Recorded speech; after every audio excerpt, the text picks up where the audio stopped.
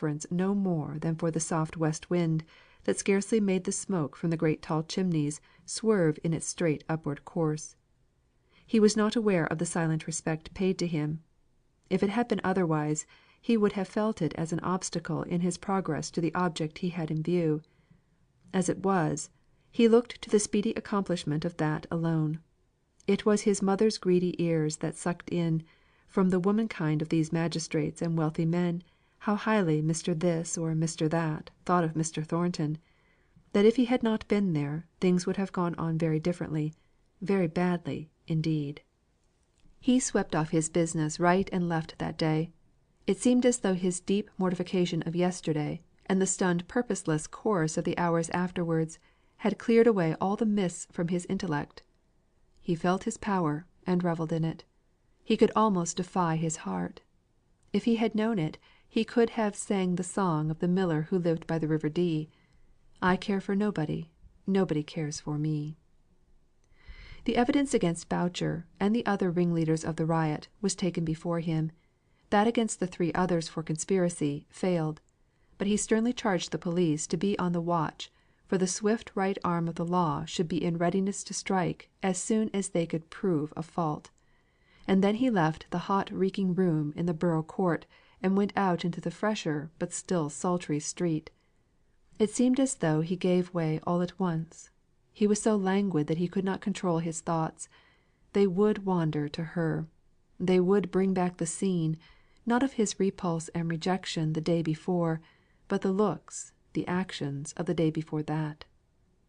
He went along the crowded streets mechanically, winding in and out among the people, but never seeing them, almost sick with longing for that one half hour, that one brief space of time when she clung to him, and her heart beat against his, to come once again.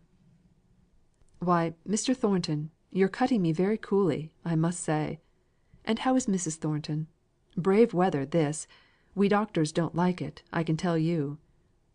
"I beg your pardon, Dr. Donaldson. I really didn't see you. My mother's quite well, thank you. It is a fine day, and good for the harvest, I hope. If the wheat is well got in, we shall have a brisk trade next year, whatever you doctors have." "Ay, ay, each man for himself. Your bad weather and your bad times are my good ones. When trade is bad, there's more undermining of health, and preparation for death, going on among you Milton men than you're aware of." "Not with me, Doctor. I'm made of iron. The news of the worst bad debt I ever had, never made my pulse vary. This strike, which affects me more than any one else in Milton, more than Hamper, never comes near my appetite. You must go elsewhere for a patient, Doctor." "By the way, you've recommended me a good patient, poor lady. Not to go on talking in this heartless way, I seriously believe that Mrs. Hale, that lady in Crampton, you know, hasn't many weeks to live. I never had any hope of cure, as I think I told you; but I've been seeing her to day, and I think very badly of her." Mr. Thornton was silent. The vaunted steadiness of his pulse failed him for an instant. "Can I do anything, Doctor?" he said in an altered voice. "You know you would see that money is not very plentiful. Are there any comforts or dainties she ought to have?" "No," replied the doctor, shaking his head. "She craves for fruit. She has a constant fever on her; but Jargonelle pears will do as well as anything, and there are quantities of them in the market." "You will tell me if there is anything I can do, I'm sure," replied Mr. Thornton. "I rely upon you." "Oh, never fear! I shall not spare your purse. I know it's deep enough. I wish you'd give me carte blanche for all my patients, and all their wants." But Mr. Thornton had no general benevolence, no universal philanthropy. Few even would have given him credit for strong affections. But he went straight to the first fruit shop in Milton, and chose out the bunch of purple grapes with the most delicate bloom upon them, the richest coloured peaches, the freshest vine leaves. They were packed into a basket, and the shopman awaited the answer to his inquiry. "Where shall we send them to, sir?" There was no reply. "To Marlborough Mills, I suppose, sir?" "No," Mr. Thornton said. "Give the basket to me. I'll take it." It took up both his hands to carry it, and he had to pass through the busiest part of the town for feminine shopping. Many a young lady of his acquaintance turned to look after him, and thought it strange to see him occupied just like a porter or an errand boy. He was thinking, "I will not be daunted from doing as I choose, by the thought of her. I like to take this fruit to the poor mother, and it is simply right that I should. She shall never scorn me out of doing what I please. A pretty joke, indeed, if, for fear of a haughty girl, I failed in doing a kindness to a man I liked. I do it for Mr. Hale. I do it in defiance of her." He went at an unusual pace, and was soon at Crampton. He went upstairs 2 steps at a time, and entered the drawing room before Dixon could announce him, his face flushed, his eyes shining with kindly earnestness. Mrs. Hale lay on the sofa, heated with fever. Mr. Hale was reading aloud. Margaret was working on a low stool by her mother's side. Her heart fluttered, if his did not, at this interview; but he took no notice of her, hardly of Mr. Hale himself. He went up straight with his basket to Mrs. Hale, and said, in that subdued and gentle tone which is so touching when used by a robust man in full health speaking to a feeble invalid: "I met Dr. Donaldson, ma'am, and he said fruit would be good for you. I have taken the liberty, the great liberty, of bringing you some that seemed to me fine." Mrs. Hale was excessively surprised, excessively pleased, quite in a tremble of eagerness. Mr. Hale with fewer words expressed a deeper gratitude. "Fetch a plate, Margaret, a basket, anything." Margaret stood up by the table, half afraid of moving, or making any noise, to arouse Mr. Thornton into a consciousness of her being in the room. She thought it would be awkward for both to be brought into conscious collision, and fancied that, from her being on a low seat at first, and now standing behind her father, he had overlooked her in his haste. As if he did not feel the consciousness of her presence all over, though his eyes had never rested on her. "I must go," he said. "I cannot stay. If you will forgive this liberty, my rough ways, too abrupt, I fear, but I will be more gentle next time. You will allow me the pleasure of bringing you some fruit again, if I should see any that is tempting. Good afternoon, Mr. Hale. Good bye, ma'am." He was gone. Not one word, not one look to Margaret. She believed that he had not seen her. She went for a plate in silence, and lifted the fruit out tenderly, with the points of her delicate taper fingers. It was good of him to bring it; and after yesterday, too. "Oh, it is so delicious!" said Mrs. Hale, in a feeble voice. "How kind of him to think of me! Margaret, love, only taste these grapes. Was it not good of him?" "Yes," said Margaret, quietly. "Margaret," said Mrs. Hale, rather querulously, "you won't like anything Mr. Thornton does. I never saw anybody so prejudiced." Mr. Hale had been peeling a peach for his wife, and cutting off a small piece for himself, he said: "If I had any prejudices, the gift of such delicious fruit as this would melt them away. I have not tasted such fruit, no, not even in Hampshire, since I was a boy; and to boys, I fancy, all fruit is good. I remember eating sloes and crabs with a relish. Do you remember the matted up currant bushes, Margaret, at the corner of the west wall, in the garden at home?"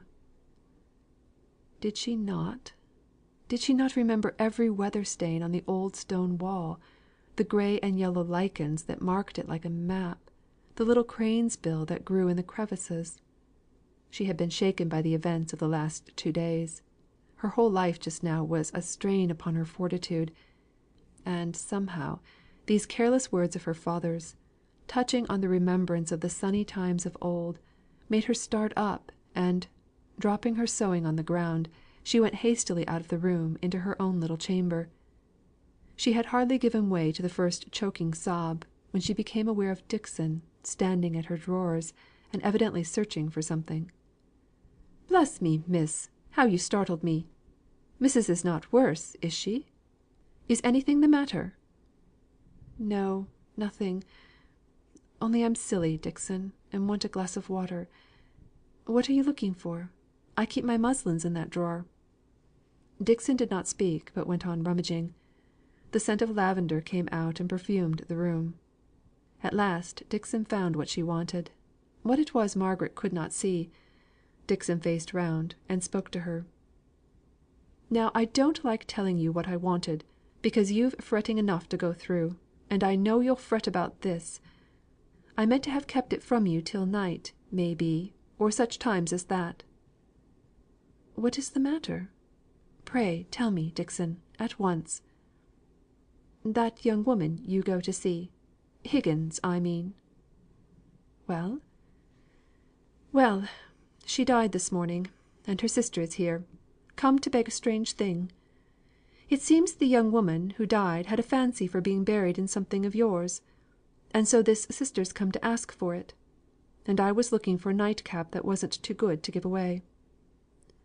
"Oh, let me find one," said Margaret, in the midst of her tears. "Poor Bessy! I never thought I should see her again. Why, that's another thing. This girl downstairs wanted me to ask you if you would like to see her." "But she's dead," said Margaret, turning a little pale. "I never saw a dead person. No, I would rather not." "I should not have asked you if you hadn't come in. I told her you wouldn't." "I will go down and speak to her," said Margaret, afraid lest Dixon's harshness of manner might wound the poor girl. So, taking the cap in her hand, she went to the kitchen. Mary's face was all swollen with crying, and she burst out afresh when she saw Margaret. "Oh, ma'am! Oh, ma'am! She loved yo'! She loved yo'! She did indeed!" And for a long time Margaret could not get her to say anything more than this. At last, her sympathy and Dixon's scolding forced out a few facts. Nicholas Higgins had gone out in the morning, leaving Bessy as well as on the day before. But in an hour she was taken worse. Some neighbour ran to the room where Mary was working. They did not know where to find her father. Mary had only come in a few minutes before she died. "It were a day or two ago she axed to be buried in somewhat o' yourn. She were never tired o' talking o' yo'. She used to say yo' were the prettiest thing she ever clapped eyes on. She loved yo' dearly. Her last words were, 'Give her my affectionate respects, and keep father for drink.' You'll come and see her, ma'am. She would ha' thought it a great compliment, I know." Margaret shrank a little from answering. "Yes, perhaps I may. Yes, I will. I'll come before tea. But where's your father, Mary?" Mary shook her head and stood up to be going. "Miss Hale," said Dixon in a low voice, "where's the use of your going to see the poor thing laid out? I'd never say a word against it, if it could do the girl any good; and I wouldn't mind a bit going myself, if that would satisfy her. They've just a notion, these common folk, of its being a respect to the departed. Here," she said, turning sharply round, "I'll come and see your sister. Miss Hale is busy, and she can't come, or else she would." The girl looked wistfully at Margaret. Dixon's coming might be a compliment, but it was not the same thing to the poor sister, who had had her little pangs of jealousy, during Bessy's lifetime, at the intimacy between her and the young lady. "No, Dixon," said Margaret, with decision. "I will go. Mary, you shall see me this afternoon." And for fear of her own cowardice, she went away, in order to take from herself any chance of changing her determination. CHAPTER XXVIII. Comfort in Sorrow. Through cross to crown. And though thy spirit's life Trials untold assail with giant strength, Good cheer, good cheer! Soon ends the bitter strife, And thou shalt reign in peace with Christ at length. Cosegarten. Ay sooth, we feel too strong in weal To need thee on that road; But woe being come, the soul is dumb That crieth not on God. Mrs. Browning. That afternoon she walked swiftly to the Higginses' house. Mary was looking out for her with a half distrustful face. Margaret smiled into her eyes to reassure her. They passed quickly through the house place, upstairs, and into the quiet presence of the dead. Then Margaret was glad that she had come. The face, often so weary with pain, so restless with troublous thoughts, had now the faint soft smile of eternal rest upon it. The slow tears gathered into Margaret's eyes, but a deep calm entered into her soul. And that was death. It looked more peaceful than life. All beautiful scriptures came into her mind. They rest from their labours. The weary are at rest. He giveth his beloved sleep. Slowly Margaret turned away from the bed. Mary was humbly sobbing in the background. They went downstairs without a word. Resting his hand upon the house table, Nicholas Higgins stood in the midst of the floor. His great eyes started open by the news he had heard, as he came along the court, from many busy tongues. His eyes were dry and fierce, studying the reality of her death, bringing himself to understand that her place should know her no more, for she had been sickly, dying so long, that he had persuaded himself she would not die, that she would pull through. Margaret felt as if she had no business to be there, familiarly acquainting herself with the surroundings of death which he, the father, had only just learnt. There had been a pause of an instant on the steep crooked stair, when she first saw him; but now she tried to steal past his abstracted gaze, and to leave him in the solemn circle of his household misery. Mary sat down on the first chair she came to, and throwing her apron over her head, began to cry. The noise appeared to rouse him. He took sudden hold of Margaret's arm, and held her till he could gather words to speak. They came up thick, and choked, and hoarse. "Were yo' with her? Did yo' see her die?" "No," replied Margaret, standing still with the utmost patience, now she found herself perceived. It was some time before he spoke again, but he kept his hold on her arm. "All men must die," said he at last, with a strange sort of gravity, which first suggested to Margaret the idea that he had been drinking, not enough to intoxicate himself, but enough to make his thoughts bewildered. "But she were younger than me." Still he pondered over the event, not looking at Margaret, though he grasped her tight. Suddenly he looked up at her with a wild searching inquiry in his glance. "You're sure and certain she's dead? Not in the dwam, as faint? She's been so before, often." "She is dead," replied Margaret. She felt no fear in speaking to him, though he hurt her arm with his grip, and wild gleams came across the stupidity of his eyes. "She is dead," she said. He looked at her still with that searching look, which seemed to fade out of his eyes as he gazed. Then he suddenly let go his hold of Margaret, and, throwing his body half across the table, he shook it, and every piece of furniture in the room, with his violent sobs. Mary came trembling towards him. "Get thee gone! Get thee gone!" he cried, striking wildly and blindly at her. "What do I care for thee?" Margaret took her hand and held it softly in hers. He tore his hair, he beat his head against the hard wood, then he lay exhausted and stupid. Still his daughter and Margaret did not move. Mary trembled from head to foot. At last, it might have been a quarter of an hour, it might have been an hour, he lifted himself up. His eyes were swollen and bloodshot, and he seemed to have forgotten that any one was by. He scowled at the watchers when he saw them. He shook himself heavily, gave them one more sullen look, spoke never a word, but made for the door. "Oh, father, father!" said Mary, throwing herself upon his arms. "Not to night! Any night but to night! Oh, help me! He's going out to drink again. Father, I'll not leave yo'. Yo' may strike me, but I'll not leave yo'. She told me last of all to keep yo' from drink." But Margaret stood in the doorway, silent yet commanding. He looked up at her defyingly. It's my own house. Stand out o' the way, wench, or I'll make yo'." He had shaken off Mary with violence; he looked ready to strike Margaret. But she never moved a feature, never took her deep, serious eyes off him. He stared back on her with gloomy fierceness. If she had stirred hand or foot, he would have thrust her aside with even more violence than he had used to his own daughter, whose face was bleeding from her fall against a chair. "What are yo' looking at me in that way for?" asked he at last, daunted and awed by her severe calm. "If yo' think for to keep me from going what gait I choose, because she loved yo', and in my own house too, where I never asked yo' to come, you're mistaken. It's very hard upon a man that he can't go to the only comfort left." Margaret felt that he acknowledged her power. What could she do next?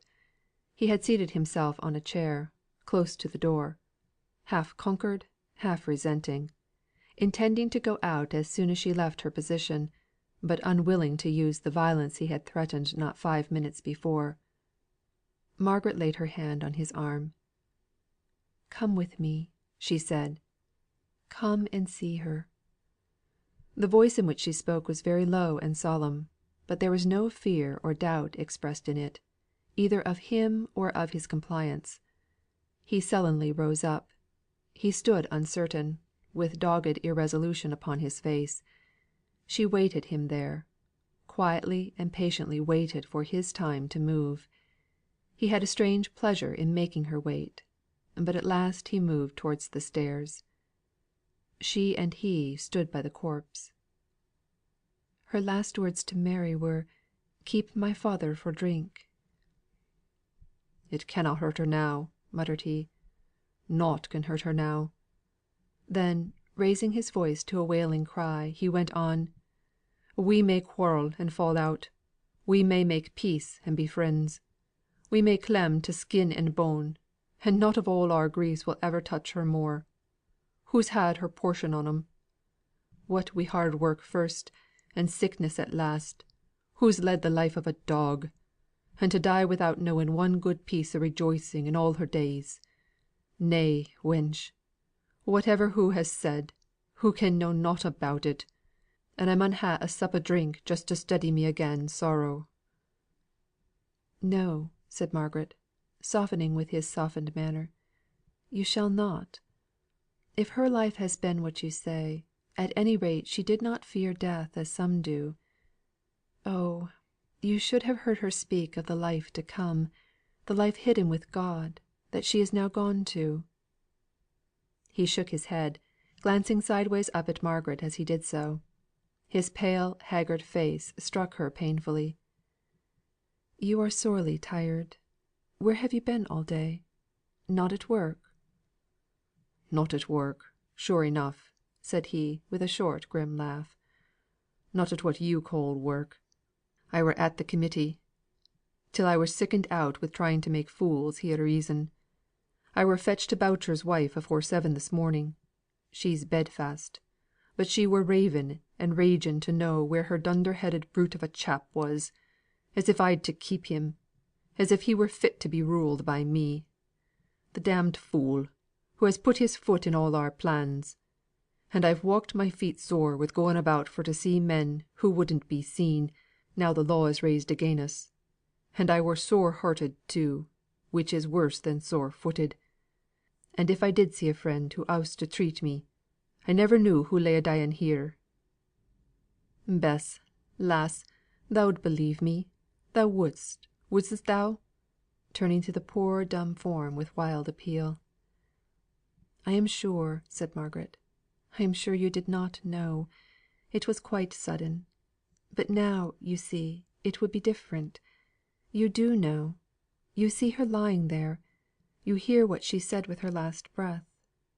You will not go?" No answer. In fact, where was he to look for comfort? "Come home with me," she said at last, with a bold venture, half trembling at her own proposal as she made it. "At least you shall have some comfortable food, which I'm sure you need." "Your father's a parson?" asked he, with a sudden turn in his ideas. "He was," said Margaret, shortly. I'll go and take a dish o' tea with him, since you've asked me. I've many a thing I often wish to say to a parson, and I'm not particular as to whether he's preaching now or not." Margaret was perplexed. His drinking tea with her father, who would be totally unprepared for his visitor, her mother so ill, seemed utterly out of the question; and yet if she drew back now, it would be worse than ever, sure to drive him to the gin shop. She thought that if she could only get him to their own house, it was so great a step gained that she would trust to the chapter of accidents for the next. "Good bye, old wench. We've parted company at last, we have. But thou'st been a blessing to thy father, ever sin' thou wert born. Bless thy white lips, lass. They've a smile on 'em now, and I'm glad to see it once again, though I'm lone and forlorn for evermore." He stooped down and fondly kissed his daughter, covered up her face, and turned to follow Margaret. She had hastily gone downstairs to tell Mary of the arrangement; to say it was the only way she could think to keep him from the gin palace; to urge Mary to come too, for her heart smote her at the idea of leaving the poor affectionate girl alone.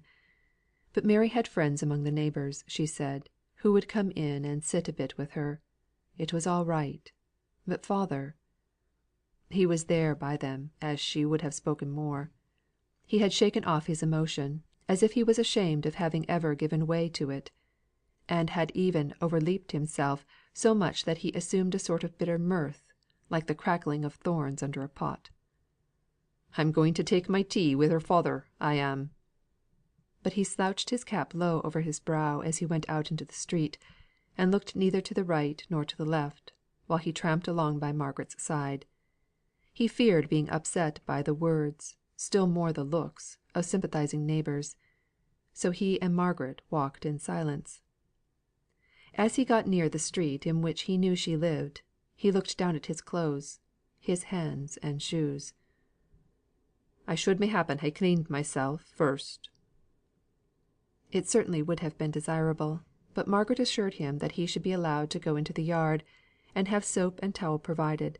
She could not let him slip out of her hands just then. While he followed the house servant along the passage, and through the kitchen, stepping cautiously on every dark mark in the pattern of the oilcloth, in order to conceal his dirty footprints, Margaret ran upstairs. She met Dixon on the landing. "How is mamma? Where's papa?" Miss was tired, and gone into her own room. She had wanted to go to bed, but Dixon had persuaded her to lie down on the sofa, and have her tea brought to her there. It would be better than getting restless by being too long in bed. So far so good. But where was Mr. Hale? In the drawing room. Margaret went in half breathless with the hurried story she had to tell. Of course she told it incompletely; and her father was rather taken aback by the idea of the drunken weaver awaiting him in his quiet study, with whom he was expected to drink tea, and on whose behalf Margaret was anxiously pleading. The meek, kind hearted Mr. Hale would have readily tried to console him in his grief; but, unluckily, the point Margaret dwelt on most forcibly was the fact of his having been drinking, and her having brought him home with her as a last expedient to keep him from the gin shop. One little event had come out of another so naturally that Margaret was hardly conscious of what she had done, till she saw the slight look of repugnance on her father's face. "Oh, papa! He really is a man you will not dislike, if you won't be shocked to begin with." "But, Margaret, to bring a drunken man home, and your mother so ill!" Margaret's countenance fell. "I am sorry, papa. He is very quiet. He is not tipsy at all. He was only rather strange at first; but that might be the shock of poor Bessy's death." Margaret's eyes filled with tears. Mr. Hale took hold of her sweet pleading face in both his hands, and kissed her forehead. "It's all right, dear. I'll go and make him as comfortable as I can; and do you attend to your mother. Only, if you can come in, and make a third in the study, I shall be glad." "Oh, yes! Thank you." But as Mr. Hale was leaving the room, she ran after him. "Papa, you must not wonder at what he says. He's he does not believe in much of what we do. "Oh dear! A drunken infidel weaver!" said Mr. Hale to himself, in dismay. But to Margaret he only said, "If your mother goes to sleep, be sure you come directly." Margaret went into her mother's room. Mrs. Hale lifted herself up from a doze. "When did you write to Frederick, Margaret? Yesterday, or the day before?" "Yesterday, mamma." "Yesterday. And the letter went?" "Yes, I took it myself." "Oh, Margaret, I'm so afraid of his coming. If he should be recognised, if he should be taken, if he should be executed, after all these years that he has kept away and lived in safety. I keep falling asleep and dreaming that he is caught and being tried." "Oh, mamma, don't be afraid. There will be some risk, no doubt, but we will lessen it as much as ever we can; and it is so little. Now, if we were at Helstone, there would be 20, 100 times as much. There everybody would remember him; and if there was a stranger known to be in the house, they would be sure to guess it was Frederick; while here, nobody knows or cares for us enough to notice what we do. Dixon will keep the door like a dragon. Won't you, Dixon, while he is here?" "They'll be clever if they come in past me," said Dixon, showing her teeth at the bare idea. "And he need not go out, except in the dusk, poor fellow." "Poor fellow!" echoed Mrs. Hale. "But I almost wish you had not written. Would it be too late to stop him, if you wrote again, Margaret?" "I am afraid it would, mamma," said Margaret, remembering the urgency with which she had entreated him to come directly, if he wished to see his mother alive. "I always dislike that doing things in such a hurry," said Mrs. Hale. Margaret was silent. "Come now, ma'am," said Dixon, with a kind of cheerful authority. "You know seeing Master Frederick is just the very thing of all others you're longing for. And I'm glad Miss Margaret wrote off straight, without shilly shallying. I've had a great mind to do it myself; and we'll keep him snug, depend upon it. There's only Martha in the house that would not do a good deal to save him in a pinch; and I've been thinking that she might go and see her mother just at that very time. She's been saying once or twice she should like to go, for her mother has had a stroke since she came here, only she didn't like to ask. But I'll see about her being safe off, as soon as we know when he comes. God bless him! So take your tea, ma'am, in comfort, and trust to me." Mrs. Hale did trust in Dixon more than in Margaret. Dixon's words quieted her for the time. Margaret poured out the tea in silence, trying to think of something agreeable to say; but her thoughts made answer something like Daniel O'Rourke, when the man in the moon asked him to get off his reaping hook: "The more you ax us, the more we won't stir." The more she tried to think of something, anything besides the danger to which Frederick would be exposed, the more closely her imagination clung to the unfortunate idea presented to her. Her mother prattled with Dixon, and seemed to have utterly forgotten the possibility of Frederick being tried and executed; utterly forgotten that at her wish, if by Margaret's deed, he was summoned into this danger. Her mother was one of those who throw out terrible possibilities, miserable probabilities, unfortunate chances of all kinds, as a rocket throws out sparks; but if the sparks light on some combustible matter, they smoulder first, and burst out into a frightful flame at last. Margaret was glad when, her filial duties gently and carefully performed, she could go down into the study. She wondered how her father and Higgins had got on. In the first place, the decorous, kind hearted, simple, old fashioned gentleman had unconsciously called out, by his own refinement and courteousness of manner, all the latent courtesy in the other. Mr. Hale treated all his fellow creatures alike; it never entered into his head to make any difference because of their rank. He placed a chair, for Nicholas stood up till he, at Mr. Hale's request, took a seat, and called him, invariably, Mr. Higgins, instead of the curt Nicholas or Higgins to which the drunken infidel weaver had been accustomed. But Nicholas was neither a habitual drunkard nor a thorough infidel. He drank to drown care, as he would have himself expressed it; and he was an infidel so far as he had never yet found any form of faith to which he could attach himself, heart and soul. Margaret was a little surprised, and very much pleased, when she found her father and Higgins in earnest conversation, each speaking with gentle politeness to the other, however their opinions might clash. Nicholas, clean, tidied, if only at the pump trough, and quiet spoken, was a new creature to her, who had only seen him in the rough independence of his own hearthstone. He had slicked his hair down with the fresh water; he had adjusted his neck handkerchief, and borrowed an odd candle end to polish his clogs with, and there he sat, enforcing some opinion on her father, with a strong Darkshire accent, it is true, but with a lowered voice, and a good earnest composure on his face.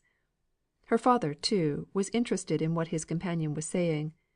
He looked round as she came in, smiled, and quietly gave her his chair, and then sat down afresh as quickly as possible, with a little bow of apology to his guest for the interruption. Higgins nodded to her as a sign of greeting, and she softly adjusted her working materials on the table, and prepared to listen. "As I was a saying, sir, I reckon you'd not ha' much belief in you if you lived here, if you'd been bred here. I ax your pardon if I use wrong words; but what I mean by belief just now, is a thinking on sayings, and maxims, and promises made by folk yo never saw, about the things and the life yo never saw, nor no one else. Now, yo say all these are true things, and true sayings, and a true life. I just say, where's the proof? There's many and many a wiser one, and scores better learned than I am around me. Folk who've had time to think on these things, while my time has had to be given up to getting my bread. Well, I sees these people. Their lives is pretty much open to me. They're real folk. They don't believe i' the Bible, not they. They may say they do, for form's sake; but Lord, sir, d'ye think their first cry i' the morning is, 'What shall I do to get hold on eternal life?' or 'What shall I do to fill my purse this blessed day? Where shall I go? What bargain shall I strike?' The purse and the gold and the notes is the real things, things as can be felt and touched. Them's realities. And eternal life is all a talk, very fit for I ax your pardon, sir, you're a parson out o' work, I believe. Well, I'll never speak disrespectful of a man in the same fix as I'm in mysel. But I'll just ax yo another question, sir, and I dunnot want yo to answer it, only to put it in your pipe, and smoke it, afore yo go for to set down us, who only believe in what we see, as fools and noddies. If salvation, and life to come, and what not, was true, not in men's words, but in men's hearts' core, dun ye think they'd din us with it as they do with political 'conomy? They're mighty anxious to come round us with that piece o' wisdom, but t'other would be a greater conversation if it were true." "But the masters have nothing to do with your religion. All that they are connected with you in is trade, so they think; and all that it concerns them, therefore, to rectify your opinions in, is the science of trade." "I'm glad, sir," said Higgins, with a curious wink of his eye, "that yo put in 'so they think.' I'd ha' thought yo a hypocrite, I'm afeard, if yo hadn't; for all you're a parson, or rayther because you're a parson. Yo see, if yo'd spoken o' religion as a thing that, if it was true, it didn't concern all men to press on all men's attention, above everything else in this vassal earth, I should ha' thought yo a knave for to be a parson; and I'd rather think yo a fool than a knave. No offence, I hope, sir." "None at all. You consider me mistaken, and I consider you far more fatally mistaken. I don't expect to convince you in a day, not in one conversation. But let us know each other, and speak freely to each other about these things, and the truth will prevail. I should not believe in God if I did not believe that. Mr. Higgins, I trust, whatever else you have given up, you believe" Mr. Hale's voice dropped low in reverence "you believe in him." Nicholas Higgins suddenly stood straight, stiff up. Margaret started to her feet, for she thought, by the working of his face, he was going into convulsions. Mr. Hale looked at her dismayed. At last Higgins found words. "Man, I could fell yo to the ground for tempting me. Whatten business ha' yo' to try me with your doubts? Think o' her lying theer, after the life hoo's led, and think then how yo'd deny me the one sole comfort left, that there is a God, and that He set her life. I dunnot believe she'll ever live again," said he, sitting down, and drearily going on, as if to the unsympathising fire. "I dunnot believe in any other life than this, in which she dreed such trouble, and had such never ending care; and I cannot bear to think it were all a set o' chances, that might be altered with a breath o' wind. There's many a times when I've thought I didna believe in God, but I've never put it fair out before me in words, as many men do. I may ha' laughed at those who did, to brave it out like; but I have looked round at after, to see if He heard me, if so there was a He. But to day, when I'm left desolate, I wunnot listen to yo' with your questions and your doubts. There's but one thing steady and quiet i' all this reeling world, and reason or no reason, I'll cling to that. It's a' very well for happy folk." Margaret touched his arm, very softly. She had not spoken before, nor had he heard her rise. "Nicholas, we do not want to reason. You misunderstand my father. We do not reason. We believe, and so do you. It is the one sole comfort in such times." He turned round and caught her hand. "Ay, it is, it is," brushing away the tears with the back of his hand. "But yo' know, she's lying dead at home, and I'm welly dazed wi' sorrow, and at times I hardly know what I'm saying. It's as if speeches folks ha' made, clever and smart things as I've thought at the time, come up now my heart's welly broken.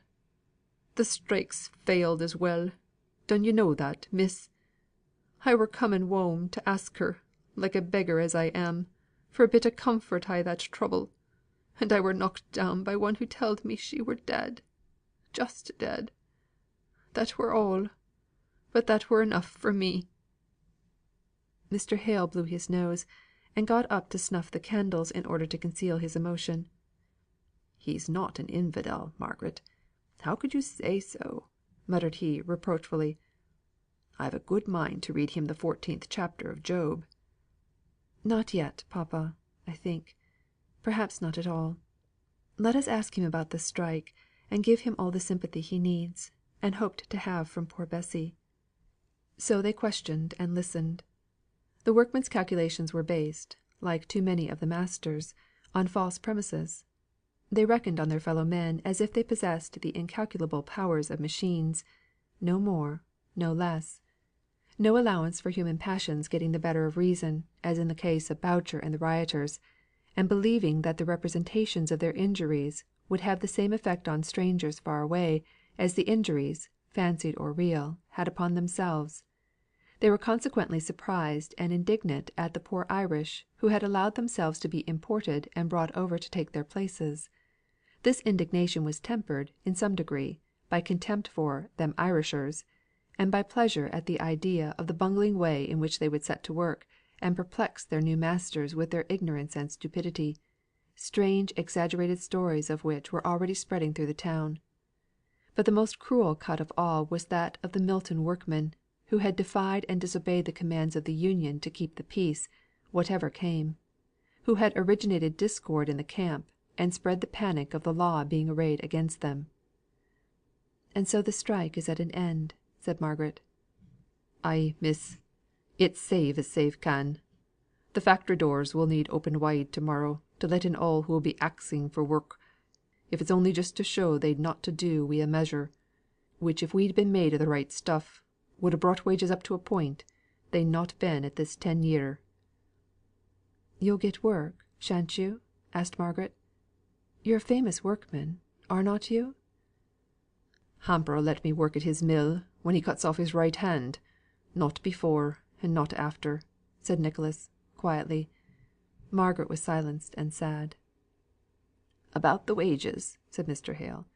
"You'll not be offended, but I think you make some sad mistakes. I should like to read you some remarks in a book I have." He got up and went to his bookshelves. "Yo needn't trouble yoursel, sir," said Nicholas. "Their book stuff goes in at one ear, and out at t'other. I can make nought on't. Afore Hamper and me had this split, the overlooker telled him I were stirring up the men to ask for higher wages; and Hamper met me one day in the yard. He'd a thin book i' his hand, and he says, 'Higgins, I'm told you're one of those damned fools that think yo' can get higher wages for asking for 'em; ay, and keep 'em up too, when you've forced 'em up. Now, I'll gi' yo' a chance to try if you've any sense in yo'. Here's a book written by a friend o' mine, and if you'll read it, you'll see how wages find their own level, without either masters or men having aught to do with 'em, except the men cut their own throats wi' striking, like the confounded noodles they are. Well, now, sir, I put it to yo', being a parson, and having been in the preaching line, and having had to try to bring folk o'er to what yo' thought was a right way o' thinking, did yo' begin by calling 'em fools and such like? Or didn't yo' rather give 'em some kind word at first, to make 'em ready for to listen and be convinced, if they could? And in your preaching, did yo' stop every now and then, and say, half to them and half to yoursel, 'But you're such a pack o' fools, that I've a strong notion it's no use my trying to put sense into yo'?' I were not i' the best state, I'll own, for taking in what Hamper's friend had to say. I were so vexed at the way it were put to me. But I thought, 'Come, I'll see what those chaps has got to say, and try if it's them or me as is the noodle.' So I took the book and tugged at it; but, Lord bless yo', it went on about capital and labour and capital, till it fair sent me off to sleep. I ne'er could rightly fix i' my mind which was which; and it spoke on 'em as if they were vartues or vices; and what I wanted for to know were the rights o' men, whether they were rich or poor, so be they only were men." "But for all that," said Mr. Hale, "and granting to the full the offensiveness, the folly, the unchristianness of Mr. Hamper's way of speaking to you in recommending his friend's book, yet if it told you what he said it did, that wages find their own level, and that the most successful strike can only force them up for a moment, to sink in far greater proportion afterwards, in consequence of that very strike, the book would have told you the truth." "Well, sir," said Higgins, rather doggedly, "it might, or it might not. There's two opinions go to settling that point. But suppose it was truth double strong, it were no truth to me if I couldn't take it in. I dare say there's truth in yon Latin book on your shelves, but it's gibberish and not truth to me, unless I know the meaning of the words. If yo', sir, or any other knowledgeable, patient man came to me, and says he'll larn me what the words mean, and not blow me up if I'm a bit stupid, or forget how one thing hangs on another, why, in time I may get to see the truth of it, or I may not. I'll not be bound to say I shall end up thinking the same way as any man. And I'm not one who think truth can be shaped out of words, all neat and clean, as the men at the foundry cut out sheet iron. Same bones won't go down wi' every one. It'll stick here i' this man's throat, and there in t'other's. Let alone that, when down, it may be too strong for this one, too weak for that. Folk who sets up to doctor the world wi' their truth, mun suit different for different minds, and be a bit tender in the way o' giving it too, or the poor sick fools may spit it out i' their faces. Now Hamper first gives me a box on my ear, then he throws his big bolus at me, and says he reckons it'll do me good, I'm such a fool; but there it is." "I wish some of the kindest and wisest of the masters would meet some of you men, and have a good talk on these things. It would, surely, be the best way of getting over your difficulties, which, I do believe, arise from your ignorance excuse me, Mr. Higgins on subjects which it is for the mutual interest of both masters and men should be well understood by both. I wonder," half to his daughter, "if Mr. Thornton might not be induced to do such a thing." "Remember, papa," said she, in a very low voice, "what he said one day about governments, you know." She was unwilling to make any clearer allusion to the conversation they had had on the mode of governing work people, by giving men intelligence enough to rule themselves, or by a wise despotism on the part of the master, for she saw that Higgins had caught Mr. Thornton's name, if not the whole part of the speech. Indeed, he began to speak of him.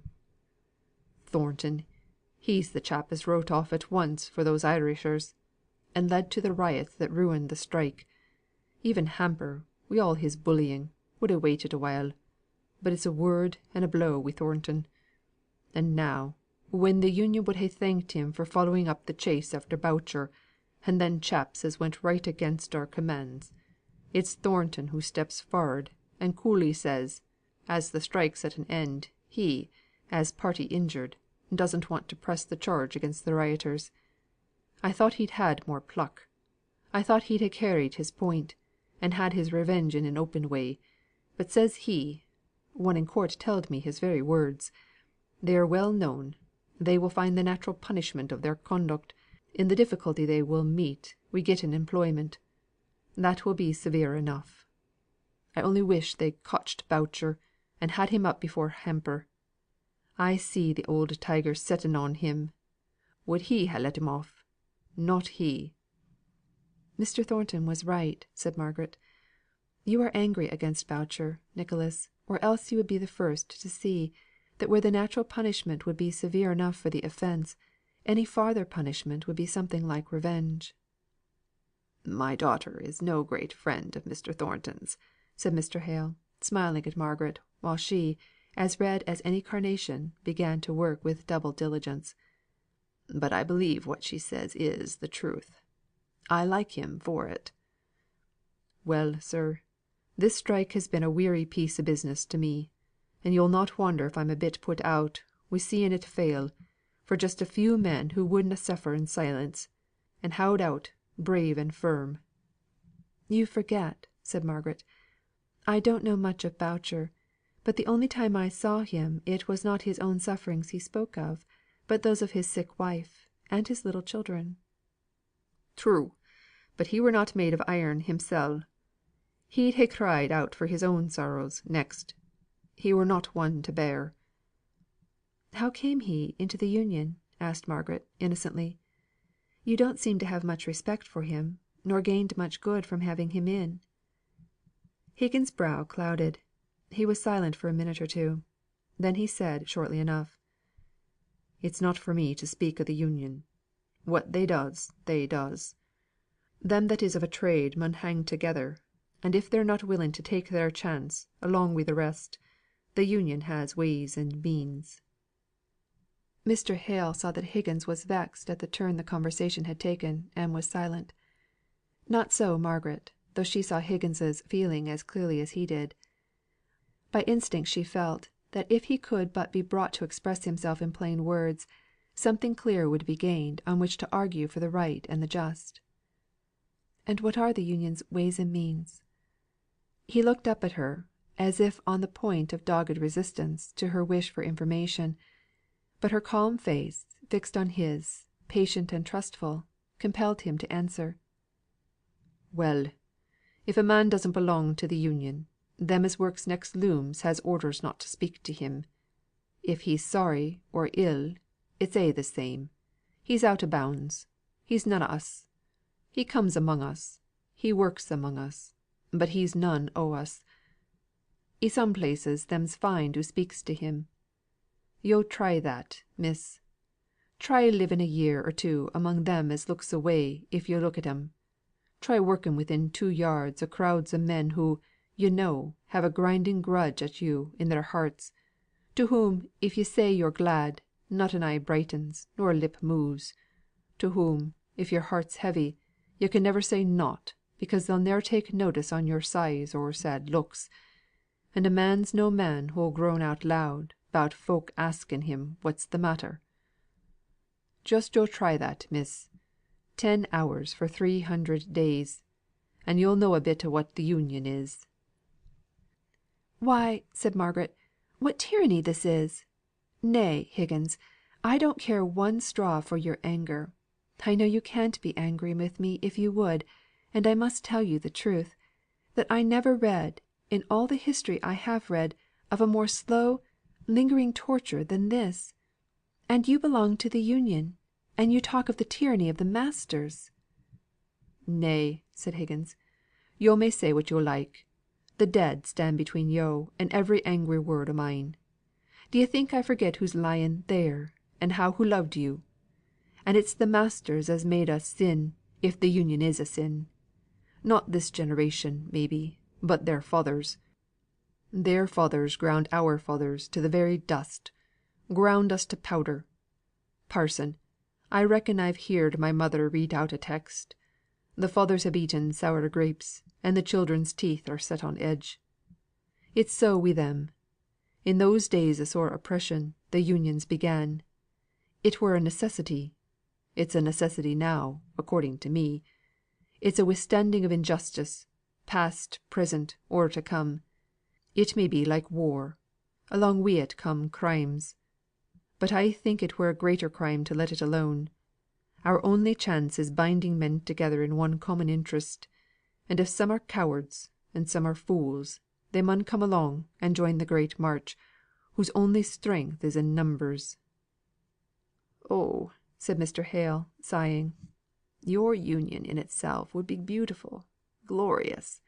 It would be Christianity itself, if it were but for an end which affected the good of all, instead of that of merely one class as opposed to another."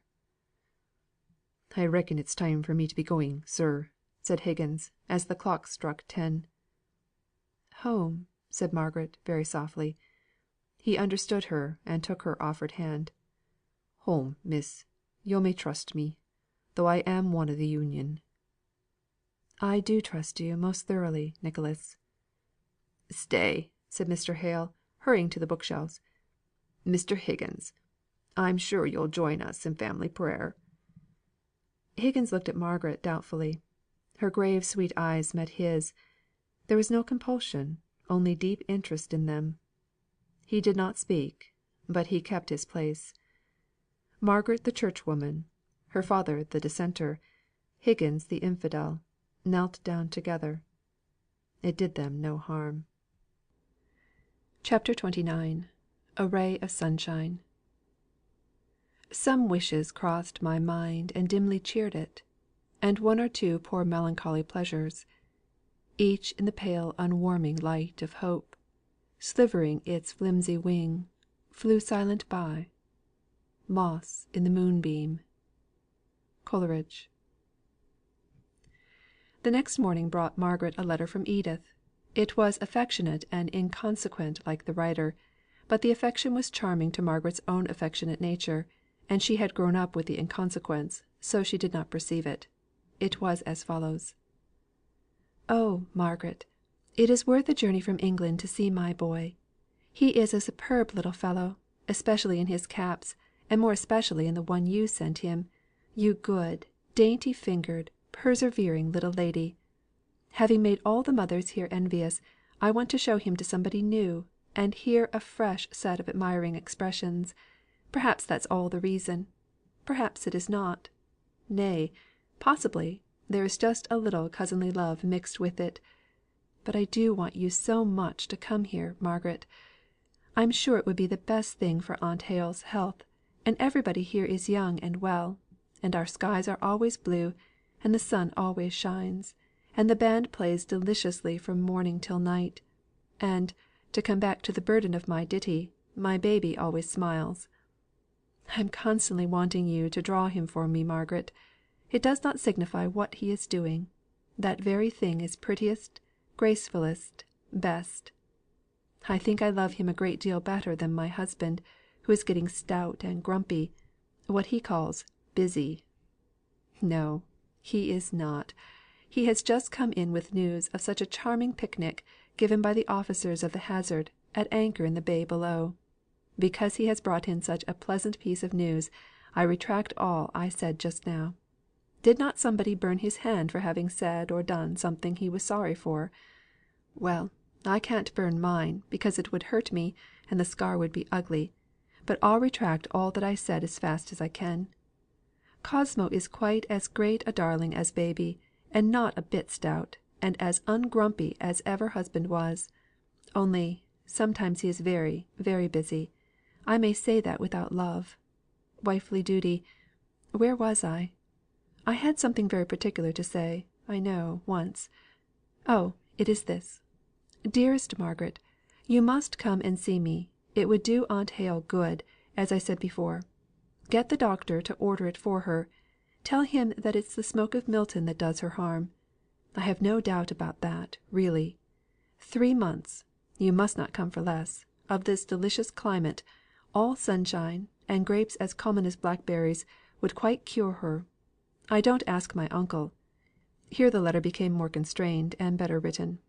Mr. Hale was in the corner, like a naughty child, for having given up his living "because, I dare say, he disapproves of war, and soldiers, and bands of music. At least, I know that many Dissenters are members of the Peace Society, and I am afraid he would not like to come. But, if he would, pray say that Cosmo and I will do our best to make him happy, and I'll hide up Cosmo's red coat and sword, and make the band play all sorts of grave, solemn things; or, if they do play pomp and vanities, it shall be in double slow time. Dear Margaret, if he would like to accompany you and Aunt Hale, we will try and make it pleasant, though I am rather afraid of any one who has done something for conscience' sake. You never did, I hope. Tell Aunt Hale not to bring many warm clothes, though I am afraid it will be late in the year before you can come. But you have no idea of the heat here. I tried to wear my great beauty Indian shawl at a picnic. I kept myself up with proverbs as long as I could. Pride must abide, and such wholesome pieces of pith; but it was of no use. I was like mamma's little dog, tiny, with an elephant's trappings on, smothered, hidden, killed with my finery; so I made it a capital carpet for us all to sit down upon. Here's this boy of mine, Margaret. If you don't pack up your things as soon as you get this letter, and come straight off to see him, I shall think you're descended from King Herod." Margaret did long for a day of Edith's life; her freedom from care, her cheerful home, her sunny skies. If a wish could have transported her she would have gone off, just for one day. She yearned for the strength which such a change would give; even for a few hours to be in the midst of that bright life, and to feel young again. Not yet 20, and she had had to bear up against such hard pressure that she felt quite old. That was her first feeling after reading Edith's letter. Then she read it again, and, forgetting herself, was amused at its likeness to Edith's self, and was laughing merrily over it when Mrs. Hale came into the drawing room, leaning on Dixon's arm. Margaret flew to adjust the pillows. Her mother seemed more than usually feeble. "What were you laughing at, Margaret?" asked she, as soon as she had recovered from the exertion of settling herself on the sofa. "A letter I have had this morning from Edith. Shall I read it to you, mamma?" She read it aloud, and for a time it seemed to interest her mother, who kept wondering what name Edith had given to her boy, and suggesting all probable names, and all possible reasons why each and all of these names should be given. Into the very midst of these wonders Mr. Thornton came, bringing another offering of fruit for Mrs. Hale. He could not say rather, he would not deny himself the chance of the pleasure of seeing Margaret. He had no end in this but the present gratification. It was the sturdy wilfulness of a man usually most reasonable and self controlled. He entered the room, taking in at a glance the fact of Margaret's presence; but after the first cold distant bow, he never seemed to let his eyes fall on her again. He only stayed to present his peaches, to speak some gentle kindly words, and then his cold offended eyes met Margaret's with a grave farewell as he left the room. She sat down silent and pale. "Do you know, Margaret, I really begin quite to like Mr. Thornton." No answer at first. Then Margaret forced out an icy "Do you?" "Yes. I think he is really getting quite polished in his manners." Margaret's voice was more in order now. She replied, "He is very kind and attentive. There's no doubt of that." "I wonder Mrs. Thornton never calls. She must know I am ill, because of the water bed." "I dare say she hears how you are from her son." "Still, I should like to see her. You have so few friends here, Margaret." Margaret felt what was in her mother's thoughts. a tender craving to bespeak the kindness of some woman towards the daughter that might be so soon left motherless. But she could not speak. "Do you think," said Mrs. Hale, after a pause, "that you could go and ask Mrs. Thornton to come and see me? Only once. I don't want to be troublesome." "I will do anything, if you wish it, mamma. But when Frederick comes." "Ah, to be sure. We must keep our doors shut. We must let no one in. I hardly know whether I dare wish him to come or not. Sometimes I think I would rather not. Sometimes I have such frightful dreams about him." "Oh, mamma! We'll take good care. I will put my arm in the bolt sooner than he should come to the slightest harm. Trust the care of him to me, mamma. I will watch over him like a lioness over her young." "When can we hear from him?" "Not for a week yet, certainly. Perhaps more." "We must send Martha away in good time. It would never do to have her here when he comes, and then send her off in a hurry." "Dixon is sure to remind us of that. I was thinking that, if we wanted any help in the house while he is here, we could perhaps get Mary Higgins. She is very slack of work, and is a good girl, and would take pains to do her best, I am sure; and would sleep at home, and need never come upstairs, so as to know who was in the house." "As you please. As Dixon pleases. But, Margaret, don't get to use these horrid Milton words. Slack of work! It is a provincialism. What would your Aunt Shaw say, if she hears you use it on her return?" "Oh, mamma, don't try and make a bugbear of Aunt Shaw," said Margaret, laughing. "Edith picked up all sorts of military slang from Captain Lennox, and Aunt Shaw never took any notice of it." "But yours is factory slang." "And if I live in a factory town, I must speak factory language when I want it. Why, mamma, I could astonish you with a great many words you have never heard in your life. I don't believe you know what a knobstick is." "Not I, child. I only know it has some very vulgar sound, and I don't want to hear you using it." "Very well, dearest mamma, I won't. Only I shall have to use a whole explanatory sentence instead." "I don't like this Milton," said Mrs. Hale. "Edith is right enough in saying it's the smoke that has made me so ill." Margaret stood up as her mother said this. Her father had just entered the room, and she was most anxious that the faint impression she had seen on his mind that the Milton air had injured her mother's health, should not be deepened. She did not receive any confirmation. She could not tell whether he had heard what Mrs. Hale had said or not, but she began to speak hurriedly of other things, unaware that Mr. Thornton was following him. "Mamma is accusing me of having picked up a great deal of vulgarity since we came to Milton." The vulgarity Margaret spoke of referred purely to the use of local words, and the expression arose out of the conversation they had just been holding. But Mr. Thornton's brow darkened, and Margaret suddenly felt how her speech might be misunderstood by him. So, in the natural sweet desire to avoid giving unnecessary pain, she forced herself to go forwards with a little greeting, and continue what she was saying, addressing herself to him expressly. "Now, Mr. Thornton, though knobstick has not a very pretty sound, is it not expressive? Could I do without it, in speaking of the thing it represents? If using local words is vulgar, I was very vulgar in the forest, was I not, mamma?"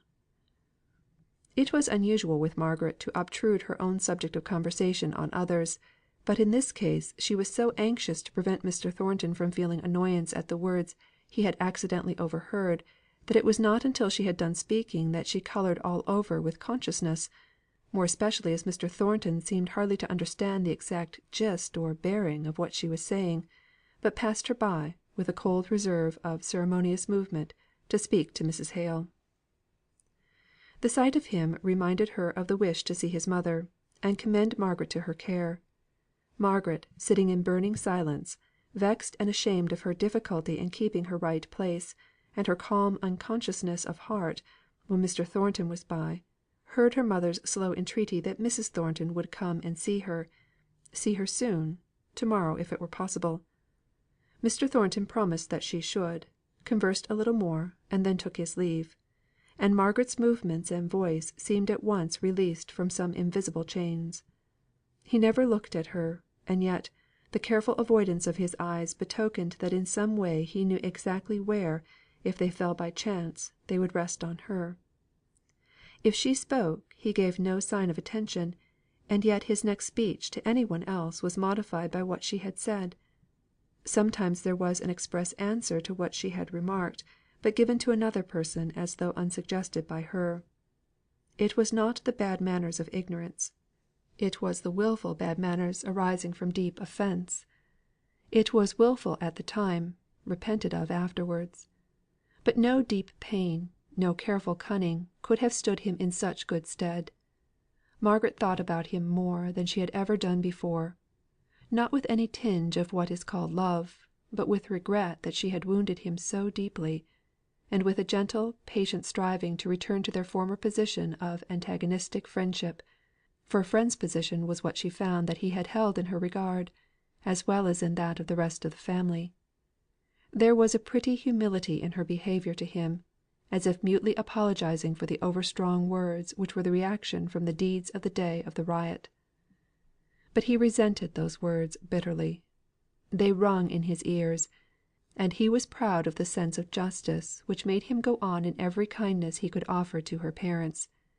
He exulted in the power he showed in compelling himself to face her, whenever he could think of any action which might give her father or mother pleasure. He thought that he disliked seeing one who had mortified him so keenly; but he was mistaken. It was a stinging pleasure to be in the room with her, and feel her presence.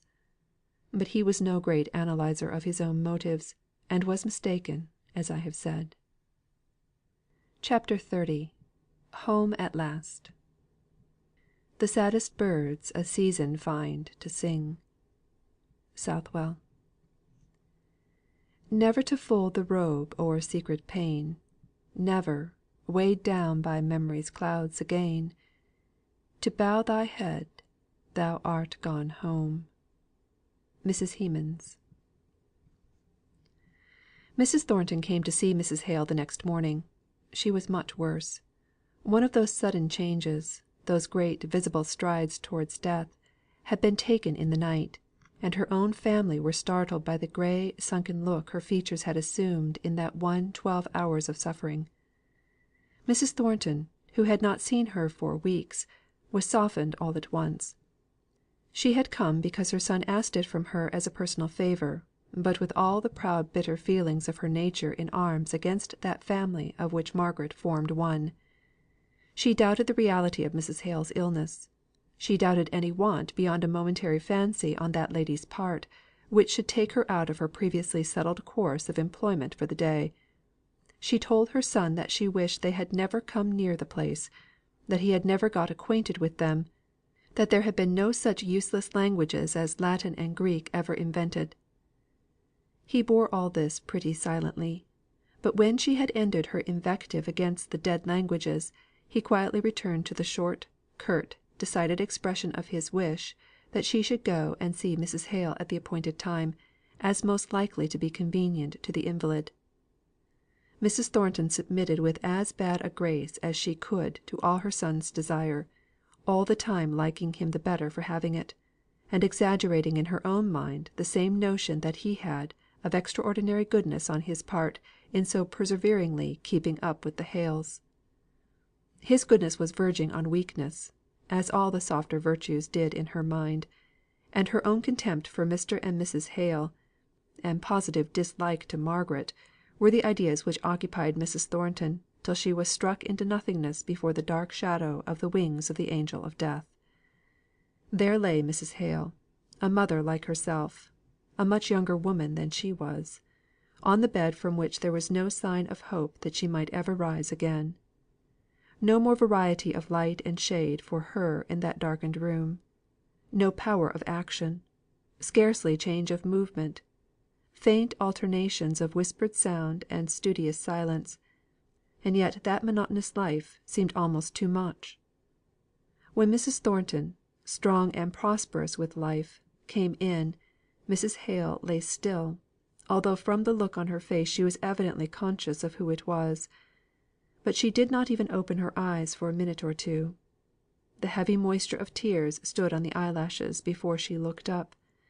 Then with her hand groping feebly over the bed clothes, for the touch of Mrs. Thornton's large firm fingers, she said, scarcely above her breath Mrs. Thornton had to stoop from her erectness to listen: "Margaret, you have a daughter.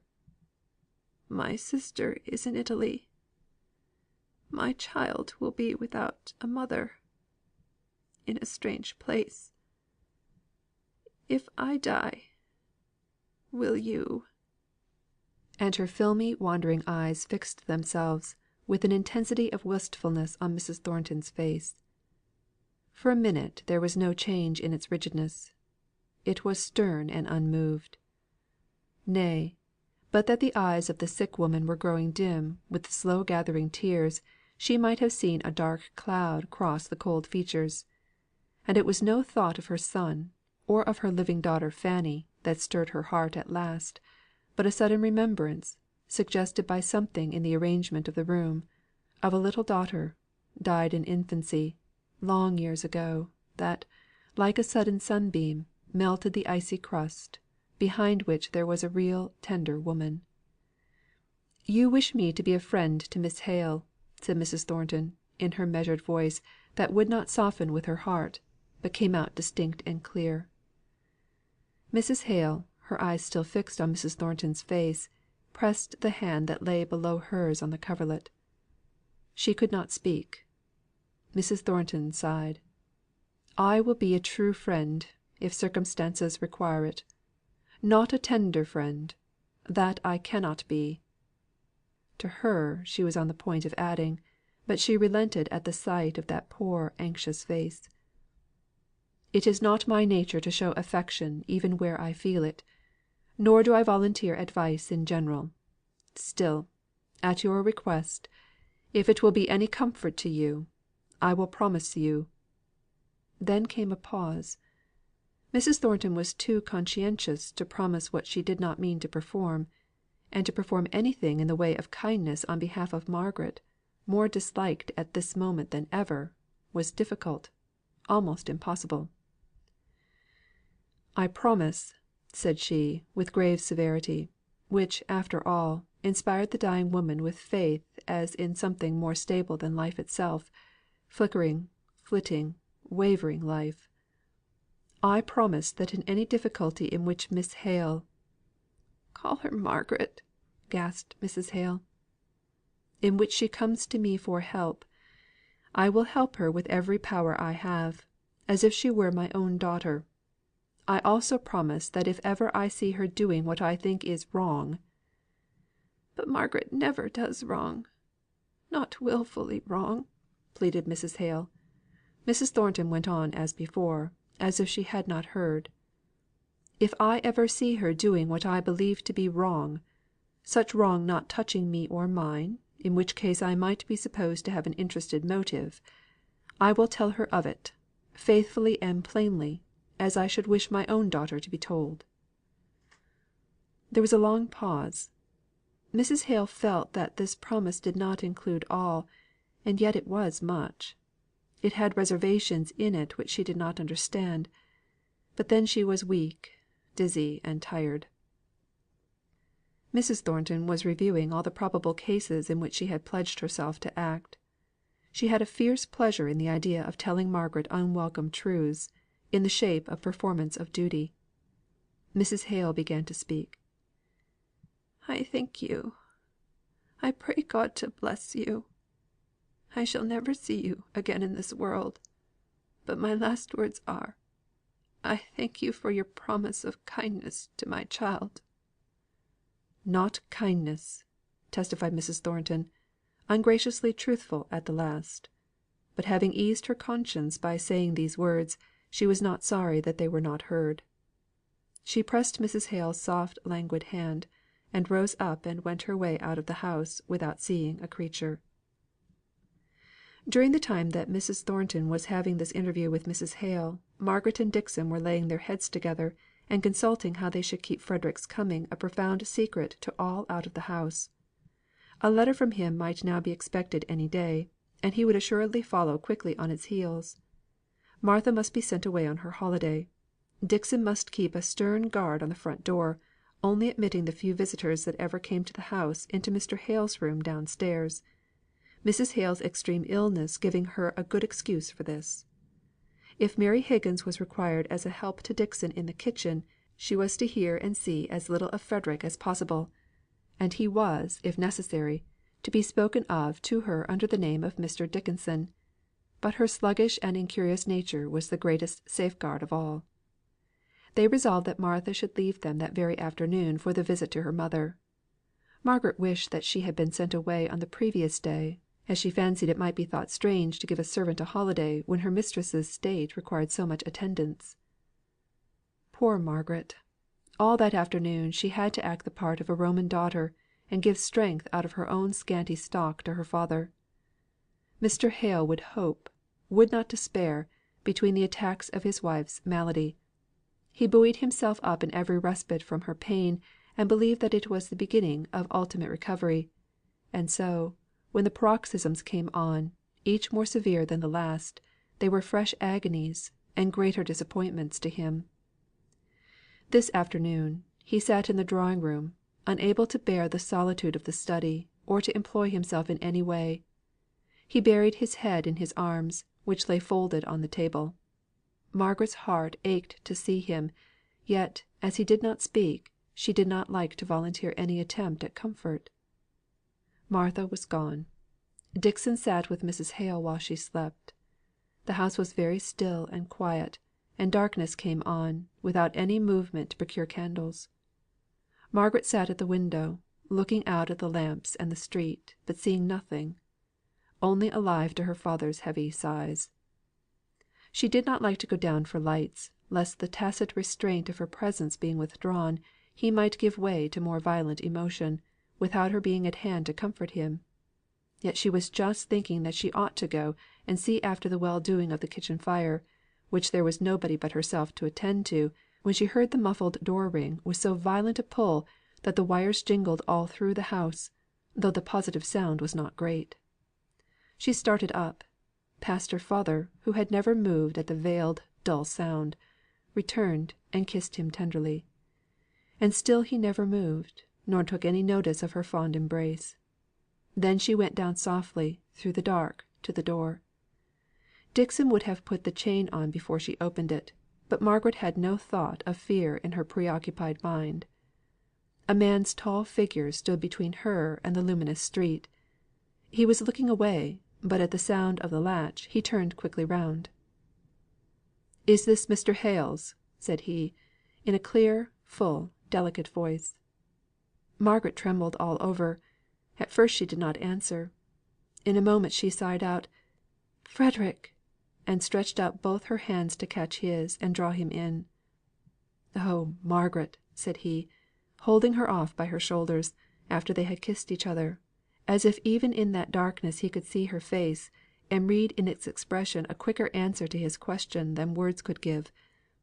"My mother is she alive?" "Yes, she is alive, dear, dear brother. She as ill as she can be, she is; but alive, she is alive." "Thank God!" said he. "Papa is utterly prostrate with this great grief." "You expect me, don't you?" "No, we have had no letter." "Then I have come before it. But my mother knows I am coming." "Oh, we all knew you would come. But wait a little. Step in here. Give me your hand.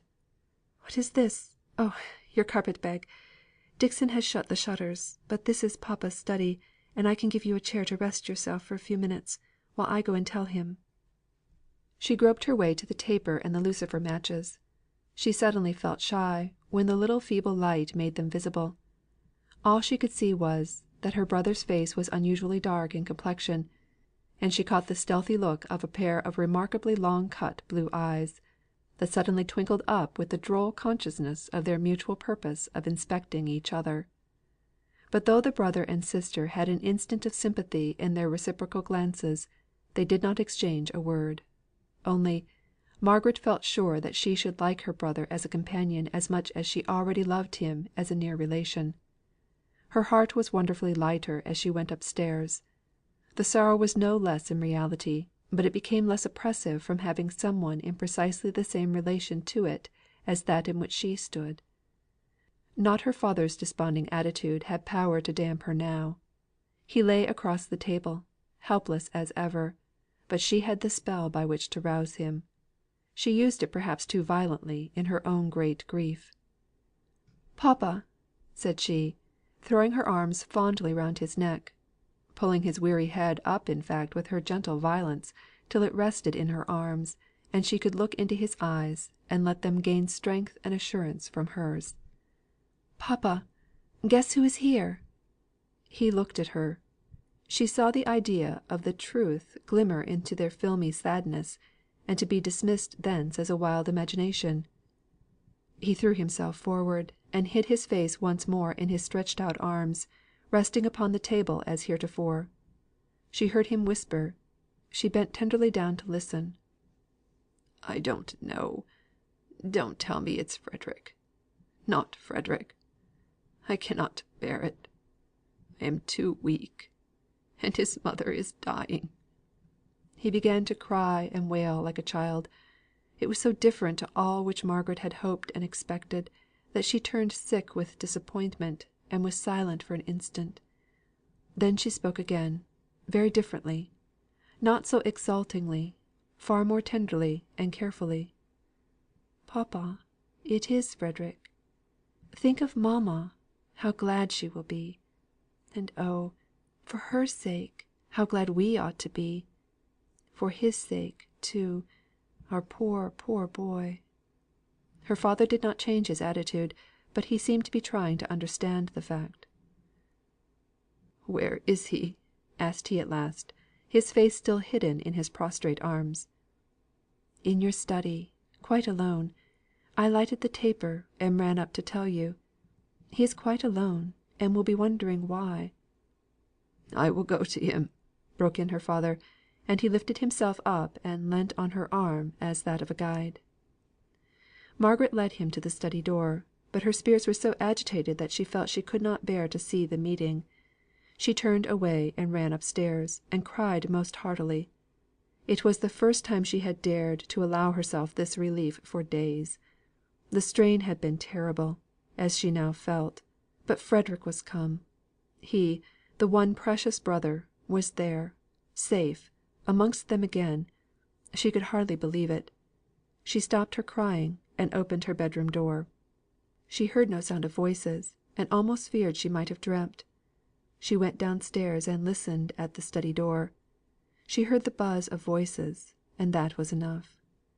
She went into the kitchen and stirred up the fire, and lighted the house, and prepared for the wanderer's refreshment. How fortunate it was that her mother slept! She knew that she did, from the candle lighter thrust through the keyhole of her bedroom door. The traveller could be refreshed and bright, and the first excitement of the meeting with his father all be over before her mother became aware of anything unusual. When all was ready, Margaret opened the study door, and went in like a serving maiden, with a heavy tray held in her extended arms. She was proud of serving Frederick; but he, when he saw her, sprang up in a minute, and relieved her of her burden. It was a type, a sign, of all the coming relief which his presence would bring. The brother and sister arranged the table together, saying little, but their hands touching, and their eyes speaking the natural language of expression, so intelligible to those of the same blood. The fire had gone out, and Margaret applied herself to light it, for the evenings had begun to be chilly, and yet it was desirable to make all noises as distant as possible from Mrs. Hale's room. Dixon says it is a gift to light a fire, not an art to be acquired.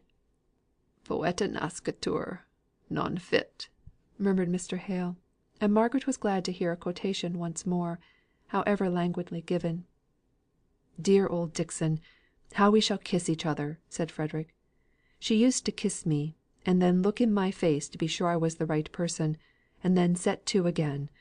But, Margaret, what a bungler you are! I never saw such a little awkward, good for nothing pair of hands!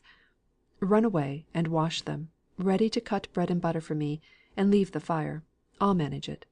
Lighting fires is one of my natural accomplishments." So Margaret went away, and returned, and passed in and out of the room, in a glad restlessness that could not be satisfied with sitting still. The more wants Frederick had, the better she was pleased; and he understood all this by instinct. It was a joy snatched in the house of mourning, and the zest of it was all the more pungent, because they knew in the depths of their hearts what irremediable sorrow awaited them. In the middle, they heard Dixon's foot on the stairs. Mr. Hale started from his languid posture in his great arm chair, from which he had been watching his children in a dreamy way, as if they were acting in some drama of happiness, which was pretty to look at, but which was distinct from reality, and in which he had no part. He stood up and faced the door, showing such a strange, sudden anxiety to conceal Frederick from the sight of any person entering, even though it were the faithful Dixon, that a shiver came over Margaret's heart. It reminded her of the new fear in their lives. She caught at Frederick's arm, and clutched it tight, while a stern thought compressed her brows, and caused her to set her teeth. And yet they knew it was only Dixon's measured tread. They heard her walk the length of the passage into the kitchen. Margaret rose up. "I will go to her, and tell her; and I shall hear how mamma is." Mrs. Hale was awake. She rambled at first, but after they had given her some tea she was refreshed, though not disposed to talk. It was better that the night should pass over before she was told of her son's arrival. Dr. Donaldson's appointed visit would bring nervous excitement enough for the evening, and he might tell them how to prepare her for seeing Frederick. He was there, in the house, could be summoned at any moment. Margaret could not sit still. It was a relief to her to aid Dixon in all her preparations for "Master Frederick." It seemed as though she could never be tired again. Each glimpse into the room where he sat by his father, conversing with him about she knew not what, nor cared to know, was increase of strength to her. Her own time for talking and hearing would come at last, and she was too certain of this to feel in a hurry to grasp it now. She took in his appearance and liked it. He had delicate features, redeemed from effeminacy by the swarthiness of his complexion, and his quick intensity of expression. His eyes were generally merry looking, but at times they and his mouth so suddenly changed, and gave her such an idea of latent passion, that it almost made her afraid. But this look was only for an instant, and had in it no doggedness. It was rather the instantaneous ferocity of expression that comes over the countenances of all natives of wild southern countries, a ferocity which enhances the charm of the childlike softness into which such a look may melt away. Margaret might fear the violence of the impulsive nature thus occasionally betrayed, but there was nothing in it to make her distrust, or recoil in the least, from the new found brother. On the contrary, their intercourse was peculiarly charming to her from the very first. She knew then how much responsibility she had had to bear, from the exquisite sensation of relief which she felt in Frederick's presence. He understood his father and mother, their characters and their weaknesses, and went along with a careless freedom, which was yet most delicately careful not to hurt or wound any of their feelings. He seemed to know instinctively when a little of the natural brilliancy of his manner and conversation would not jar on the deep depression of his father, or might relieve his mother's pain. Whenever it would have been out of tune and out of time, his patient devotion and watchfulness came into play, and made him an admirable nurse. Then Margaret was almost touched to tears by the allusions which he often made to their childish days in the New Forest. He had never forgotten her, or Helstone either, all the time he had been roaming among distant countries and foreign people. She might talk to him of the old spot, and never fear tiring him. She had been afraid of him before he came, even while she longed for his coming. 7 or 8 years had, she felt, produced such great changes in herself that, forgetting how much of the original Margaret was left, she had reasoned that if her tastes and feelings had so materially altered, even in her stay at home life, his wild career, with which she was but imperfectly acquainted, must have almost substituted another Frederick for the tall stripling in his middy's uniform, whom she remembered looking up to with such admiring awe. but in their absence they had grown nearer to each other in age, as well as in many other things. And so it was that the weight, this sorrowful time, was lightened to Margaret. Other light than that of Frederick's presence she had none. For a few hours the mother rallied on seeing her son. She sat with his hand in hers; she would not part with it even while she slept; and Margaret had to feed him like a baby, rather than that he should disturb her mother by removing a finger. Mrs. Hale wakened while they were thus engaged. She slowly moved her head round on the pillow, and smiled at her children, as she understood what they were doing, and why it was done. "I am very selfish," said she, "but it will not be for long." Frederick bent down and kissed the feeble hand that imprisoned his. This state of tranquillity could not endure for many days, nor perhaps for many hours; so Dr. Donaldson assured Margaret. After the kind doctor had gone away, she stole down to Frederick, who, during the visit, had been adjured to remain quietly concealed in the back parlour, usually Dixon's bedroom, but now given up to him. Margaret told him what Dr. Donaldson said. "I don't believe it!" he exclaimed. "She is very ill. She may be dangerously ill, and in immediate danger too; but I can't imagine that she could be as she is, if she were on the point of death. Margaret, she should have some other advice some London doctor. Have you never thought of that?" "Yes," said Margaret, "more than once; but I don't believe it would do any good. And, you know, we have not the money to bring any great London surgeon down; and I'm sure Dr. Donaldson is only second in skill to the very best, if, indeed, he is to them." Frederick began to walk up and down the room impatiently. "I have credit in Cadiz," he said, "but none here, owing to this wretched change of name. Why did my father leave Helstone? That was the blunder." "It was no blunder," said Margaret, gloomily. "And above all possible chances, avoid letting papa hear anything like what you have just been saying. I can see that he is tormenting himself already with the idea that mamma would never have been ill if we had stayed at Helstone; and you don't know papa's agonising power of self reproach." Frederick walked away as if he were on the quarter deck. At last he stopped right opposite to Margaret, and looked at her drooping and desponding attitude for an instant. "My little Margaret," said he, caressing her, "let us hope as long as we can. Poor little woman! What! Is this face all wet with tears? I will hope. I will, in spite of 1,000 doctors. Bear up, Margaret, and be brave enough to hope." Margaret choked in trying to speak, and when she did it was very low. "I must be meek enough to trust.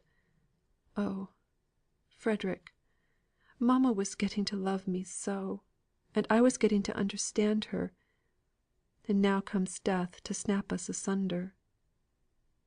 "Come, come, come. Let us go upstairs and do something, rather than waste time that may be so precious. Thinking has, many a time, made me sad, darling; but doing never did in all my life. My theory is a sort of parody on the maxim, 'Get money, my son, honestly if you can, but get money.' My precept is, 'Do something, my sister; do good if you can, but at any rate, do something.'" "Not excluding mischief," said Margaret, smiling faintly through her tears. "By no means. What I do exclude is the remorse afterwards. Blot your misdeeds out, if you are particularly conscientious, by a good deed as soon as you can; just as we did a correct sum at school on the slate, where an incorrect one was only half rubbed out. It was better than wetting our sponge with our tears; both less loss of time where tears had to be waited for, and a better effect at last." If Margaret thought Frederick's theory rather a rough one at first, she saw how he worked it out into continual production of kindness in fact.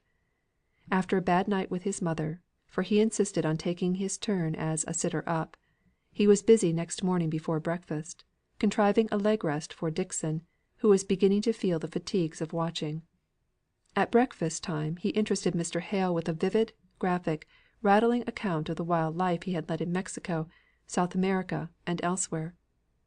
Margaret would have given up the effort in despair to rouse Mr. Hale out of his dejection; and it would even have affected herself and rendered her incapable of talking at all; but Fred, true to his theory, did something perpetually, and talking was the only thing to be done, besides eating, at breakfast. Before the night of that day, Dr. Donaldson's opinion was proved to be too well founded. Convulsions came on, and when they ceased, Mrs. Hale was unconscious. Her husband might lie by her shaking the bed with his sobs; her son's strong arms might lift her tenderly up into a comfortable position; her daughter's hands might bathe her face; but she knew them not. She would never recognise them again, till they met in heaven. Before the morning came, all was over. Then Margaret rose from her trembling and despondency, and became as a strong angel of comfort to her father and brother; for Frederick had broken down now, and all his theories were of no use to him. He cried so violently when shut up alone in his little room at night, that Margaret and Dixon came down in a fright to warn him to be quiet, for the house partitions were but thin, and the next door neighbours might easily hear his youthful passionate sobs, so different from the slower trembling agony of after life, when we become inured to grief, and dare not be rebellious against the inexorable doom, knowing who it is that decrees. Margaret sat with her father in the room with the dead. If he had cried, she would have been thankful; but he sat by the bed quite quietly; only, from time to time, he uncovered the face and stroked it gently, making a kind of soft inarticulate noise, like that of some mother animal caressing her young. He took no notice of Margaret's presence. Once or twice she came up to kiss him, and he submitted to it, giving her a little push away when she had done, as if her affection disturbed him from his absorption in the dead. He started when he heard Frederick's cries, and shook his head. "Poor boy, poor boy!" he said, and took no more notice. Margaret's heart ached within her. She could not think of her own loss in thinking of her father's case. The night was wearing away, and the day was at hand, when without a word of preparation, Margaret's voice broke upon the stillness of the room, with a clearness of sound that startled even herself. "Let not your heart be troubled," it said; and she went steadily on through all that chapter of unspeakable consolation. CHAPTER XXXI. Should old acquaintance be forgot?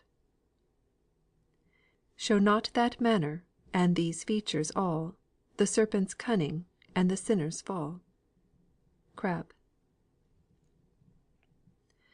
The chill shivery October morning came; not the October morning of the country, with soft silvery mists, clearing off before the sunbeams that bring out all the gorgeous beauty of colouring; but the October morning of Milton, whose silvery mists were heavy fogs, and where the sun could only show long dusky streaks when he did break through and shine.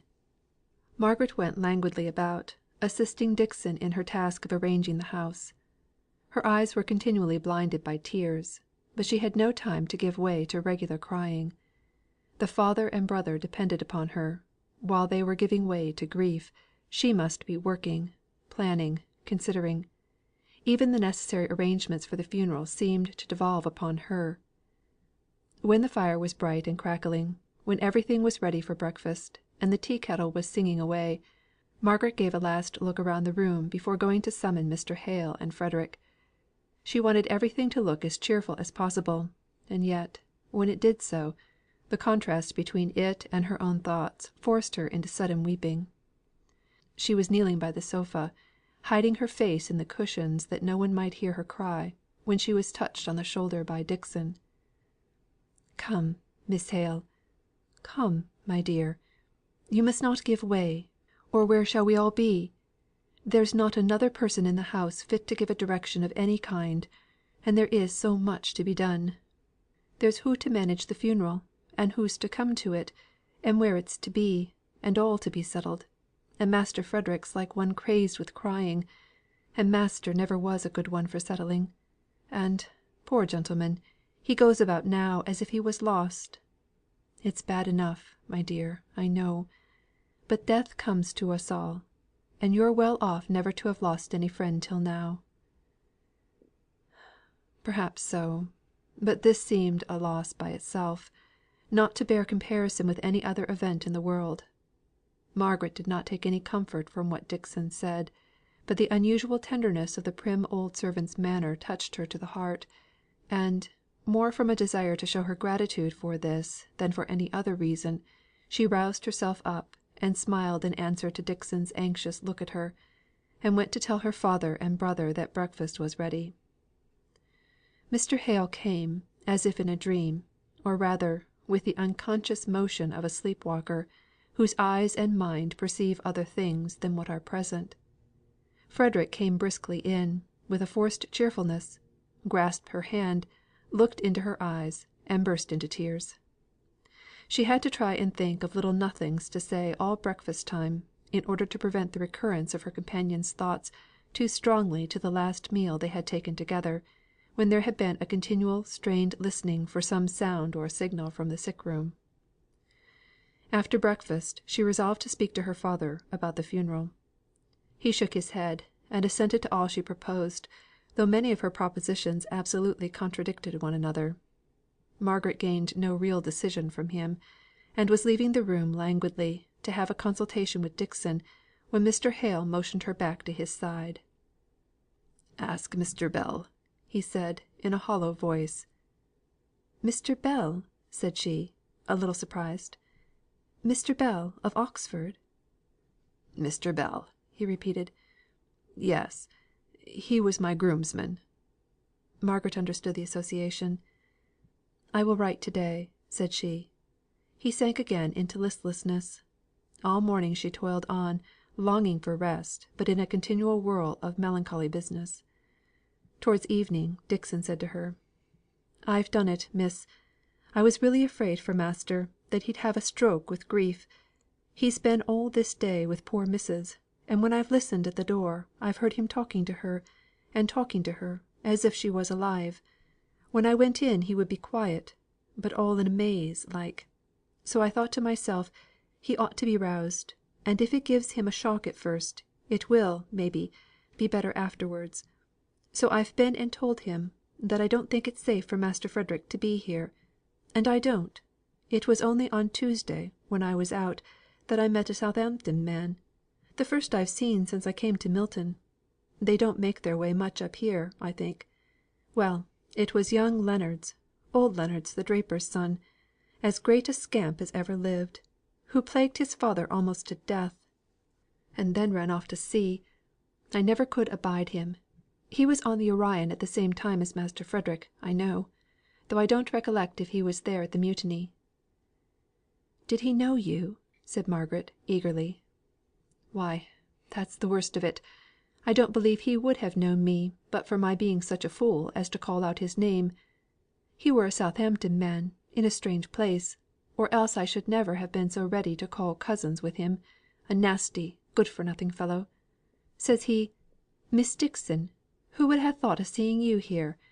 But perhaps I mistake, and you're Miss Dixon no longer.' So I told him he might still address me as an unmarried lady, though if I hadn't been so particular, I guess I'd good chances of matrimony. He was polite enough. He couldn't look at me and doubt me. But I were not to be caught with some chaff from such a fellow as him, and so I told him, and, by way of being even, I asked him after his father, who I knew had turned him out of doors, as if they were the best friends as ever was.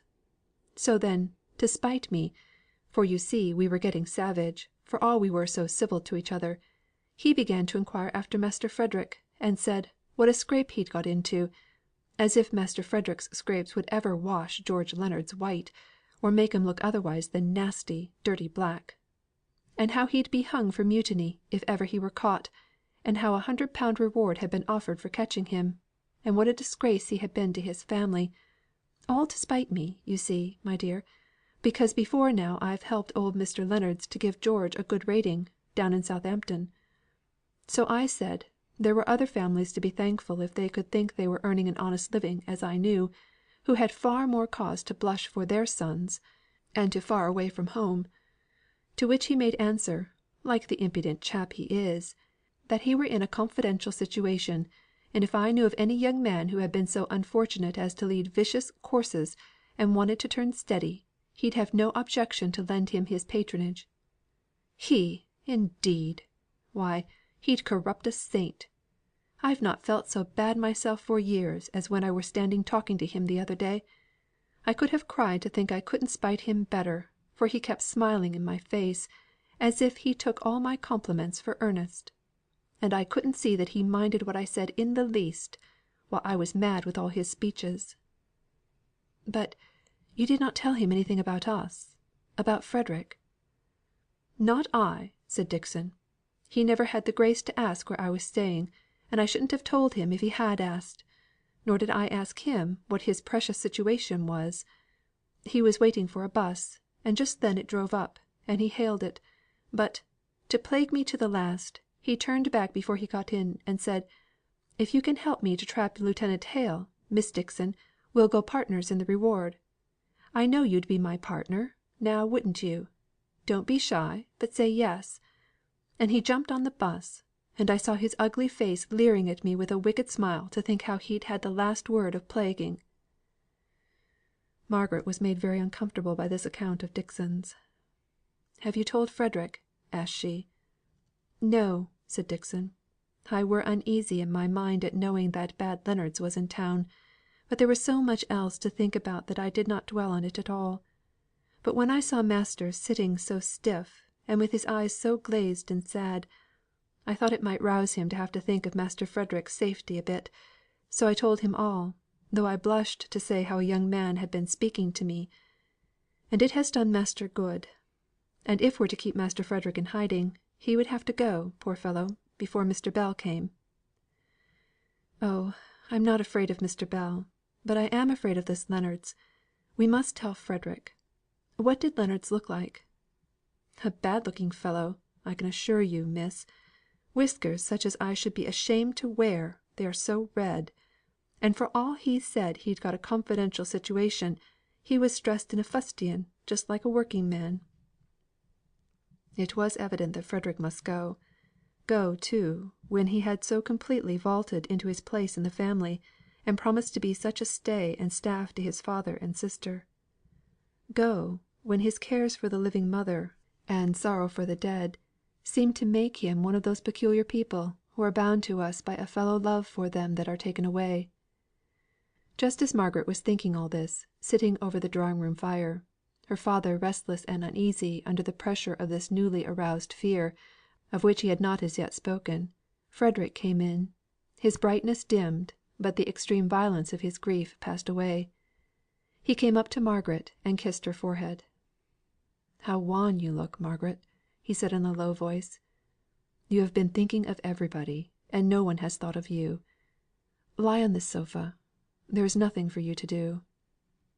"That is the worst," said Margaret, in a sad whisper; but she went and lay down, and her brother covered her feet with a shawl, and then sat on the ground by her side, and the two began to talk in a subdued tone. Margaret told him all that Dixon had related of her interview with young Leonards. Frederick's lips closed with a long whew of dismay. "I should just like to have it out with that young fellow. A worse sailor was never on board ship, nor much a worse man either. I declare, Margaret, you know the circumstances of the whole affair?" "Yes, mamma told me." "Well, when all the sailors who were good for anything were indignant with our captain, this fellow, to curry favour pah! And to think of his being here!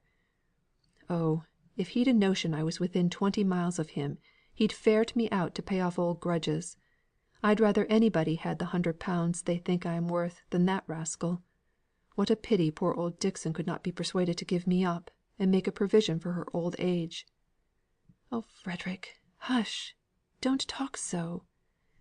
Mr. Hale came towards them, eager and trembling. He had overheard what they were saying. He took Frederick's hand in both of his. "My boy, you must go. It is very bad, but I see you must. You have done all you could. You have been a comfort to her."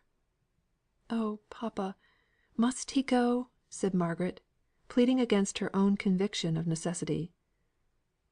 "I declare, I've a good mind to face it out, and stand my trial, if I could only pick up my evidence. I can't endure the thought of being in the power of such a blackguard as Leonards. I could almost have enjoyed, in other circumstances, this stolen visit. It has had all the charm which the Frenchwomen attribute to forbidden pleasures." "One of the earliest things I can remember," said Margaret, "was your being in some great disgrace, Fred, for stealing apples. We had plenty of our own, trees loaded with them; but some one had told you that stolen fruit tasted sweetest, which you took au pied de la lettre, and went off a robbing. You have not changed your feelings much since then."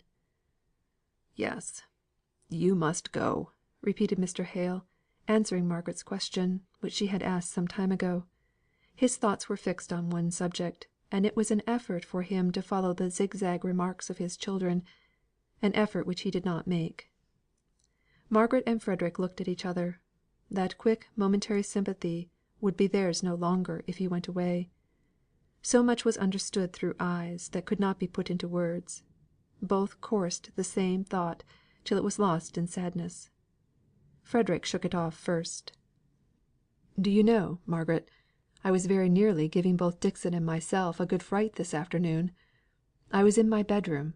I had heard a ring at the front door, but I thought the ringer must have done his business and gone away long ago, so I was on the point of making my appearance in the passage, when, as I opened my room door, I saw Dixon coming downstairs, and she frowned and kicked me into hiding again. I kept the door open, and heard a message given to some man that was in my father's study, and that then went away. Who could it have been? Some of the shopmen?" "Very likely," said Margaret, indifferently. "There was the little quiet man who came up for orders about 2 o'clock." "But this was not a little man a great powerful fellow; and it was past 4 when he was here." "It was Mr. Thornton," said Mr. Hale. They were glad to have drawn him into the conversation. "Mr. Thornton!" said Margaret, a little surprised. "I thought " "Well, little one, what did you think?" asked Frederick, as she did not finish her sentence. "Oh, only," said she, reddening and looking straight at him, "I fancied you meant some one of a different class, not a gentleman somebody come on an errand." "He looked like one of that kind," said Frederick, carelessly. "I took him for a shopman, and he turns out a manufacturer." Margaret was silent. She remembered how at first, before she knew his character, she had spoken and thought of him just as Frederick was doing. It was but a natural impression that was made upon him, and yet she was a little annoyed by it. She was unwilling to speak. She wanted to make Frederick understand what kind of person Mr. Thornton was, but she was tongue tied.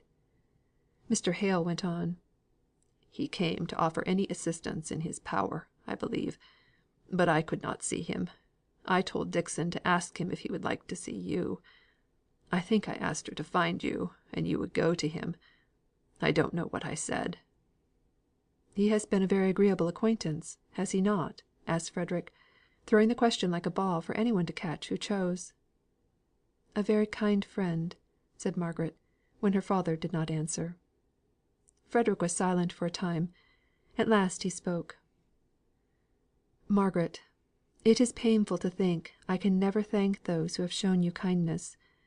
Your acquaintances and mine must be separate, unless, indeed, I run the chances of a court martial, or unless you and my father would come to Spain."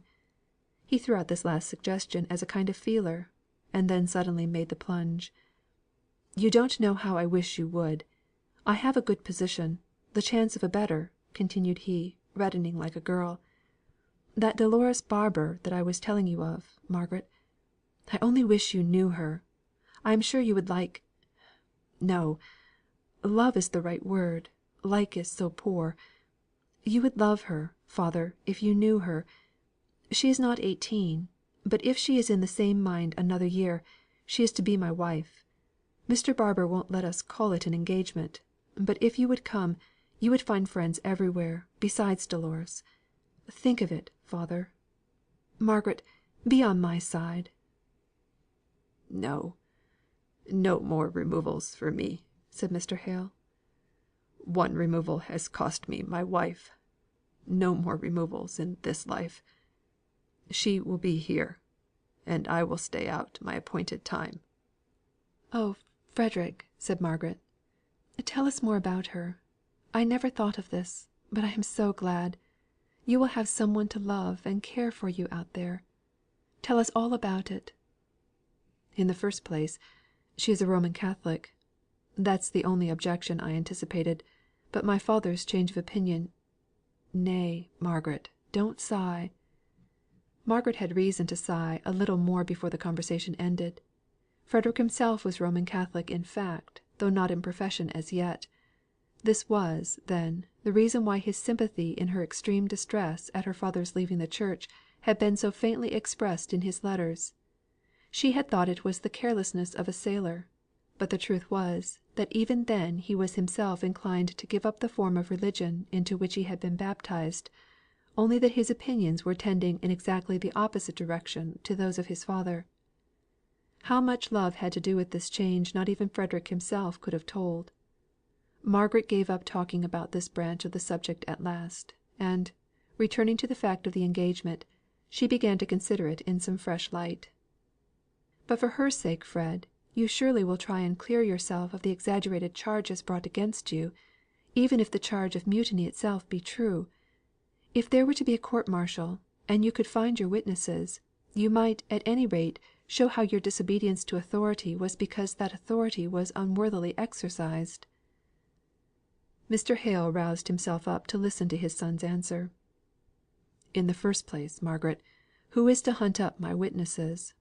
All of them are sailors, drafted off to other ships, except those whose evidence would go for very little, as they took part, or sympathised in the affair.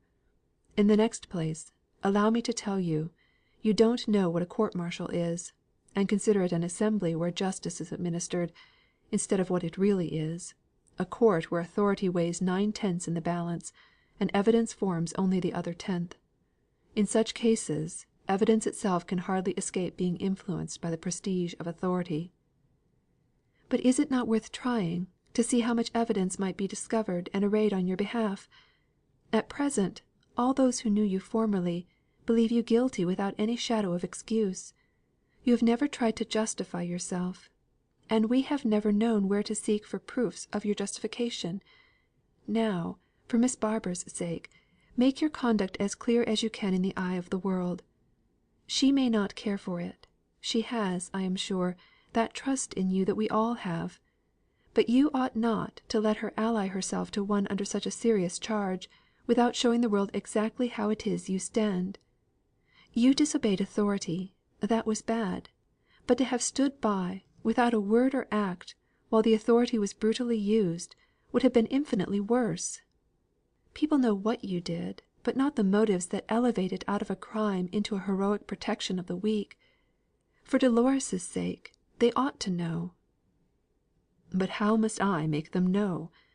I am not sufficiently sure of the purity and justice of those who would be my judges, to give myself up to a court martial, even if I could bring a whole array of truth speaking witnesses. I can't send a bellman about, to cry aloud and proclaim in the streets what you are pleased to call my heroism. No one would read a pamphlet of self justification so long after the deed, even if I put one out."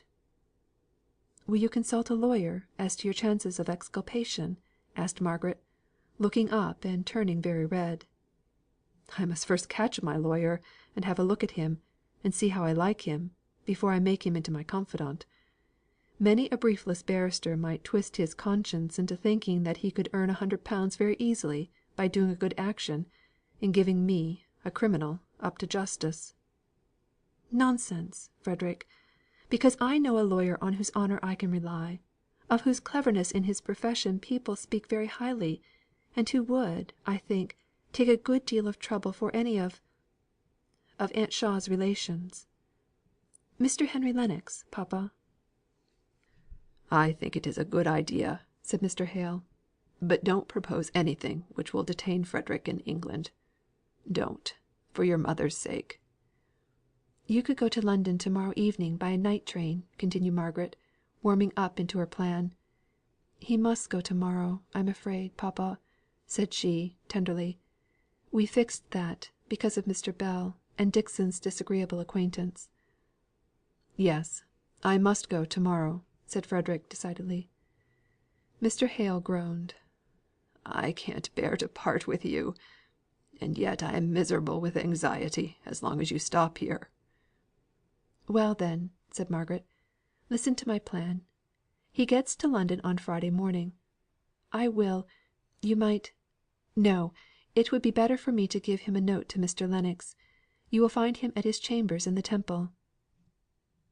"I will write down a list of all the names I can remember on board the Orion. I could leave it with him to ferret them out. He is Edith's husband's brother, isn't he? I remember you naming him in your letters. I have money in Barbara's hands. I can pay a pretty long bill, if there is any chance of success. Money, dear father, that I had meant for a different purpose, so I shall only consider it as borrowed from you and Margaret." "Don't do that," said Margaret. "You won't risk it if you do; and it will be a risk only if it's worth trying. You can sail from London as well as from Liverpool." "To be sure, little goose. Wherever I feel water heaving under a plank, there I feel at home. I'll pick up some craft or other to take me off, never fear. I won't stay 24 hours in London, away from you on the one hand, and from somebody else on the other." It was rather a comfort to Margaret that Frederick took it in his head to look over her shoulder as she wrote to Mr. Lennox. If she had not been thus compelled to write steadily and concisely on, she might have hesitated over many a word, and been puzzled to choose between many an expression, in the awkwardness of being the first to resume the intercourse of which the concluding event had been so unpleasant to both sides. However, the note was taken from her before she even had time to look it over, and treasured up in a pocket book, out of which fell a long lock of black hair, the sight of which caused Frederick's eyes to glow with pleasure. "Now you would like to see that, wouldn't you?" said he. "No! You must wait till you see her herself. She is too perfect to be known by fragments. No mean brick shall be a specimen of the building of my palace." CHAPTER XXXII. Mischances. "What! Remain to be denounced, dragged, it may be, in chains." Werner. All the next day they sat together, they three. Mr. Hale hardly ever spoke but when his children asked him questions, and forced him, as it were, into the present. Frederick's grief was no more to be seen or heard. The first paroxysm had passed over, and now he was ashamed of having been so battered down by emotion; and though his sorrow for the loss of his mother was a deep real feeling, and would last out his life, it was never to be spoken of again. Margaret, not so passionate at first, was more suffering now. At times she cried a good deal, and her manner, even when speaking on indifferent things, had a mournful tenderness about it, which was deepened whenever her looks fell on Frederick, and she thought of his rapidly approaching departure. She was glad he was going, on her father's account, however much she might grieve over it on her own. The anxious terror in which Mr. Hale lived lest his son should be detected and captured far outweighed the pleasure he derived from his presence. The nervousness had increased since Mrs. Hale's death, probably because he dwelt upon it more exclusively. He started at every unusual sound, and was never comfortable unless Frederick sat out of the immediate view of any one entering the room. Towards evening he said: "You will go with Frederick to the station, Margaret. I shall want to know he is safely off. You will bring me word that he is clear of Milton, at any rate." "Certainly," said Margaret. "I shall like it, if you won't be lonely without me, papa." "No, no. I should always be fancying some one had known him, and that he had been stopped, unless you could tell me you had seen him off. And go to the Outwood station. It is quite near, and not so many people about. Take a cab there. There is less risk of being seen. What time is your train, Fred?" 10 minutes past 6. Very nearly dark. So what will you do, Margaret?" "Oh, I can manage. I am getting very brave and very hard. It is a well lighted road all the way home, if it should be dark; but I was out last week much later." Margaret was thankful when the parting was over the parting from the dead mother and the living father. She hurried Frederick into the cab, in order to shorten a scene which she saw was so bitterly painful to her father, who would accompany his son as he took his last look at his mother. Partly in consequence of this, and partly owing to one of the very common mistakes in the Railway Guide as to the times when trains arrive at the smaller stations, they found, on reaching Outwood, that they had nearly 20 minutes to spare. The booking office was not open, so they could not even take the ticket. They accordingly went down the flight of steps that led to the level of the ground below the railway. There was a broad cinder path diagonally crossing a field which lay alongside of the carriage road, and they went there to walk backwards and forwards for the few minutes they had to spare. Margaret's hand lay in Frederick's arm. He took hold of it affectionately. "Margaret, I am going to consult Mr. Lennox as to the chance of exculpating myself, so that I may return to England whenever I choose, more for your sake than for the sake of any one else. I can't bear to think of your lonely position, if anything should happen to my father. He looks sadly changed, terribly shaken. I wish you could get him to think of the Cadiz plan, for many reasons. What could you do if he were taken away? You have no friend near. We are curiously bare of relations." Margaret could hardly keep from crying at the tender anxiety with which Frederick was bringing before her an event which she herself felt was not very improbable, so severely had the cares of the last few months told upon Mr. Hale. But she tried to rally as she said: "There have been such strange unexpected changes in my life during these last 2 years, that I feel more than ever that it is not worth while to calculate too closely what I should do if any future event took place. I try to think only upon the present." She paused. They were standing still for a moment, close on the field side of the stile leading to the road; the setting sun fell on their faces. Frederick held her hand in his, and looked with wistful anxiety into her face, reading there more care and trouble than she would betray by words. She went on: "We shall often write to one another, and I will promise, for I see it will set your mind at ease, to tell you every worry I have. Papa is" she started a little, a hardly visible start, but Frederick felt the sudden motion of the hand he held, and turned his full face to the road, along which a horseman was slowly riding, just passing the very stile where they stood. Margaret bowed. Her bow was stiffly returned. "Who is that?" said Frederick, almost before he was out of hearing. Margaret was a little drooping, a little flushed, as she replied: "Mr. Thornton. You saw him before, you know." "Only his back. He is an unprepossessing looking fellow. What a scowl he has!" "Something has happened to vex him," said Margaret, apologetically. "You would not have thought him unprepossessing if you had seen him with mamma." "I fancy it must be time to go and take my ticket. If I had known how dark it would be, we wouldn't have sent back the cab, Margaret." "Oh, don't fidget about that.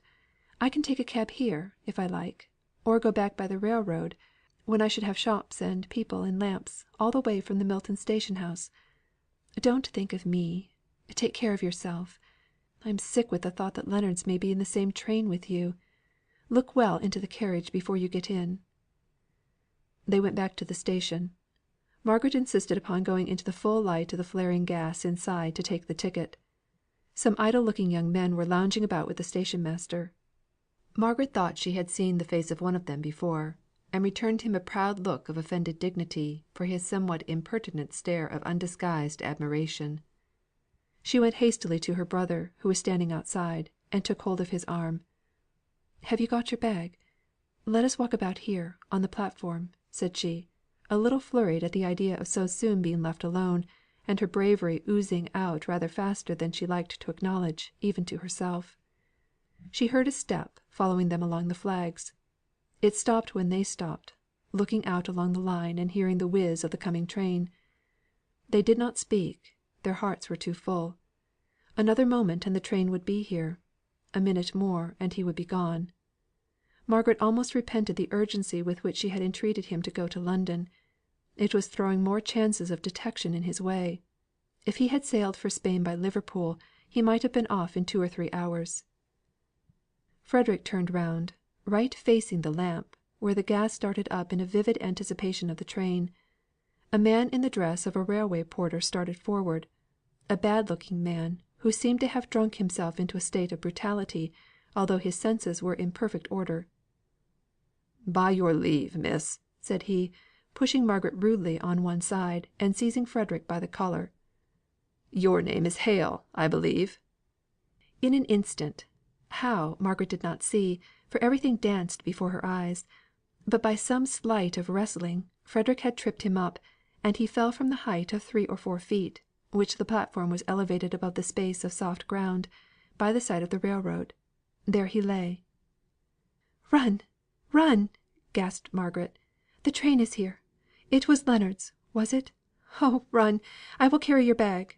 And she took him by the arm to push him along with all her feeble force. A door was opening in a carriage. He jumped in; and as he leant out to say, "God bless you, Margaret," the train rushed past her, and she was left standing alone. She was so terribly sick and faint that she was thankful to be able to turn to the ladies' waiting room, and sit down for an instant. At first she could do nothing but gasp for breath. It was such a hurry, such a sickening alarm, such a near chance. If the train had not been there at the moment, the man would have jumped up again and called for assistance to arrest him. She wondered if the man had got up. She tried to remember if she had seen him move. She wondered if he could have been seriously hurt. She ventured out. The platform was all right, but still quite deserted. She went to the end, and looked over, somewhat fearfully. No one was there. And then she was glad she had made herself go and inspect, for otherwise terrible thoughts would have haunted her dreams. And even as it was, she was so trembling and affrighted that she felt she could not walk home along the road, which did indeed seem lonely and dark, as she gazed down upon it from the blaze of the station. She would wait till the down train passed, and take her seat in it. But what if Leonards recognised her as Frederick's companion? She peered about, before venturing into the booking office to take her ticket. There were only some railway officials standing about, and talking loud to one another. "So Leonards been drinking again," said one, seeming in authority. "He'll need all his boasted influence to keep his place this time." "Where is he?" asked another; while Margaret, her back towards them, was counting her change with trembling fingers, not daring to turn round until she heard the answer to this question. "I don't know. He came in not 5 minutes ago with some long story or other about a fall he'd had, swearing awfully, and wanted to borrow some money from me to go to London by the next up train. He made all sorts of tipsy promises, but I'd something else to do than listen to him. I told him to go about his business, and he went off at the front door." "He's at the nearest vaults, I'll be bound," said the first speaker. "Your money would have gone there too, if you'd been such a fool as to lend it." "Catch me! I knew better what his London meant. Why, he has never paid me off that 5 shillings." And so they went on. And now all Margaret's anxiety was for the train to come. She hid herself once more in the ladies' waiting room, and fancied every noise was Leonards' step, every loud and boisterous voice was his. But no one came near her until the train drew up, when she was civilly helped into a carriage by a porter, into whose face she durst not look till they were in motion, and then she saw that it was not Leonards. CHAPTER XXXIII. Peace. Sleep on, my love, in thy cold bed, never to be disquieted. My last good night. Thou wilt not wake till I thy fate shall overtake. Dr. King. Home seemed unnaturally quiet after all this terror and noisy commotion. Her father had seen all due preparation made for her refreshment on her return, and then sat down again in his accustomed chair, to fall into one of his sad waking dreams. Dixon had got Mary Higgins to scold and direct in the kitchen, and her scolding was not the less energetic because it was delivered in an angry whisper, for, speaking above her breath she would have thought irreverent, as long as there was any one dead lying in the house. Margaret had resolved not to mention the crowning and closing affright to her father. There was no use in speaking about it. It had ended well. The only thing to be feared was lest Leonards should in some way borrow money enough to effect his purpose of following Frederick to London, and hunting him out there. But there were immense chances against the success of any such plan, and Margaret determined not to torment herself by thinking of what she could do nothing to prevent. Frederick would be as much on his guard as she could put him. In a day or two, at most, he would be safely out of England. "I suppose we shall hear from Mr. Bell to morrow," said Margaret. "Yes," replied her father, "I suppose so." "If he can come, he will be here to morrow evening, I should think." "If he cannot come, I shall ask Mr. Thornton to go with me to the funeral. I cannot go alone. I should break down utterly." "Don't ask Mr. Thornton, papa. Let me go with you," said Margaret, impetuously. "You! My dear, women do not generally go." "No, because they can't control themselves. Women of our class don't go, because they have no power over their emotions, and yet are ashamed of showing them. Poor women go, and don't care if they are seen overwhelmed with grief. But I promise you, papa, that if you will let me go, I will be no trouble. Don't have a stranger, and leave me out. Dear papa, if Mr. Bell can't come, I shall go. I won't urge my wish against your will, if he does." Mr. Bell could not come. He had the gout. It was a most affectionate letter, and expressed great and true regret for his inability to attend. He hoped to come and pay them a visit soon, if they would have him. His Milton property required some looking after, and his agent had written him to say that his presence was absolutely necessary, or else he had avoided coming near Milton as long as he could; and now the only thing that would reconcile him to this necessary visit was the idea that he should see, and might possibly be able to comfort his old friend.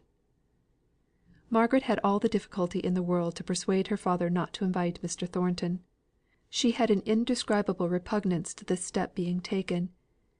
The night before the funeral, came a stately note from Mrs. Thornton to Miss Hale, saying that, at her son's desire, their carriage should attend the funeral, if it would not be disagreeable to the family. Margaret tossed the note to her father. "Oh, don't let us have these forms," said she. "Let us go alone, you and me, papa.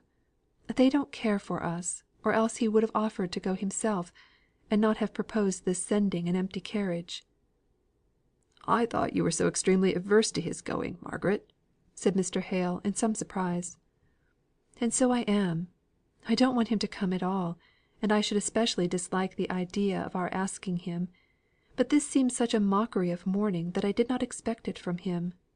She startled her father by bursting into tears.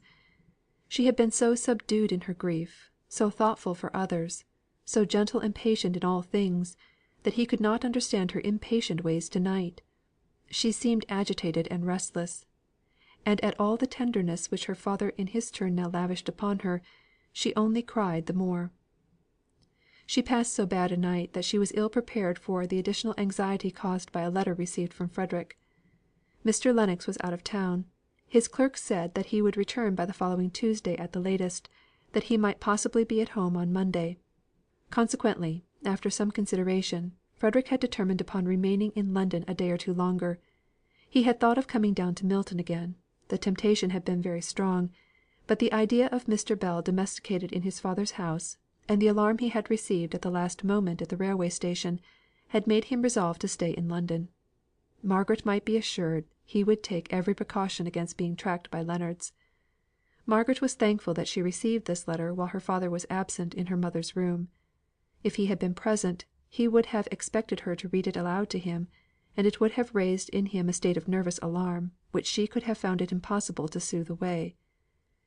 There was not merely the fact, which disturbed her excessively, of Frederick's detention in London, but there were allusions to the recognition at the last moment at Milton, and the possibility of a pursuit, which made her blood run cold. And how then would it have affected her father? Many a time did Margaret repent of having suggested and urged on the plan of consulting Mr. Lennox. At the moment it had seemed as if it would occasion so little delay, add so little to the apparently small chances of detection; and yet everything that had since occurred tended to make it so undesirable. Margaret battled hard against this regret of hers for what could not now be helped, this self reproach for having said what at the time appeared to be wise, but which after events were proving to have been so foolish. But her father was in too depressed a state of mind and body to struggle healthily. He would succumb to all the causes for morbid regret over what could not be recalled. Margaret summoned up all her forces to her aid. Her father seemed to have forgotten that they had any reason to expect a letter from Frederick that morning. He was absorbed in one idea. That last visible token of the presence of his wife was to be carried away from him, and hidden from their sight. He trembled pitifully as the undertaker's man was arranging his crape draperies around him. He looked wistfully at Margaret; and, when released, he tottered towards her, murmuring, "Pray for me, Margaret. I have no strength left in me. I cannot pray. I give her up because I must. I try to bear it, indeed I do, for I know it is God's will; but I cannot see why she died. Pray for me, Margaret, that I may have faith to pray. It is a great strait, my child." Margaret sat by him in the coach, almost supporting him in her arms, and repeating all the noble verses of holy comforts, or texts expressive of faithful resignation, that she could remember. Her voice never faltered, and she herself gained strength by doing this. Her father's lips moved after her, repeating the well known texts as her words suggested them. It was terrible to see the patient struggling effort to obtain the resignation which he had not the strength to take into his heart as part of himself. Margaret's fortitude nearly gave way as Dixon, with a slight motion of her hand, directed her notice to Nicholas Higgins and his daughter, standing a little aloof, but deeply attentive to the ceremonial. Nicholas wore his usual fustian clothes, but had a bit of black stuff sewn round his hat, a mark of mourning which he had never shown to his daughter Bessy's memory. But Mr. Hale saw nothing. He went on repeating to himself, mechanically as it were, all the funeral service as it was read by the officiating clergyman. He sighed twice or thrice when all was ended, and then, putting his hand on Margaret's arm, he mutely entreated to be led away, as if he were blind, and she his faithful guide. Dixon sobbed aloud. She covered her face with her handkerchief, and was so absorbed in her own grief that she did not perceive that the crowd, attracted on such occasions, was dispersing, till she was spoken to by some one close at hand. It was Mr. Thornton. He had been present all the time, standing, with head bent, behind a group of people, so that, in fact, no one recognised him. "I beg your pardon, but can you tell me how Mr. Hale is? And Miss Hale, too. I should like to know how they both are." "Of course, sir. They are much as is to be expected. Master is terribly broken down. Miss Hale bears up better than likely." Mr. Thornton would rather have heard that she was suffering the natural sorrow. In the first place, there was selfishness enough in him to have taken pleasure in the idea that his great love might come in to comfort and console her, much the same kind of strange passionate pleasure which comes stinging through a mother's heart, when her drooping infant nestles close to her, and is dependent upon her for everything. But this delicious vision of what might have been, in which, in spite of all Margaret's repulse, he would have indulged only a few days ago, was miserably disturbed by the recollection of what he had seen near the Outwood station. Miserably disturbed that is not strong enough.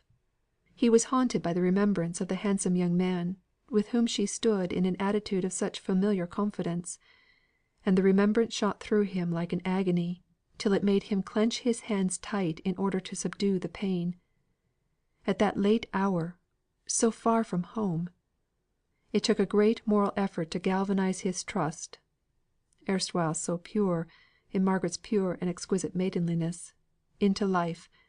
As soon as the effort ceased, his trust dropped down dead and powerless, and all sorts of wild fancies chased each other like dreams through his mind. Here was a little piece of miserable, gnawing confirmation. She bore up better than likely under this grief. She had then some hope to look to, so bright that even in her affectionate nature it could come in to lighten the dark hours of a daughter newly made motherless. Yes, he knew how she would love. Had he not loved her without gaining that instinctive knowledge of what capabilities were in her? Her soul would walk in glorious sunlight if any man was worthy, by his power of loving, to win back her love. Even in her mourning she would rest with a peaceful faith upon his sympathy. His sympathy! Whose? That other man's. And that it was another was enough to make Mr. Thornton's pale grave face grow doubly wan and stern at Dixon's answer.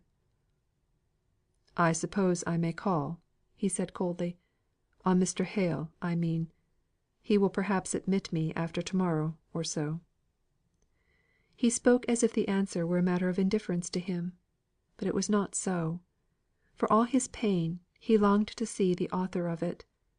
Although he hated Margaret at times, when he thought of that gentle familiar attitude and all the attendant circumstances, he had a restless desire to renew her picture in his mind, a longing for the very atmosphere she breathed. He was in the Charybdis of passion, and must perforce circle and circle, ever nearer round the fatal centre. "I dare say, sir, master will see you. He was very sorry to have to deny you the other day, but the circumstances was not agreeable just then." For some reason or other, Dixon never named this interview that she had with Mr. Thornton to Margaret. It might have been mere chance, but so it was that Margaret never heard that he had attended her poor mother's funeral. CHAPTER XXXIV. False and True. Truth will never fail thee, never, though thy bark be tempest driven, though each plank be rent and riven, truth will bear thee on for ever.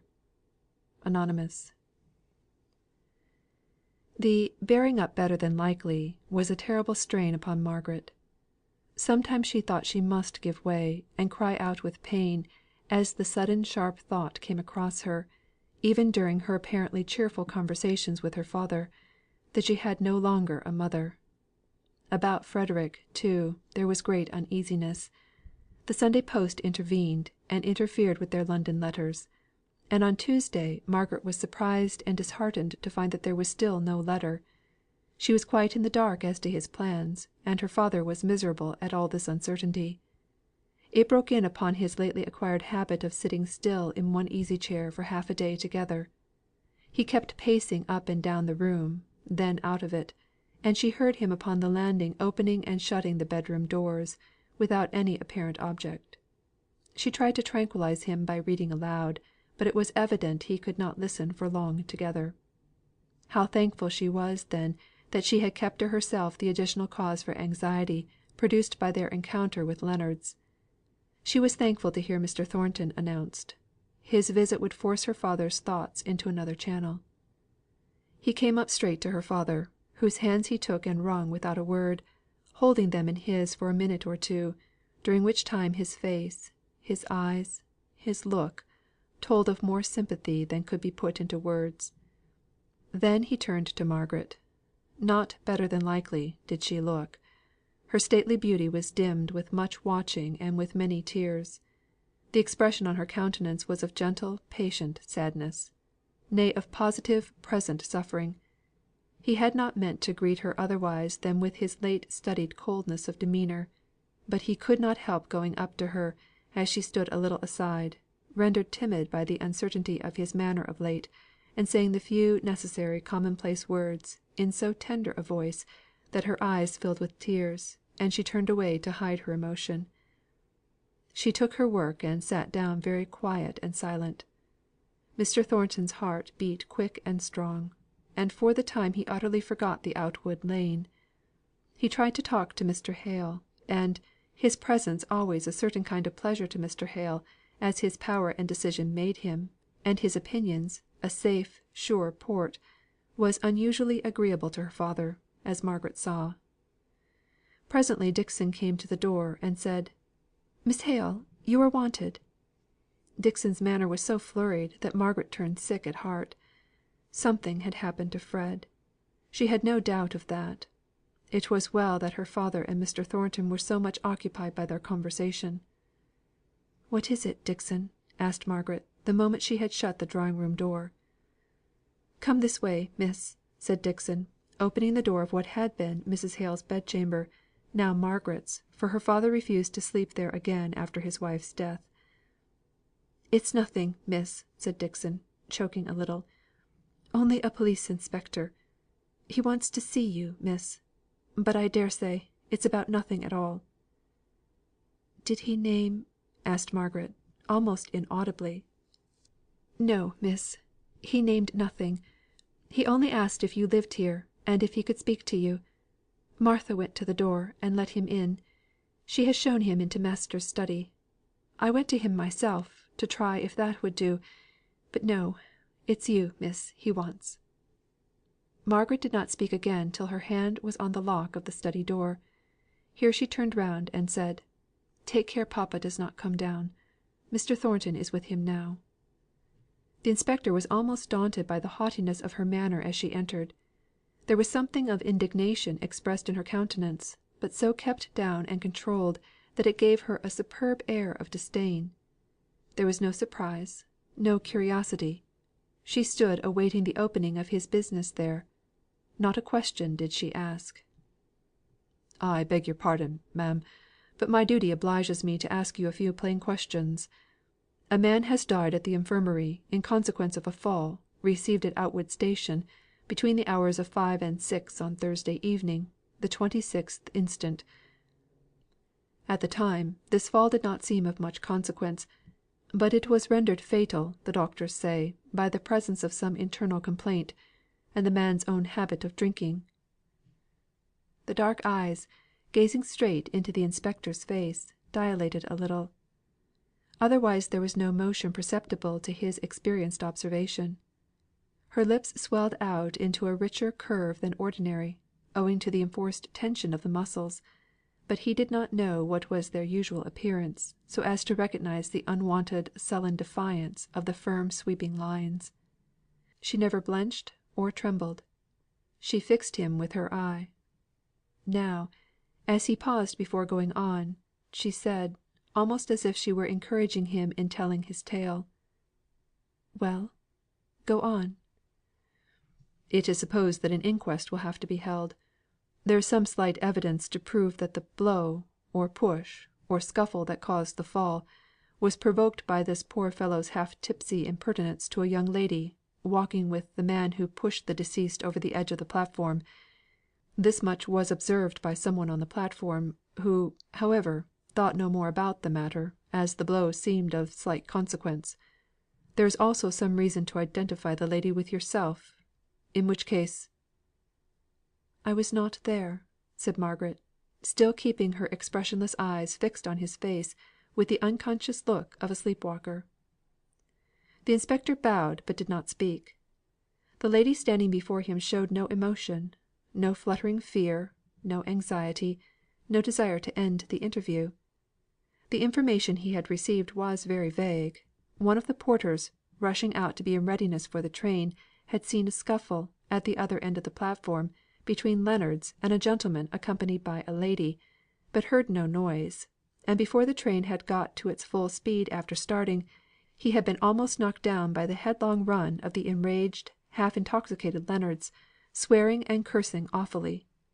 He had not thought any more about it, till his evidence was routed out by the inspector, who, on making some farther inquiry at the railway station, had heard from the station master that a young lady and gentleman had been there about that hour, a lady remarkably handsome, and said, by some grocer's assistant present at the time, to be a Miss Hale, living at Crampton, whose family dealt at his shop. There was no certainty that the lady and gentleman were identical with the other pair, but there was great probability. Leonards himself had gone, half mad with rage and pain, to the nearest gin place for comfort, and his tipsy words had not been attended to by the busy waiters there. They, however, remembered his starting up and cursing himself for not having sooner thought of the electric telegraph, for some purpose unknown; and they believed that he left with the idea of going there. On his way, overcome by pain or drink, he had laid down in the road, where the police had found him and taken him to the infirmary. There he had never recovered sufficient consciousness to give any distinct account of his fall, although once or twice he had glimmerings of sense sufficient to make the authorities send for the nearest magistrate, in hopes that he might be able to take down the dying man's deposition of the cause of his death. But when the magistrate had come, he was rambling about being at sea, and mixing up names of captains and lieutenants in an indistinct manner with those of his fellow porters at the railway; and his last words were a curse on the "Cornish trick," which had, he said, made him £100 poorer than he ought to have been. The inspector ran all this over in his mind: the vagueness of the evidence to prove that Margaret had been at the station; the unflinching, calm denial with which she gave such a supposition.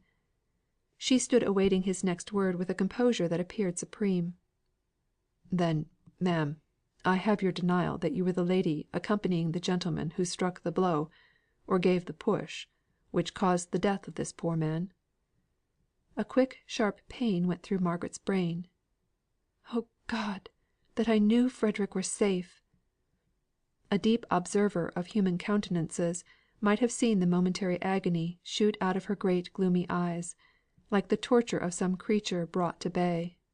But the inspector, though a very keen, was not a very deep, observer.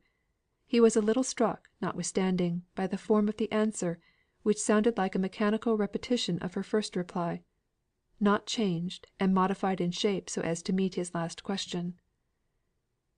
"I was not there," said she, slowly and heavily. And all this time she never closed her eyes, never ceased from that glassy dreamlike stare. His quick suspicions were aroused by this dull echo of her former denial. It was as if she had forced herself to one untruth, and had been stunned out of all power of varying it. He put up his book of notes in a very deliberate manner. Then he looked up. She had not moved any more than if she had been some great Egyptian statue. "I hope you will not think me impertinent when I say, that I may have to call on you again. I may have to summon you to appear on the inquest, and provide an alibi, if my witnesses" (it was but one who had recognised her) "persist in deposing to your presence at the unfortunate event." He looked at her sharply. She was still perfectly quiet; no change of colour or darker shadow of guilt on her proud face. He thought to have seen her wince. He did not know Margaret Hale. He was a little abashed by her regal composure. It must have been a mistake of identity. He went on: "It is very unlikely, ma'am, that I shall have to do anything of the kind. I hope you will excuse me for doing what is only my duty, although it may appear impertinent." Margaret bowed her head as he went towards the door. Her lips were stiff and dry. She could not speak even the common words of farewell. But suddenly she walked forwards and opened the study door, and preceded him to the door of the house, which she threw wide open for his exit. She kept her eyes on him in the same dull, fixed manner, until he was fairly out of the house. She shut the door, and went half way into the study, then turned back, as if moved by some passionate impulse, and locked the door inside. Then she went into the study, paused, tottered forward, paused again, swayed for an instant where she stood, and fell prone on the floor in a dead swoon. CHAPTER XXXV. Expiation. "There's nought so finely spun but it cometh to the sun." Mr. Thornton sat on and on. He felt that his company gave pleasure to Mr. Hale, and was touched by the half spoken wishful entreaty that he would remain a little longer, the plaintive "Don't go yet," which his poor friend put forth from time to time. He wondered Margaret did not return; but it was with no view of seeing her that he lingered. For the hour, and in the presence of one who was so thoroughly feeling the nothingness of earth, he was reasonable and self controlled. He was deeply interested in all her father said. "Of death, and of the heavy lull, And of the brain that has grown dull." It was curious how the presence of Mr. Thornton had power over Mr. Hale to make him unlock the secret thoughts which he kept shut up even from Margaret. Whether it was that her sympathy would be so keen, and show itself in so lively a manner, that he was afraid of the reaction upon himself, or whether it was that to his speculative mind all kinds of doubts presented themselves at such a time, pleading and crying aloud to be resolved into certainties, and that he knew she would have shrunk from the expression of any such doubts, nay, from him himself as capable of conceiving them, whatever was the reason, he could unburden himself better to Mr. Thornton than to her, of all the thoughts and fancies and fears that had been frost bound in his brain till now. Mr. Thornton said very little, but every sentence he uttered added to Mr. Hale's reliance and regard for him. Was it that he paused in the expression of some remembered agony, Mr. Thornton's 2 or 3 words would complete the sentence, and show how deeply its meaning was entered into. Was it a doubt, a fear, a wandering uncertainty seeking rest, but finding none, so tear blinded were its eyes? Mr. Thornton, instead of being shocked, seemed to have passed through that very stage of thought himself, and could suggest where the exact ray of light was to be found, which should make the dark places plain. Man of action as he was, busy in the world's great battle, there was a deeper religion binding him to God in his heart, in spite of his strong wilfulness, through all his mistakes, than Mr. Hale had ever dreamed. They never spoke of such things again, as it happened; but this one conversation made them peculiar people to each other, knit them together, in a way which no loose indiscriminate talking about sacred things can ever accomplish. When all are admitted, how can there be a holy of holies? And all this while, Margaret lay as still and white as death on the study floor. She had sunk under her burden. It had been heavy in weight and long carried, and she had been very meek and patient, till all at once her faith had given way, and she had groped in vain for help. There was a pitiful contraction of suffering upon her beautiful brows, although there was no other sign of consciousness remaining. The mouth, a little while ago, so sullenly projected in defiance, was relaxed and livid. E pace della sua labbia si mova, uno spirito suave e pien di amore, ci va dicendo all'anima, sospira. The first symptom of returning life was a quivering about the lips, a little mute soundless attempt at speech, but the eyes were still closed, and the quivering sank into stillness. Then, feebly leaning on her arms for an instant to steady herself, Margaret gathered herself up and rose. Her comb had fallen out of her hair, and with an intuitive desire to efface the traces of weakness, and bring herself into order again, she sought for it, although from time to time, in course of the search, she had to sit down and recover strength. Her head drooped forwards, her hands meekly laid one upon the other. She tried to recall the force of her temptation, by endeavouring to remember the details which had thrown her into such deadly fright, but she could not. She only understood 2 facts: that Frederick had been in danger of being pursued and detected in London, as not only guilty of manslaughter, but as the more unpardonable leader of the mutiny, and that she had lied to save him. There was one comfort: her lie had saved him, if only by gaining some additional time. If the inspector came again to morrow, after she had received the letter she longed for to assure her of her brother's safety, she would brave shame, and stand in her bitter penance, she, the lofty Margaret, acknowledging before a crowded justice room, if need were, that she had been as a dog and done this thing. But if he came before she heard from Frederick, if he returned as he had half threatened in a few hours, why, she would tell that lie again, though how the words would come out, after all this terrible pause for reflection and self reproach, without betraying her falsehood, she did not know, she could not tell. But her repetition of it would gain time for Frederick. She was roused by Dixon's entrance into the room. She had just been letting out Mr. Thornton. He had hardly gone 10 steps in the street before a passing omnibus stopped close by him, and a man got down and came up to him, touching his hat as he did so. It was the police inspector. Mr. Thornton had obtained for him his first situation in the police, and had heard from time to time of the progress of his protégé, but they had not often met, and at first Mr. Thornton did not remember him. "My name is Watson, George Watson, sir, that you got" "Ah, yes, I recollect. Why, you are getting on famously, I hear." "Yes, sir. I ought to thank you, sir. But it is on a little matter of business I made so bold as to speak to you now. I believe you were the magistrate who attended to take down the deposition of a poor man who died in the infirmary last night." "Yes," replied Mr. Thornton. "I went and heard some kind of rambling statement, which the clerk said was of no great use. I'm afraid he was but a drunken fellow, though there is no doubt he came to his death by violence at last. One of my mother's servants was engaged to him, I believe, and she is in great distress to day. What about him?" "Why, sir, his death is oddly mixed up with somebody in the house I saw you coming out of just now. It was a Mr. Hale's, I believe?"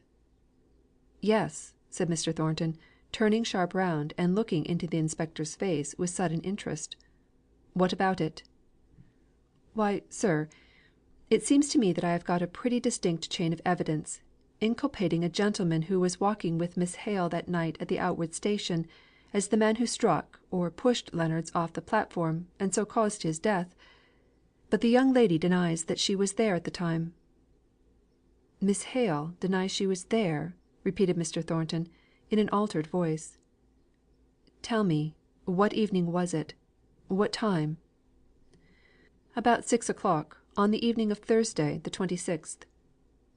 They walked on, side by side, in silence for a minute or two. The inspector was the first to speak. "You see, sir, there is like to be a coroner's inquest, and I've got a young man who is pretty positive, at least he was at first; since he has heard of the young lady's denial, he says he should not like to swear; but still he's pretty positive that he saw Miss Hale at the station, walking about with a gentleman, not 5 minutes before the time, when one of the porters saw a scuffle, which he set down to some of Leonards' impudence, but which led to the fall which caused his death. And seeing you come out of the very house, sir, I thought I might make bold to ask if you see, it's always awkward having to do with cases of disputed identity, and one doesn't like to doubt the word of a respectable young woman unless one has strong proof to the contrary." "And she denied having been at the station that evening?" repeated Mr. Thornton, in a low, brooding tone. "Yes, sir, twice over, as distinct as could be. I told her I should call again; but seeing you just as I was on my way back from questioning the young man who said it was her, I thought I would ask your advice, both as the magistrate who saw Leonards on his death bed, and as the gentleman who got me my berth in the force." "You were quite right," said Mr. Thornton. "Don't take any steps till you have seen me again." "The young lady will expect me to call, from what I said." "I only want to delay you an hour. It's now 3. Come to my warehouse at 4." "Very well, sir." And they parted company. Mr. Thornton hurried to his warehouse, and sternly forbidding his clerks to allow any one to interrupt him, he went his way to his own private room, and locked the door. Then he indulged himself in the torture of thinking it all over, and realising every detail. How could he have lulled himself into the unsuspicious calm in which her tearful image had mirrored itself not 2 hours before, till he had weakly pitied her and yearned toward her, and forgotten the savage, distrustful jealousy with which the sight of her, and that unknown to him, at such an hour, in such a place, had inspired him? How could one so pure have stooped from her decorous and noble manner of bearing? But was it decorous? Was it? He hated himself for the idea that forced itself upon him, just for an instant, no more; and yet, while it was present, thrilled him with its old potency of attraction towards her image. And then this falsehood!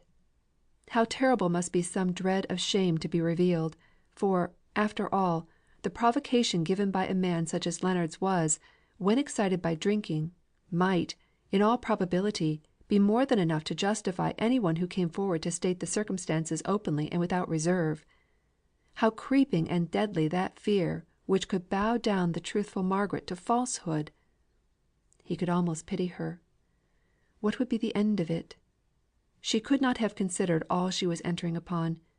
If there was an inquest, and the young man came forward Suddenly he started up. There should be no inquest. He would save Margaret. He would take the responsibility of preventing the inquest, the issue of which, from the uncertainty of the medical testimony, which he had vaguely heard the night before from the surgeon in attendance, could be but doubtful. The doctors had discovered an internal disease far advanced, and sure to prove fatal. They had stated that death might have been accelerated by the fall, or by the subsequent drinking and exposure to cold. If he had but known how Margaret would have become involved in the affair, if he had but foreseen that she would have stained her whiteness by a falsehood, he could have saved her by a word; for the question, of inquest or no inquest, had hung trembling in the balance only the night before. Miss Hale might love another, was indifferent and contemptuous to him; but he would yet do her faithful acts of service of which she should never know. He might despise her, but the woman whom he had once loved should be kept from shame; and shame it would be to pledge herself to a lie in a public court, or otherwise to stand and acknowledge her reason for desiring darkness rather than light. Very grey and stern did Mr. Thornton look, as he passed out through his wondering clerks. He was away about half an hour, and scarcely less stern did he look when he returned, although his errand had been successful. He wrote 2 lines on a slip of paper, put it in an envelope, and sealed it up. This he gave to one of the clerks, saying: "I appointed Watson, he who was a packer in the warehouse, and who went into the police, to call on me at 4 o'clock. I have just met with a gentleman from Liverpool who wishes to see me before he leaves town. Take care to give this note to Watson when he calls." The note contained these words: "There will be no inquest. Medical evidence not sufficient to justify it. Take no further steps. I have not seen the coroner, but I will take the responsibility." Well, thought Watson, it relieves me from an awkward job. None of my witnesses seemed certain of anything except the young woman. She was clear and distinct enough. The porter at the railroad had seen a scuffle; or, when he found it was likely to bring him in as a witness, that it might not have been a scuffle, only a little larking, and Leonards might have jumped off the platform himself. He would not stick firm to anything. And Jennings, the grocer's shopman, well, he was not quite so bad; but I doubt if I could have got him up to an oath after he heard that Miss Hale flatly denied it. It would have been a troublesome job, and no satisfaction. And now I must go and tell them they won't be wanted. He accordingly presented himself again at Mr. Hale's that evening. Her father and Dixon would fain have persuaded Margaret to go to bed; but they, neither of them, knew the reason for her low continued refusals to do so. Dixon had learnt part of the truth, but only part. Margaret would not tell any human being of what she had said, and she did not reveal the fatal termination to Leonards' fall from the platform. So Dixon's curiosity combined with her allegiance to urge Margaret to go to rest, which her appearance, as she lay on the sofa, showed but too clearly that she required. She did not speak except when spoken to. She tried to smile back in reply to her father's anxious looks and words of tender inquiry; but, instead of a smile, the wan lips resolved themselves into a sigh. He was so miserably uneasy that, at last, she consented to go into her own room, and prepare for going to bed. She was indeed inclined to give up the idea that the inspector would call again that night, as it was already past 9 o'clock. She stood by her father, holding on to the back of the chair. "You will go up to bed soon, papa, won't you? Don't sit up alone." What his answer was she did not hear; the words were lost in the far smaller point of sound that magnified itself to her fears, and filled her brain. There was a low ring at the door bell. She kissed her father and glided downstairs, with a rapidity of motion of which no one would have thought her capable who had seen her the minute before. She put aside Dixon. "Don't come. I will open the door. I know it is him. I must manage it all myself." "As you please, Miss," said Dixon, testily; but in a moment afterwards, she added, "But you're not fit for it.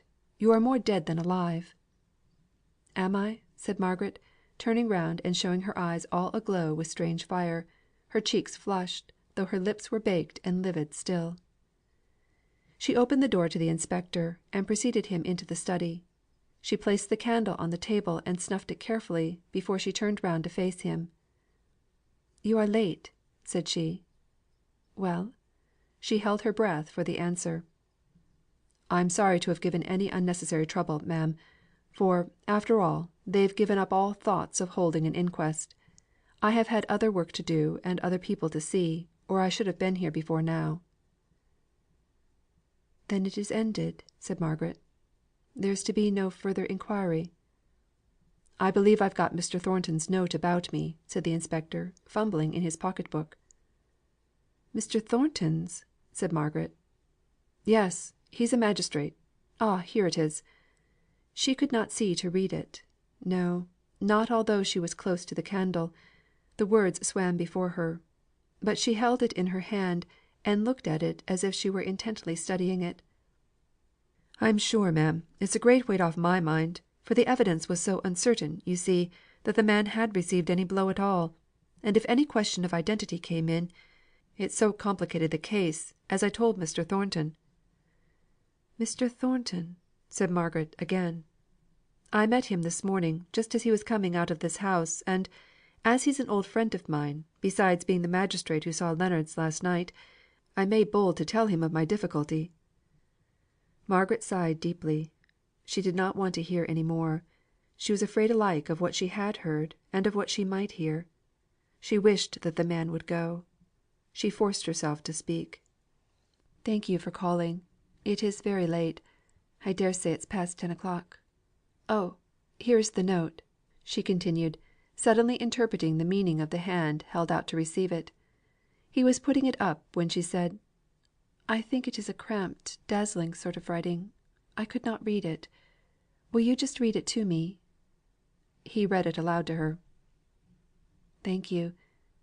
You told Mr. Thornton that I was not there?" "Oh, of course, ma'am. I'm sorry now that I acted upon information, which seems to have been so erroneous. At first the young man was so positive; and now he says that he doubted all along, and hopes that his mistake won't have occasioned you such annoyance as to lose their shop your custom. Good night, ma'am." "Good night." She rang the bell for Dixon to show him out. As Dixon returned up the passage Margaret passed her swiftly. "It's all right," said she, without looking at Dixon; and before the woman could follow her with further questions, she had sped upstairs and entered her bed chamber, and bolted the door. She threw herself, dressed as she was, upon her bed. She was much too exhausted to think. Half an hour or more elapsed before the cramped nature of her position, and the chilliness, supervening upon great fatigue, had the power to rouse her numbed faculties. Then she began to recall, to combine, to wonder. The first idea that presented itself to her was, that all this sickening alarm on Frederick's behalf was over; the strain was past. The next was a wish to remember every word of the inspector's which related to Mr. Thornton. When had he seen him? What had he said? What had Mr. Thornton done? What were the exact words of his note? And until she could recollect, even to the placing or omitting an article, the very expressions which he had used in the note, her mind refused to go on with its progress. But the next conviction she came to was clear enough. Mr. Thornton had seen her close to Outwood station on the fatal Thursday night, and had been told of her denial that she was there. She stood as a liar in his eyes. She was a liar; but she had no thought of penitence before God. Nothing but chaos and night surrounded the one lurid fact that, in Mr. Thornton's eyes, she was disgraced. She cared not to think, even to herself, of how much of excuse she might plead. That had nothing to do with Mr. Thornton. She never dreamed that he, or any one else, could find cause for suspicion in what was so natural as her accompanying her brother. But what was really false and wrong was known to him, and he had a right to judge her. "Oh, Frederick, Frederick!" she cried. "What have I not sacrificed for you!" Even when she fell asleep her thoughts were compelled to travel the same circle, only with exaggerated and monstrous circumstances of pain. When she awoke a new idea flashed upon her with all the brightness of the morning. Mr. Thornton had learnt her falsehood before he went to the coroner. That suggested the thought, that he had possibly been influenced so to do with a view of sparing her the repetition of her denial. But she pushed this notion on one side with the sick wilfulness of a child. If it were so, she felt no gratitude to him, as it only showed her how keenly he must have seen that she was disgraced already, before he took such unwonted pains to spare her any further trial of truthfulness, which had already failed so signally. She would have gone through the whole; she would have perjured herself to save Frederick, rather, far rather, than Mr. Thornton should have had the knowledge that prompted him to interfere to save her. What ill fate brought him in contact with the inspector? What made him to be the very magistrate sent for to receive Leonard's deposition?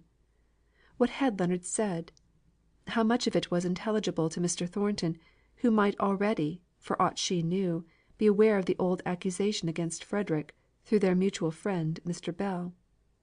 If so, he had striven to save the son, who came in defiance of the law to attend his mother's death bed; and under this idea she could feel grateful; not yet, if ever she should, if his interference had been prompted by contempt. Oh, had any one such just cause to feel contempt for her? Mr. Thornton, above all people, on whom she had looked down from her imaginary heights till now! She suddenly found herself at his feet, and was strangely distressed at her fall. She shrank from following out the premises to their conclusion, and so acknowledging to herself how much she valued his respect and good opinion. Whenever this idea presented itself to her at the end of a long avenue of thoughts, she turned away from following that path. She would not believe in it. It was later than she fancied, for in the agitation of the previous night she had forgotten to wind up her watch, and Mr. Hale had given especial orders that she was not to be disturbed by the usual awakening. By and by the door opened cautiously, and Dixon put her head in. Perceiving that Margaret was awake, she came forwards with a letter.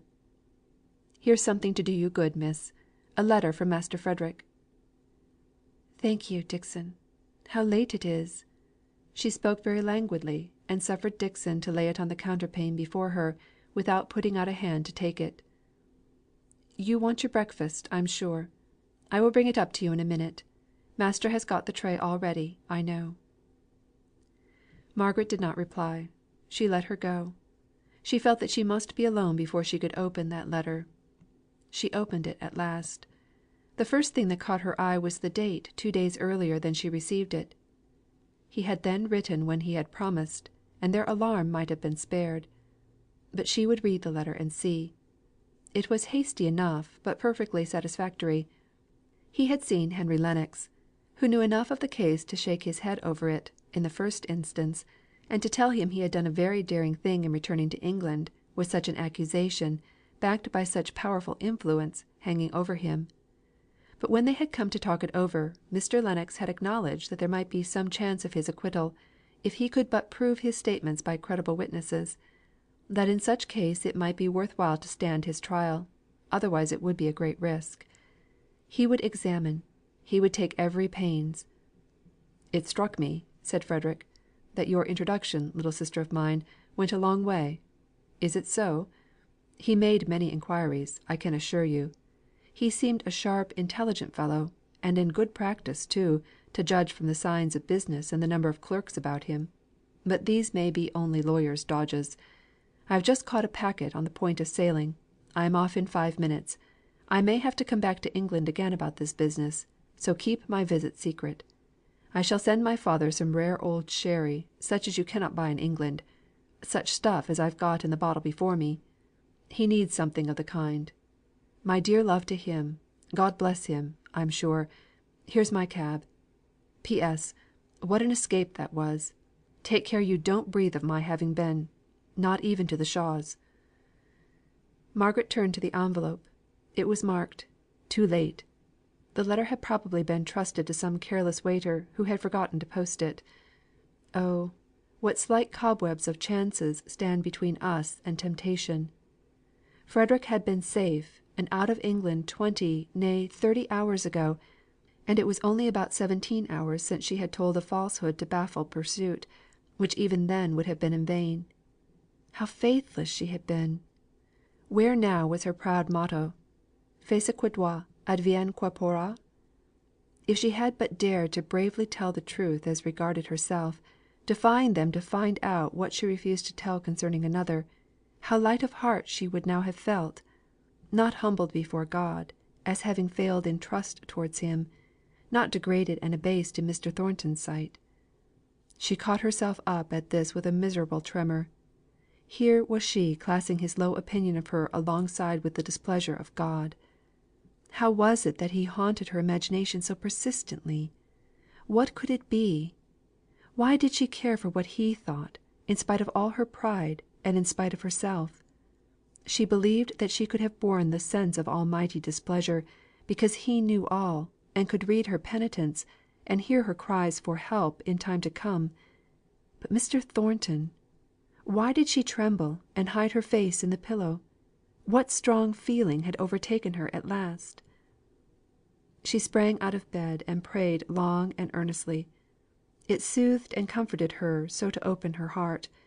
But as soon as she reviewed her position she found the sting was still there; that she was not good enough, nor pure enough to be indifferent to the lowered opinion of a fellow creature; that the thought of how he must be looking upon her with contempt, stood between her and her sense of wrong doing. She took her letter in to her father as soon as she was dressed. There was so slight an allusion to their alarm at the railroad station, that Mr. Hale passed over it without paying any attention to it. Indeed, beyond the mere fact of Frederick having sailed undiscovered and unsuspected, he did not gather much from the letter at the time, he was so uneasy about Margaret's pallid looks. She seemed continually on the point of weeping. "You are sadly overdone, Margaret. It is no wonder. But you must let me nurse you now." He made her lie down on the sofa, and went for a shawl to cover her with. His tenderness released her tears, and she cried bitterly. "Poor child! Poor child!" said he, looking fondly at her, as she lay with her face to the wall, shaking with her sobs. After a while they ceased, and she began to wonder whether she durst give herself the relief of telling her father all her trouble. But there were more reasons against it than for it.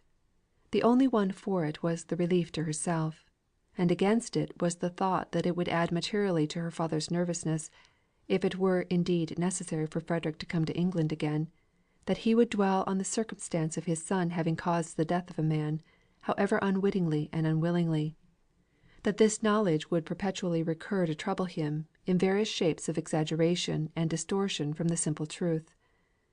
And about her own great fault, he would be distressed beyond measure at her want of courage and faith, yet perpetually troubled to make excuses for her. Formerly Margaret would have come to him as a priest as well as father, to tell him of her temptation and her sin; but latterly they had not spoken much on such subjects, and she knew not how, in his change of opinions, he would reply if the depth of her soul called unto his. No, she would keep her secret, and bear the burden alone. Alone she would go before God, and cry for his absolution. Alone she would endure her disgraced position in the opinion of Mr. Thornton. She was unspeakably touched by the tender efforts of her father to think of cheerful subjects on which to talk, and so to take her thoughts away from dwelling on all that had happened of late. It was some months since he had been so talkative as he was this day. He would not let her sit up, and offended Dixon desperately by insisting on waiting upon her himself. At last she smiled, a poor weak little smile, but it gave him the truest pleasure. "It seems strange to think, that what gives us most hope for the future should be called Dolores," said Margaret. The remark was more in character with her father than with her usual self; but to day they seemed to have changed natures. "Her mother was a Spaniard, I believe.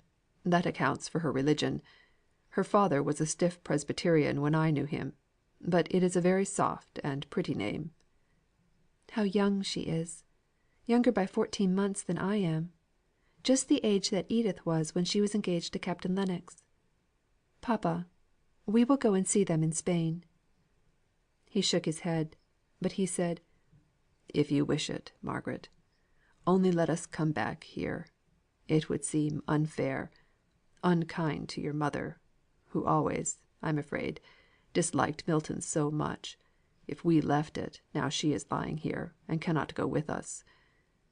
No, dear, you shall go and see them, and bring me back a report of my Spanish daughter." "No, papa, I won't go without you. Who is to take care of you when I am gone?" "I should like to know which of us is taking care of the other. But if you went, I should persuade Mr. Thornton to let me give him double lessons. We would work up the classics famously. That would be a perpetual interest. You might go on, and see Edith at Corfu, if you liked." Margaret did not speak all at once. Then she said rather gravely, "Thank you, papa, but I don't want to go. We will hope that Mr. Lennox will manage so well that Frederick may bring Dolores to see us when they are married. And as for Edith, the regiment won't remain much longer in Corfu. Perhaps we shall see both of them here before another year is out." Mr. Hale's cheerful subjects had come to an end. Some painful recollection had stolen across his mind, and driven him into silence. By and by Margaret said: "Papa, did you see Nicholas Higgins at the funeral? He was there, and Mary too. Poor fellow, it was his way of showing sympathy. He has a good warm heart under his bluff abrupt ways." "I am sure of it," replied Mr. Hale. "I saw it all along, even while you tried to persuade me that he was all sorts of bad things. We will go and see them to morrow, if you are strong enough to walk so far." "Oh yes, I want to see them. We did not pay Mary, or rather she refused to take it, Dixon says. We will go so as to catch him just after his dinner, and before he goes to his work." Towards evening Mr. Hale said: "I half expected Mr. Thornton would have called. He spoke of a book yesterday which he had, and which I wanted to see. He said he would try and bring it to day." Margaret sighed. She knew he would not come. He would be too delicate to run the chance of meeting her, while her shame must be so fresh in his memory. The very mention of his name renewed her trouble, and produced a relapse into the feelings of depressed, preoccupied exhaustion. She gave way to listless languor. Suddenly it struck her that this was a strange manner to show her patience, or to reward her father for his watchful care of her all through the day. She sat up and offered to read aloud. His eyes were failing, and he gladly accepted her proposal. She read well; she gave the due emphasis; but had any one asked her, when she had ended, the meaning of what she had been reading, she could not have told. She was smitten with the feeling of ingratitude to Mr. Thornton, inasmuch as, in the morning she had refused to accept the kindness he had shown her, in making further inquiry from the medical men, so as to obviate any inquest being held. Oh, she was grateful! She had been cowardly and false, and had shown her cowardliness and falsehood in action that could not be recalled; but she was not ungrateful. It sent a glow to her heart, to know how she could feel towards one who had reason to despise her. His cause for contempt was so just, that she should have respected him less if she had thought he did not feel contempt. It was a pleasure to feel how thoroughly she respected him. He could not prevent her doing that. It was the one comfort in all this misery. Late in the evening the expected book arrived. "With Mr. Thornton's kind regards, and wishes to know how Mr. Hale is." "Say that I am much better, Dixon; but that Miss Hale—" "No, papa," said Margaret eagerly. "Don't say anything about me. He does not ask." "My dear child, how you are shivering!" said her father, a few minutes afterwards. "You must go to bed directly. You have turned quite pale." Margaret did not refuse to go, though she was loath to leave her father alone. She needed the relief of solitude after a day of busy thinking, and busier repenting. But she seemed much as usual the next day.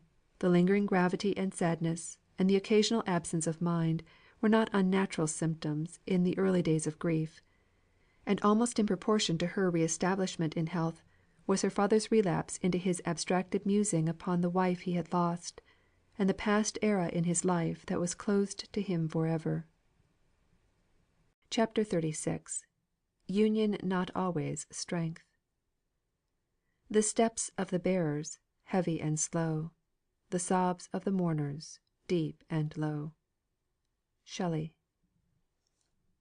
At the time arranged the previous day, they set out on their walk to see Nicholas Higgins and his daughter.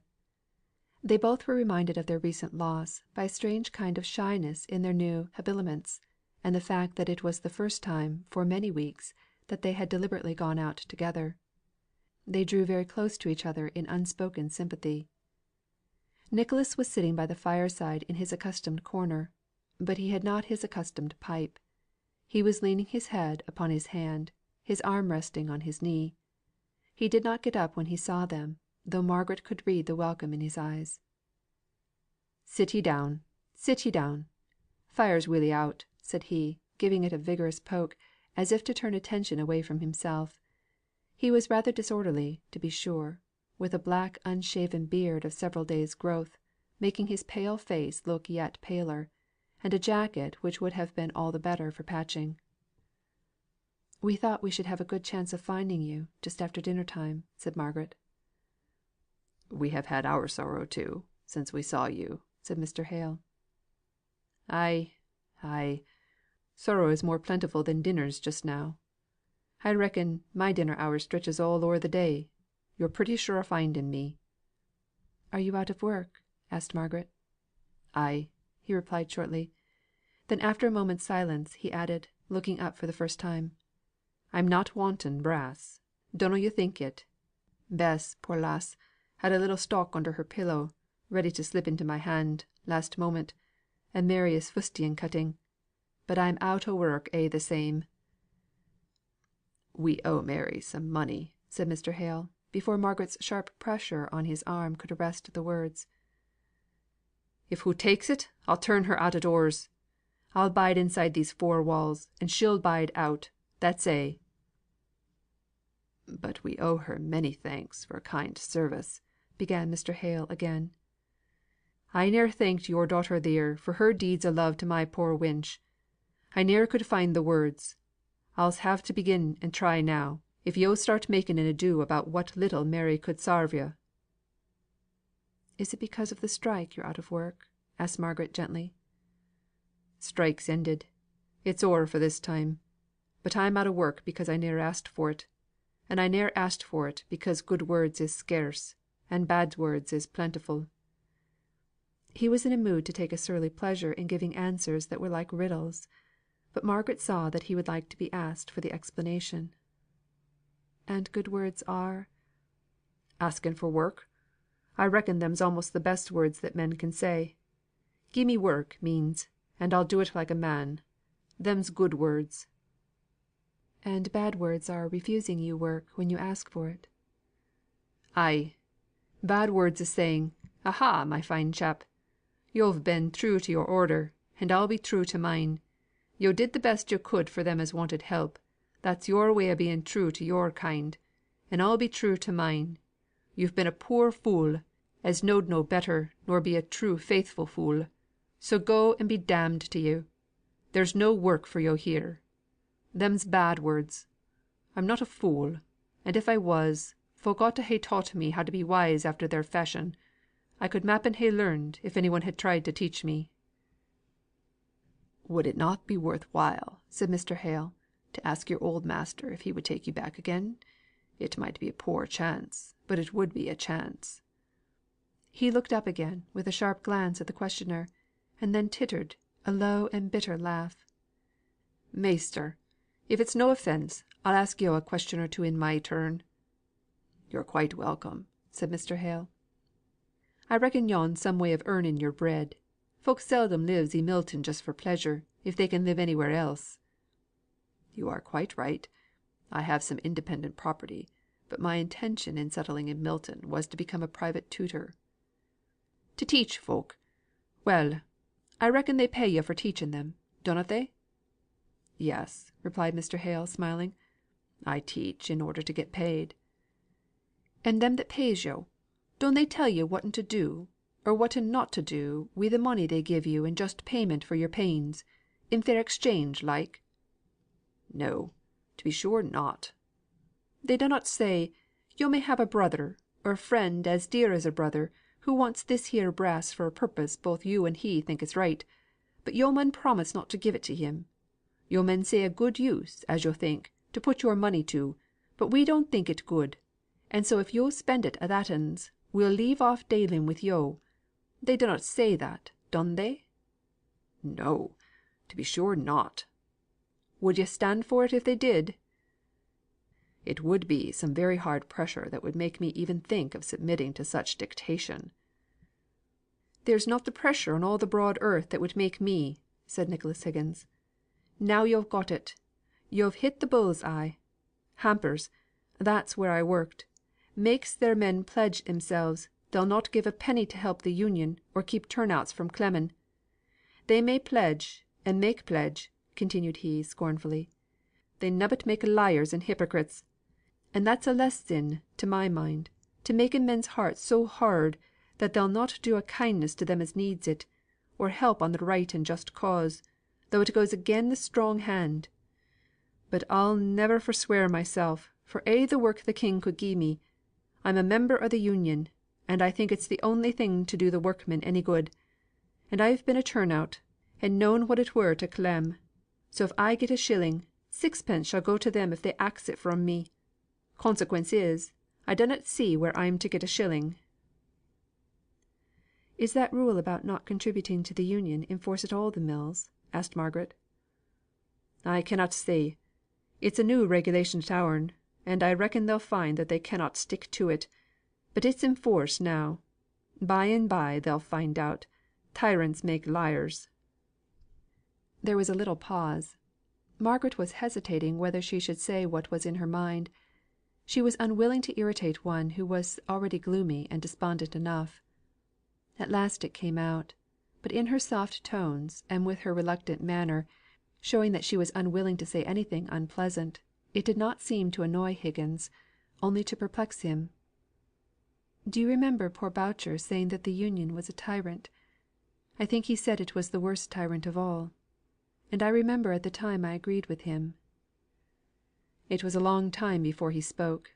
He was resting his head on his two hands, and looking down into the fire, so she could not read the expression on his face. "I'll not deny but what the Union finds it necessary to force a man into his own good. I'll speak truth. A man leads a dree life who's not i' the Union; but once i' the Union, his interests are taken care on better nor he could do it for himself, or by himself for that matter. It's the only way working men can get their rights, by all joining together. More the members, more chance for each one separate man having justice done him. Government takes care o' fools and madmen; and if any man is inclined to do hisself or his neighbour a hurt, it puts a bit of check on him, whether he likes it or no. That's all we do i' the Union. We can't clap folks into prison; but we can make a man's life so heavy to be borne, that he's obliged to come in, and be wise and helpful in spite of himself. Boucher were a fool all along, and ne'er a worse fool than at the last." "He did you harm?" asked Margaret. "Ay, that he did. We had public opinion on our side, till he and his sort began rioting and breaking laws. It were all o'er wi' the strike then." "Then would it not have been far better to have left him alone, and not forced him to join the Union? He did you no good, and you drove him mad." "Margaret," said her father, in a low and warning tone, for he saw the cloud gathering on Higgins's face. "I like her," said Higgins, suddenly, "who speaks plain out what's on her mind; who doesn't comprehend the Union for all that. It's a great power; it's our only power. I ha' read a bit o' poetry about a plough going o'er a daisy, as made tears come into my eyes, afore I'd other cause for crying. But the chap ne'er stopped driving the plough, I'se warrant, for all he were pitiful about the daisy. He'd too much mother wit for that. The Union's the plough, making ready the land for harvest time. Such as Boucher, 'twould be setting him up too much to liken him to a daisy; he's liker a weed lounging over the ground. Mun just make up their mind to be put o' the way. I'm sore vexed wi' him just now; so m'appen, I dunnot speak him fair. I could go o'er him wi' a plough mysel, with a' the pleasure in life." "Why, what has he been doing? Anything fresh?" Ay, to be sure. He's ne'er out o' mischief, that man. First of a' he must go raging like a mad fool, and kick up yon riot. Then he'd go into hiding, where he'd a been yet, if Thornton had followed him out as I'd hoped he would ha' done. But Thornton, having got his own purpose, didn't care to go on wi' the prosecution of the riot. So Boucher slunk back again to his house. He ne'er showed himself abroad for a day or two. He had that grace. And then, where d'ye think he went? Why, to Hampers'. Damn him! He went wi' his mealy mouthed face, that turns me sick to look at, a asking for work, though he knowed well enough the new rule, a pledging themselves to get nought to the Unions, nought to help the starving turn out. Why, he'd a clemmed to death, if the Union had na helped him in his pinch. There he went, ossing to promise aught, and pledge himself to aught, to tell a' he knowed on our proceedings, the good for nothing Judas. But I'll say this for Hamper, and thank him for it at my dying day: he drove Boucher away, and would na listen to him, ne'er a word, though folk standing by says the traitor cried like a babby." "Oh, how shocking! How pitiful!" exclaimed Margaret. "Higgins, I don't know you to day. Don't you see how you've made Boucher what he is, by driving him into the Union against his will, without his heart going with it? You have made him what he is."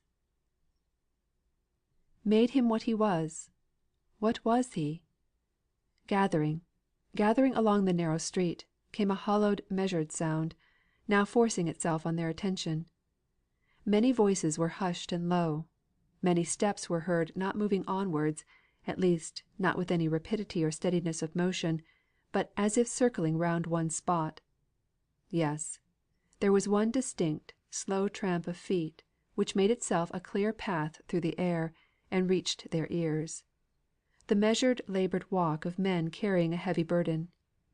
They were all drawn towards the house door by some irresistible impulse; impelled thither, not by a poor curiosity, but as if by some solemn blast. 6 men walked in the middle of the road, 3 of them being policemen. They carried a door, taken off its hinges, upon their shoulders, on which lay some dead human creature; and from each side of the door there were constant droppings. All the street turned out to see, and, seeing, to accompany the procession, each one questioning the bearers, who answered almost reluctantly at last, so often had they told the tale. "We found him i' the brook by the field beyond there." "The brook! Why there's not water enough to drown him." "He was a determined chap. He lay with his face downwards. He was sick enough o' living, choose what cause he had for it." Higgins crept up to Margaret's side, and said in a weak piping kind of voice: "It's not John Boucher. He'd ha' na spunk enough, sure. It's not John Boucher. Why, they are looking this way. Listen! I've a singing in my head, and I cannot hear." They put the door down carefully upon the stones, and all might see the poor drowned wretch; his glassy eyes, one half open, staring right upwards to the sky. Owing to the position in which he had been found lying, his face was swollen and discoloured besides. His skin was stained by the water in the brook, which had been used for dyeing purposes. The fore part of his head was bald; but the hair grew thin and long behind, and every separate lock was a conduit for water. Through all these disfigurements, Margaret recognised John Boucher. It seemed to her so sacrilegious to be peering into that poor distorted, agonised face, that, by a flash of instinct, she went forwards, and softly covered the dead man's countenance with her handkerchief. The eyes that saw her do this followed her, as she turned away from her pious office, and were thus led to the place where Nicholas Higgins stood, like one rooted to the spot. The men spoke together, and then one of them came up to Higgins, who would have fain shrunk back into his house. "Higgins, thou knowed him. Thou mun go tell the wife. Do it gently, man, but do it quick, for we canna leave him here long." "I canna go," said Higgins. "Dunnot ask me. I canna face her." "Thou know'st her best," said the man. We'n done a deal in bringing him here. Thou take thy share." "I cannot do it," said Higgins. "I'm welly felled wi' seeing him. We wasn't friends, and now he's dead." "Well, if thou wunnot, thou wunnot. Some one mun, though. It's a dree task, but it's a chance, every minute, as she doesn't hear it in some rougher way, nor a person going to make her let on by degrees, as it were." "Papa, do you go," said Margaret in a low voice. "If I could if I had time to think of what I had better say. But all at once " Margaret saw that her father was indeed unable. He was trembling from head to foot. "I will go," said she. "Bless yo', miss, it will be a kind act; for she's been a sickly sort o' body, I hear, and a few hereabouts know much on her." Margaret knocked at the closed door, but there was such a noise, as of many little ill ordered children, that she could hear no reply. Indeed, she doubted if she was heard; and as every moment of delay made her recoil from her task more and more, she opened the door and went in, shutting it after her, and even, unseen to the woman, fastening the bolt. Mrs. Boucher was sitting in a rocking chair on the other side of the ill redd up fireplace. It looked as if the house had been untouched for days by any effort at cleanliness. Margaret said something, she hardly knew what; her throat and mouth were so dry, and the children's noise completely prevented her from being heard. She tried again. "How are you, Mrs. Boucher? But very poorly, I'm afraid." "I've no chance o' being well," she said querulously. "I'm left alone to manage these childer, and nought for to give 'em for to keep 'em quiet. John should na ha' left me, and me so poorly." "How long is it since he went away?" "4 days sin'. No one would give him work here, and he'd to go on tramp toward Greenfield; but he might ha' been back afore this, or sent me some word if he'd gotten work. He might " "Oh, don't blame him," said Margaret. "He felt it deeply, I'm sure." "Wilt ta hold thy din, and let me hear the lady speak?" addressing herself, in no very gentle voice, to a little urchin of about a year old. She apologetically continued to Margaret: "He's always mithering for daddy and Butty, and I have no Butties to give him, and daddy's away, and forgotten us a', I think. He's his father's darling, he is," said she, with a sudden turn of mood, and, dragging the child up to her knee, she began kissing it fondly. Margaret laid her hand on the woman's arm to arrest her attention. Their eyes met. "Poor little fellow!" said Margaret slowly. "He was his father's darling." "He is his father's darling," said the woman, rising hastily, and standing face to face with Margaret. Neither of them spoke for a moment or two. Then Mrs. Boucher began in a low growling tone, gathering in wildness as she went on: "He is his father's darling, I say. Poor folk can love their childer as well as rich. Why dunna yo' speak? Why dun yo' stare at me wi' your great pitiful eyes? Where's John?" Weak as she was, she shook Margaret to force out an answer. "Oh, my God!" said she, understanding the meaning of that tearful look. She sank back into the chair. Margaret took up the child and put him into her arms. "He loved him," said she.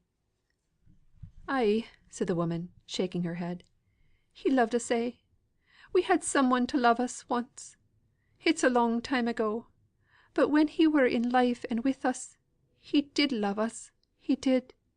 He loved this Bappy Mappen the best on us; but he loved me, and I loved him, though I was calling him 5 minutes agone. Are yo' sure he's dead?" said she, trying to keep up. "If it's only that he's ill and like to die, they may bring him round yet. But I'm an ailing creature mysel, and I've been ailing this long time." "But he is dead. He is drowned." "Folks are brought round after they're dead drowned. Whatten was I thinking of, to sit still when I should be stirring mysel? Here, whisk thee, child, whisk thee. Take this. Take aught to play with, but dunna cry while my heart's breaking. Oh, where's my strength gone to? Oh, John! Husband!" Margaret saved her from falling by catching her in her arms. She sat down in the rocking chair and held the woman upon her knees, her head lying on Margaret's shoulder. The other children, clustered together in affright, began to understand the mystery of the scene, but the ideas came slowly, for their brains were dull and languid of perception. They set up such a cry of despair as they guessed the truth, that Margaret knew not how to bear it. Johnnie's cry was loudest of them all, though he did not know why he cried, poor little fellow. The mother quivered as she lay in Margaret's arms. Margaret heard a noise at the door. "Open it quick," she said to the eldest child. "It's bolted. Make no noise. Be very still.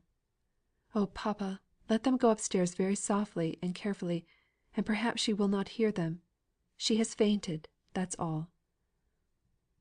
"It was well for her, poor creature," said a woman following in the wake of the bearers of the dead. "But you're not fit to hold her. Stay, I'll fetch a pillow, and we'll let her down easy on the floor." This helpful neighbour was a great relief to Margaret. She was evidently a stranger to the house, a new comer in the district, indeed; but she was so kind and thoughtful that Margaret felt she was no longer needed, and that it would be better, perhaps, to set an example of clearing the house, which was filled with idle, if sympathising gazers. She looked round for Nicholas Higgins. He was not there. She spoke to the woman who had taken the lead in placing Mrs. Boucher on the floor. "Can you give all these people a hint that they had better leave in quietness, so that when she comes round, she should only find one or two that she knows about her? Papa, will you speak to the men, and get them to go away? She cannot breathe, poor thing, with this crowd about her." Margaret was kneeling down by Mrs. Boucher, and bathing her face with vinegar; but in a few minutes she was surprised at the gush of fresh air. She looked round, and saw a smile pass between her father and the woman. "What is it?" she asked. "Only our good friend here," replied her father, "hit on a capital expedient for clearing the place." "I bid 'em begone, and each take a child with him, and to mind that they were orphans, and their mother a widow. It was who could do most, and the childer are sure of a bellyful to day, and of kindness too. Does hoo know how he died?" "No," said Margaret. "I could not tell her all at once." "Hoo mun be told because of the inquest. See, who's coming round. Shall you or I do it, or m'appen your father would be best?" "No, you, said Margaret. They awaited her perfect recovery in silence. Then the neighbour woman sat down on the floor, and took Mrs. Boucher's head and shoulders on her lap. "Neighbour," said she, "your man's dead. Guess yo how he died?" "He were drowned," said Mrs. Boucher, feebly, beginning to cry for the first time, at this rough probing of her sorrows. "He were found drowned. He were coming home very hopeless o' aught on earth. He thought God could na be harder than man; m'appen not so hard; m'appen as tender as a mother; m'appen tenderer.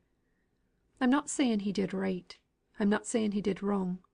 All I say is, may neither me nor mine ever have his sore heart, or we may do like things." "He has left me alone with these children," moaned the widow, less distressed at the manner of death than Margaret expected; but it was of a piece with her helpless character to feel his loss as principally affecting herself and her children. "Not alone," said Mr. Hale, solemnly. "Who is with you? Who will take up your cause?" The widow opened her eyes wide, and looked at the new speaker, of whose presence she had not been aware till then. "Who has promised to be a father to the fatherless?" continued he. "But I've getten 6 children, sir, and the eldest not 8 years of age. I'm not meaning for to doubt His power, sir; but it only needs a deal o' trust." And she began to cry afresh. "Hoo'll be better able to talk to morrow, sir," said the neighbour. "Best comfort now would be the feel of a child at her heart. I'm sorry they took the babby." "I'll go for it," said Margaret; and in a few minutes she returned, carrying Johnnie, his face all smeared with eating, and his hands loaded with treasures in the shape of shells and bits of crystal, and the head of a plaster figure. She placed him in his mother's arms. "There," said the woman. "Now you go. They'll cry together, and comfort together, better nor any one but child can do. I'll stop with her as long as I'm needed; and if you'll come to morrow, yo' can have a deal o' wise talk with her that she's not up to day." As Margaret and her father went slowly up the street, she paused at Higgins's closed door. "Shall we go in?" asked her father. "I was thinking of him too." They knocked. There was no answer, so they tried the door. It was bolted, but they thought they heard him moving within. "Nicholas!" said Margaret. But there was no answer; and they might have gone away, believing the house to be empty, if there had not been some accidental fall, as of a book, within. "Nicholas!" said Margaret. "It is only us. Won't you let us come in?" "No," said he. "I spoke as plain as I could, 'bout using words, when I bolted the door. Let me be, this day." Mr. Hale would have urged their desire, but Margaret placed her finger on her lips. "I don't wonder at it," said she. "I myself long to be alone. It seems the only thing to do one good after a day like this." CHAPTER XXXVII. Looking South. A spade, a rake, a hoe, a pickaxe, or a bill; a hook to reap, or a scythe to mow; a flail, or what ye will; and here's a ready hand to ply the needful tool, and skilled enough, by lessons rough, in labour's rugged school. Hood. Higgins's door was locked the next day, when they went to pay their call on the widow Boucher; but they learnt this time from an officious neighbour that he was really from home. He had, however, been in to see Mrs. Boucher before starting on his day's business, whatever that was. It was but an unsatisfactory visit to Mrs. Boucher. She considered herself an ill used woman by her poor husband's suicide; and there was quite germ of truth enough in this idea to make it a very difficult one to refute. Still, it was unsatisfactory to see how completely her thoughts were turned upon herself and her own position; and this selfishness extended even to her relations with her children, whom she considered as encumbrances, even in the very midst of her somewhat animal affection for them. Margaret tried to make acquaintances with one or two of them, while her father strove to raise the widow's thoughts into some higher channel than that of mere helpless querulousness.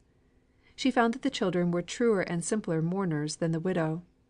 Daddy had been a kind daddy to them; each could tell, in their eager stammering way, of some tenderness shown, some indulgence granted, by the lost father. "Is yon thing upstairs really him? It does na look like him. I'm feared on it, and I never was feared o' daddy." Margaret's heart bled to hear that the mother, in her selfish requirement of sympathy, had taken her children upstairs to see their disfigured father. It was intermingling the coarseness of horror with the profoundness of natural grief. She tried to turn their thoughts in some other direction, on what they could do for her mother; on what, for this was a more efficacious way of putting it, what father would have wished them to do. Margaret was more successful than Mr. Hale in her efforts. The children, seeing their little duties lie in action close around them, began to try each one to do something that she suggested, towards redding up the slatternly room. But her father set too high a standard, and too abstract a view, before the indolent invalid. She could not rouse her torpid mind into any vivid imagination of what her husband's misery might have been before he had resorted to the last terrible step. She could only look upon it as it affected herself. She could not enter into the enduring mercy of the God who had not specially interposed to prevent the water from drowning her prostrate husband; and although she was scarcely blaming her husband for having fallen into such dread despair, and denying that he had any excuse for his last rash act, she was inveterate in her abuse of all who could by any possibility be supposed to have driven him to such desperation. The masters, Mr. Thornton in particular, whose mill had been attacked by Boucher, and who, after the warrant had been issued for his apprehension on the charge of rioting, had caused it to be withdrawn; the Union, of which Higgins was the representative to the poor woman; the children so numerous, so hungry, and so noisy, all made up one great army of personal enemies, whose fault it was that she was now a helpless widow. Margaret heard enough of this unreasonableness to dishearten her; and when they came away she found it impossible to cheer her father.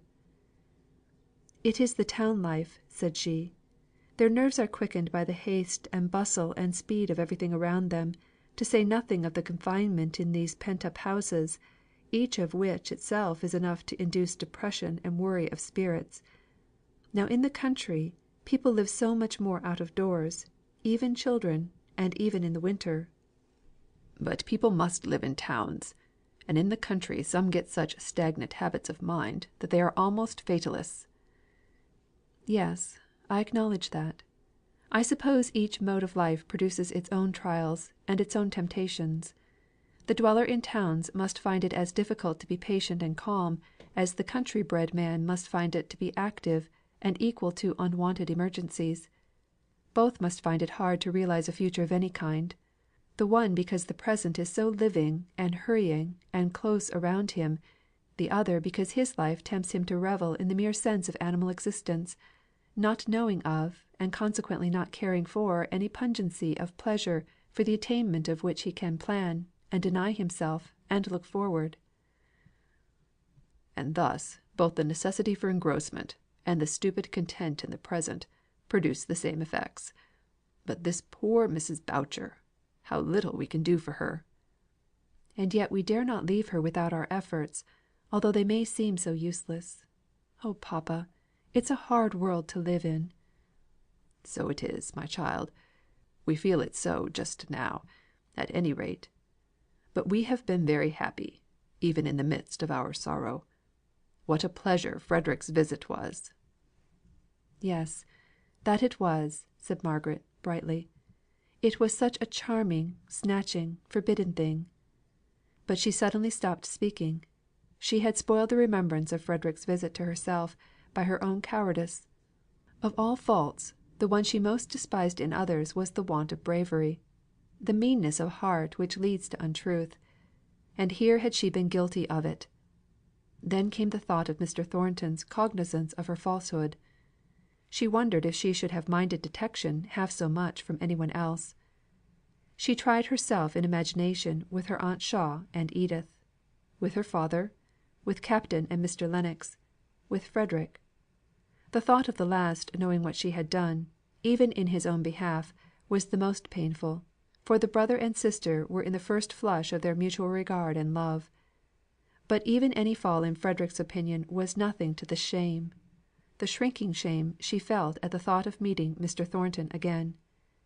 And yet she longed to see him, to get it over, to understand where she stood in his opinion. Her cheeks burnt as she recollected how proudly she had implied an objection to trade, in the early days of their acquaintance, because it too often led to the deceit of passing off inferior for superior goods in the one branch, of assuming credit for wealth and resources not possessed in the other. She remembered Mr. Thornton's look of calm disdain, as in a few words he gave her to understand that, in the great scheme of commerce, all dishonourable ways of acting were sure to prove injurious in the long run, and that, testing such actions simply according to the poor standard of success, there was folly and not wisdom in all such, and every kind of deceit in trade, as well as in other things.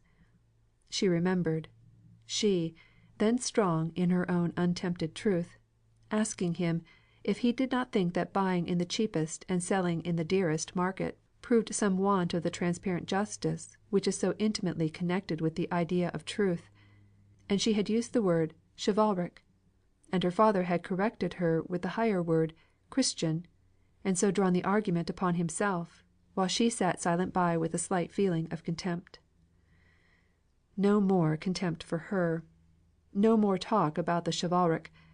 Henceforth she must feel humiliated and disgraced in his sight. But when would she see him?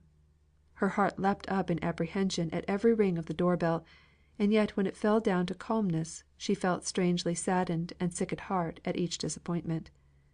It was very evident that her father expected to see him, and was surprised that he did not come. The truth was, that there were points in their conversation the other night on which they had no time then to enlarge; but it had been understood that if possible on the succeeding evening, if not then, at least the very first evening that Mr. Thornton could command, they should meet for further discussion.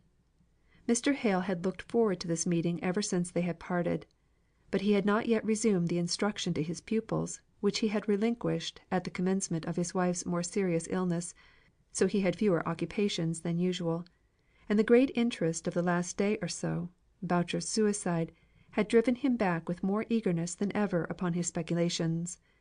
He was restless all evening. He kept saying, "I quite expected to have seen Mr. Thornton. I think the messenger who brought the book last night must have had some note, and forgot to deliver it. Do you think there has been any message left to day?" "I will go and inquire, papa," said Margaret, after the changes on these sentences had been rung once or twice. "Stay, there is a ring." She sate down instantly, and bent her head attentively over her work. She heard a step on the stairs, but it was only one, and she knew it was Dixon's. She lifted up her head and sighed, and believed she felt glad. "It's that Higgins, sir. He wants to see you, or else Miss Hale; or it might be Miss Hale first, and then you, sir, for he's in a strange kind of way." "He had better come up here, Dixon, and then he can see us both, and choose which he likes for his listener." "Oh, very well, sir. I've no wish to hear what he's got to say, I'm sure. Only, if you could see his shoes, I'm sure you'd say the kitchen was the fitter place." "He can wipe them, I suppose," said Mr. Hale. So Dixon flung off, to bid him walk upstairs. She was a little mollified, however, when he looked at his feet with a hesitating air, and then, sitting down on the bottom stair, he took off the offending shoes, and without a word walked upstairs. "Sarvant, sir," said he, slicking his hair down when he came into the room. "If hoo'll excuse me," looking at Margaret, "for being in my stockings. I'se been tramping a' day, and streets is none of the cleanest." Margaret thought that fatigue might account for the change in his manner, for he was unusually quiet and subdued, and he had evidently some difficulty in saying what he came to say. Mr. Hale's ever ready sympathy with anything of shyness or hesitation, or want of self possession, made him come to his aid. "We shall have tea up directly, and then you'll take a cup with us, Mr. Higgins. I am sure you are tired, if you've been out much this wet relaxing day. Margaret, my dear, can't you hasten tea?" Margaret could only hasten tea by taking the preparation of it into her own hands, and so offending Dixon, who was emerging out of her sorrow for her late mistress into a very touchy, irritable state. But Martha, like all who came in contact with Margaret, even Dixon herself in the long run, felt it a pleasure and an honour to forward any of her wishes, and her readiness, and Margaret's sweet forbearance, soon made Dixon ashamed of herself. "Why master and you must always be asking the lower classes upstairs, since we came to Milton, I cannot understand. Folk at Helstone were never brought higher than the kitchen; and I've let one or two of 'em know before now that they might think it an honour to even be there." Higgins found it easier to unburden himself to one than to two. After Margaret left the room, he went to the door and assured himself that it was shut. Then he came and stood close to Mr. Hale. "Master," said he, "you'd not guess easy what I've been a tramping after to day; 'special if yo'll remember my manner o' talk yesterday. I've been a seeking work. I have," said he. "I said to mysel', I'd keep a civil tongue in my head, let who would say what 'em would. I'd set my teeth into my tongue sooner nor speak i' haste. For that man's sake, yo' understand," jerking his thumb back in some unknown direction. "No, I don't," said Mr. Hale, seeing he waited for some kind of assent, and completely bewildered as to who that man could be. "That chap as lies theer," said he with another jerk. "Him as went and drownded it himself, poor chap. I did na think he'd got it in him to lie still and let the water creep o'er him till he died. Boucher, yo' know." "Yes, I know now," said Mr. Hale. "Go back to what you were saying. You'd not speak in haste." "For his sake not yet for his sake. For where he is, and whate'er, he'll ne'er know other clemming or cold again. But for the wife's sake, and the bits o' childer." "God bless you!" said Mr. Hale, starting up. Then calming down, he said breathlessly, "What do you mean? Tell me out." "I have telled yo'," said Higgins, a little surprised at Mr. Hale's agitation. "I would na ask for work for myself, but them's left as a charge on me.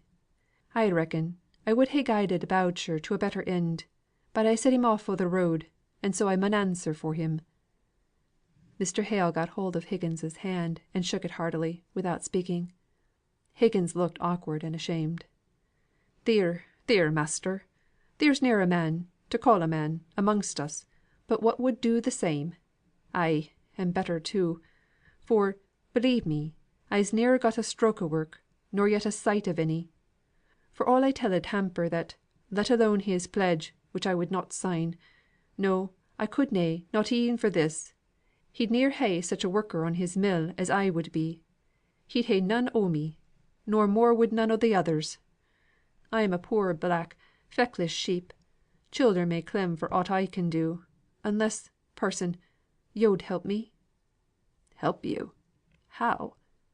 I would do anything; but what can I do?" "Miss there" for Margaret had re entered the room, and stood silent, listening "has often talked grand o' the South, and the ways down there.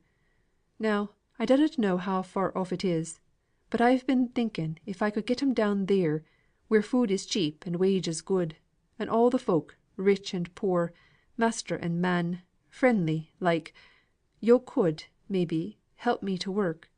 I'm not 45, and I've a deal o' strength in me, measter." "But what kind of work could you do, my man?" "Well, I reckon I could spade a bit." "And for that," said Margaret, stepping forwards, "for anything you could do, Higgins, with the best will in the world, you would, may be, get 9 shillings a week, may be 10, at the outside. Food is much the same as here, except that you might have a little garden." "The childer could work at that," said he. "I'm sick o' Milton anyways, and Milton is sick o' me." "You must not go to the South," said Margaret, "for all that. You could not stand it. You would have to be out all weathers. It would kill you with rheumatism. The mere bodily work at your time of life would break you down. The fare is far different to what you've been accustomed to." "I'se not particular about my meat," said he, as if offended. "But you've reckoned on having butcher's meat once a day, if you're in work. Pay for that out of your 10 shillings, and keep those poor children if you can. I owe it to you, since it's my way of talking that has set you off on this idea, to put it all clear before you. You would not bear the dulness of the life. You don't know what it is. It would eat you away like rust. Those that have lived there all their lives are used to soaking in the stagnant waters. They labour on, from day to day, in the great solitude of steaming fields, never speaking or lifting up their poor bent downcast heads. The hard spade work robs their brain of life. The sameness of their toil deadens their imagination. They don't care to meet to talk over thoughts and speculations, even of the weakest, wildest kind, after their work is done. They go home brutishly tired, poor creatures, caring for nothing but food and rest. You could not stir them up into any companionship which you get in a town as plentiful as the air you breathe, whether it be good or bad, and that I don't know. But I do know, that of all men you are not one to bear life among such labourers. What would be peace to them would be eternal fretting to you. Think no more of it, Nicholas, I beg. Besides, you could never pay to get mother and children all there. That's one good thing." "I've reckoned for that. One house mun do for a say, and the furniture o' t'other would go a good way. And men theer mun have their families to keep, mappen 6 or 7 childer. God help 'em!" said he, more convinced by his own presentation of the facts, than by all Margaret had said; and suddenly renouncing the idea, which had but recently formed itself in a brain worn out by the day's fatigue and anxiety. "God help 'em! North and South have each getten their own troubles. If work's sure and steady theer, labour's paid at starvation prices; while here we're in rucks o' money coming in one quarter, and ne'er a farthing the next. For sure, the world is in a confusion that passes me or any other man to understand. It needs fettling; and who's to fettle it, if it's as yon folk say, and there's nought but what we see?" Mr. Hale was busy cutting bread and butter. Margaret was glad of this, for she saw that Higgins was better left to himself; that if her father began to speak ever so mildly on the subject of Higgins's thoughts, the latter would consider himself challenged to an argument, and would feel himself bound to maintain his own ground. She and her father kept up an indifferent conversation until Higgins, scarcely aware whether he ate or not, had made a very substantial meal. Then he put his chair away from the table, and tried to take an interest in what they were saying; but it was of no use, and he fell back into a dreamy gloom. Suddenly Margaret said she had been thinking of it for some time, but the words had stuck in her throat: "Higgins, have you been to Marlborough Mills to seek for work?" "Thornton's?" asked he. "Ay, I've been at Thornton's." "And what did he say?" "Such a chap as me is not like to see the master. The o'erlooker bid me go, and be damned." "I wish you had seen Mr. Thornton," said Mr. Hale. "He might not have given you work, but he would not have used such language." "As to the language, I'm welly used to it. It dunnot matter to me. I'm not nesh myself, when I'm put out. It were the fact that I were na wanted theer, no more nor any other place, as I minded." "But I wish you had seen Mr. Thornton," replied Margaret. "Would you go again? It's a good deal to ask, I know; but would you go to morrow, and try him? I should be so glad if you would." "I'm afraid it would be of no use," said Mr. Hale, in a low voice. "It would be better to let me speak to him." Margaret still looked at Higgins for his answer. Those grave soft eyes of hers were difficult to resist. He gave a great sigh. "It would tax my pride above a bit, if it were for myself. I could stand a deal of clemming first. I'd sooner knock him down than ask a favour from him. I'd a deal sooner be flogged myself. But yo're not a common wench, axing your pardon, nor yet have yo' common ways about yo. I'll e'en make a wry face, and go at it to morrow. Dunna yo' think that he'll do it. That man has it in him to be burnt at the stake afore he'll give in. I do it for your sake, Miss Hale; and it's the first time in my life as e'er I give way to a woman. Neither my wife nor Bess could e'er say that much again me." "All the more do I thank you," said Margaret, smiling. "Though I don't believe you. I believe you have just given way to wife and daughter as much as most men." "And as to Mr. Thornton," said Mr. Hale, "I'll give you a note to him, which, I think I may venture to say, will ensure you a hearing." "I thank yo' kindly, sir; but I'd as lief stand on my own bottom. I dunnot stomach the notion of having favour curried for me, by one who doesn't know the ins and outs of the quarrel. Meddling twixt master and man is like meddling twixt husband and wife than aught else. It takes a deal of wisdom for to do ony good. I'll stand guard at the lodge door. I'll stand there fro' 6 in the morning till I get speech on him. But I'd liefer sweep the streets, if paupers had na got hold on that work. Dunna yo' hope, miss. There'll be more chance of getting milk out of a flint. I wish yo' a very good night, and many thanks to yo'." "You'll find your shoes by the kitchen fire. I took them there to dry," said Margaret. He turned round and looked at her steadily, and then he brushed his lean hand across his eyes and went away. "How proud that man is!" said her father, who was a little annoyed at the manner in which Higgins had declined his intercession with Mr. Thornton. "He is," said Margaret. "But what grand makings of a man there are in him, pride and all." "It's amusing to see how he evidently respects the part in Mr. Thornton's character which is like his own." "There's granite in all these northern people, papa, is there not?" "There was none in poor Boucher, I'm afraid. None in his wife either." "I should guess from their tones that they had Irish blood in them. I wonder what success he'll have to morrow, if he and Mr. Thornton speak out together as man to man. If Higgins would forget that Mr. Thornton was a master, and speak to him as he does to us; and if Mr. Thornton would be patient enough to listen to him with his human heart, not with his master's ears." "You are getting to do Mr. Thornton justice at last, Margaret," said her father, pinching her ear. Margaret had a strange choking in her heart, which made her unable to answer. "Oh," thought she, "I wish I were a man, that I could go and force him to express his disapprobation, and tell him honestly that I knew I deserved it. It seems hard to lose him as a friend just when I had begun to feel his value. How tender he was with dear mamma! If it were only for her sake, I wish he would come, and then at least I should know how much I was abased in his eyes."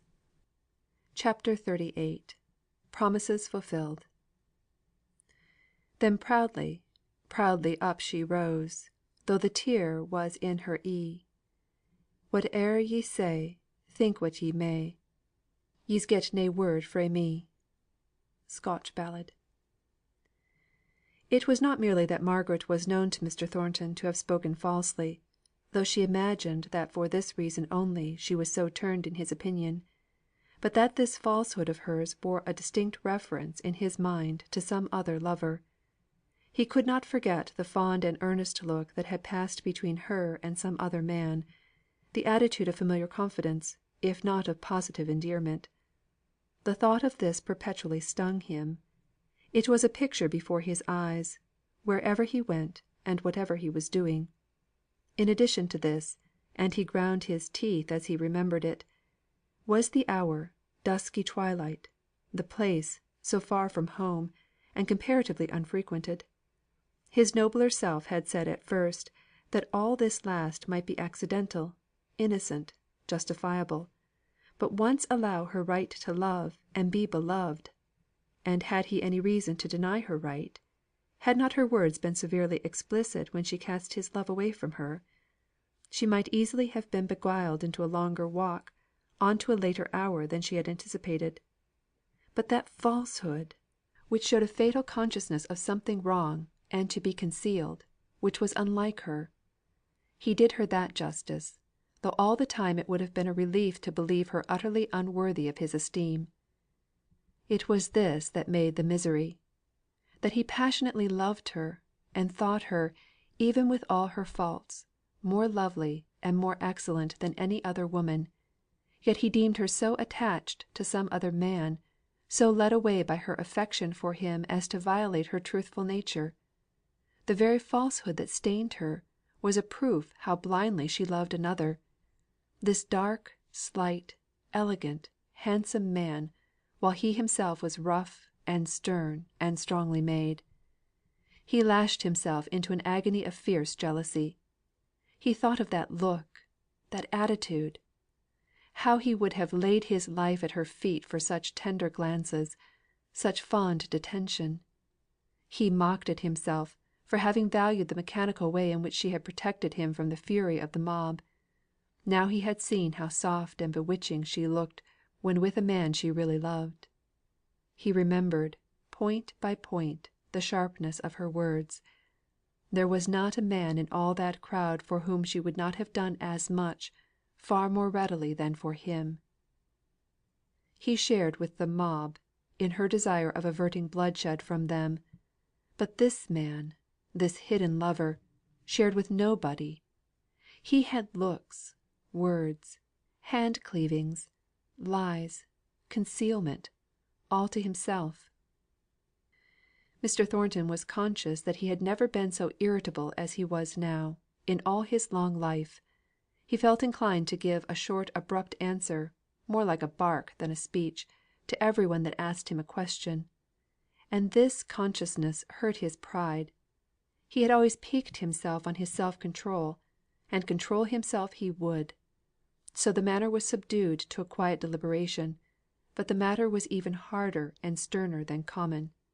He was more than usually silent at home, employing his evenings in a continual pace backwards and forwards, which would have annoyed his mother exceedingly if it had been practised by any one else, and did not tend to promote any forbearance on her part even to this beloved son.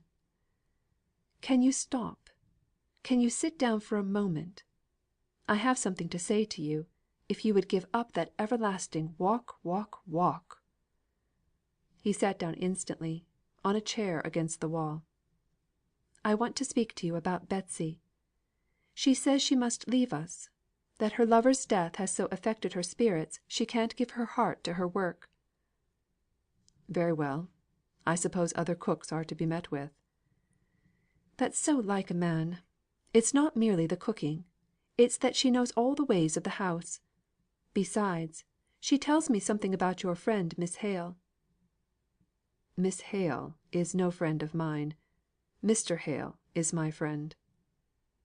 "I am glad to hear you say so; for if she had been your friend, what Betsy says would have annoyed you."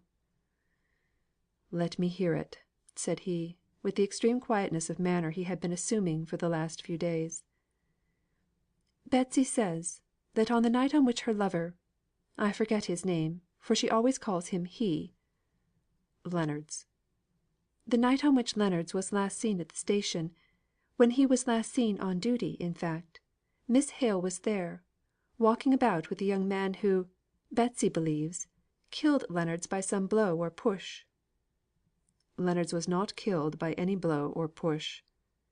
"How do you know?" "Because I distinctly put the question to the surgeon of the infirmary.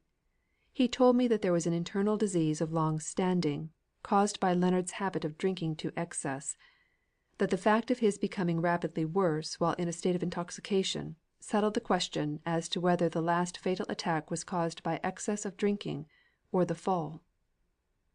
"The fall! What fall?" "Caused by the blow or push of which Betsy speaks." "Then there was a blow or push?" "I believe so." "And who did it?" "As there was no inquest, in consequence of the doctor's opinion, I cannot tell you." "But Miss Hale was there?" No answer. "And with the young man?" Still no answer. At last he said: "I tell you, mother, that there was no inquest no inquiry no judicial inquiry, I mean." "Betsy says that Wolmer some man she knows, who's in a grocer's shop out at Crampton can swear that Miss Hale was at the station at that hour, walking backwards and forwards with a young man." "I don't see what we have to do with that. Miss Hale is at liberty to please herself." "I am glad to hear you say so," said Mrs. Thornton, eagerly. "It certainly signifies very little to us not at all to you, after what has passed.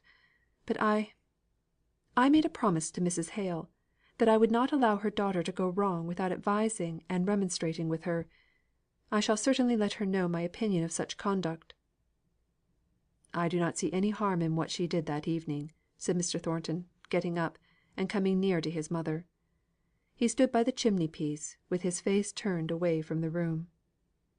"You would not have approved of Fanny's being seen out, after dark, in a rather lonely place, walking about with a young man. I say nothing of the taste which could choose the time, when her mother lay unburied, for such a promenade. Should you have liked your sister to have been noticed by a grocer's assistant for doing so?" "In the first place, it is not many years since I myself was a draper's assistant. The mere circumstance of a grocer's assistant noticing any act does not alter the character of the act to me. And in the next place, I see a great deal of difference between Miss Hale and Fanny. I can imagine that the one may have weighty reasons, which may and ought to make her overlook any seeming impropriety in her conduct. I never knew Fanny to have weighty reasons for anything. Other people must guard her. I believe Miss Hale is a guardian to herself." "A pretty character of your sister, indeed! Really, John, one would have thought Miss Hale had done enough to make you clear sighted. She drew you on to an offer, by a bold display of pretended regard for you, to play you off against this very young man, I've no doubt. Her whole conduct is clear to me now. You believe he is her lover, I suppose. You agree to that?" He turned round to his mother. His face was very grey and grim. "Yes, mother, I do believe he is her lover." When he had spoken, he turned round again, and writhed himself about, like one in bodily pain. He leant his face against his hand. Then before she could speak, he turned sharp again. "Mother, he is her lover, whoever he is. But she may need help and womanly counsel. There may be difficulties or temptations which I don't know. I fear there are. I don't want to know what they are; but as you have ever been a good, ay, and a tender mother to me, go to her, and gain her confidence, and tell her what is best to be done. I know that something is wrong some dread, must be a terrible torture to her." "For God's sake, John!" said his mother, now really shocked. "What do you mean? What do you mean? What do you know?" He did not reply to her. "John! I don't know what I shan't think unless you speak. You have no right to say what you have done against her." "Not against her, mother. I could not speak anything against her." "Well, you have no right to say what you have done, unless you say more. These half expressions are what ruin a woman's character." "Her character! Mother, you do not dare" he faced about and looked into her face with his flaming eyes.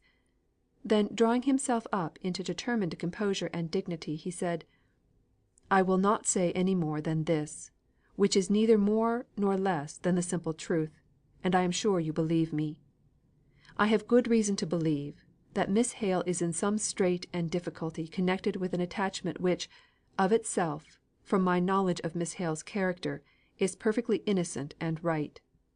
What my reason is, I refuse to tell. But let me never hear any one say a word against her, implying any more serious imputation than that she now needs the counsel of some kind and gentle woman. You promised Mrs. Hale to be that woman." "No," said Mrs. Thornton.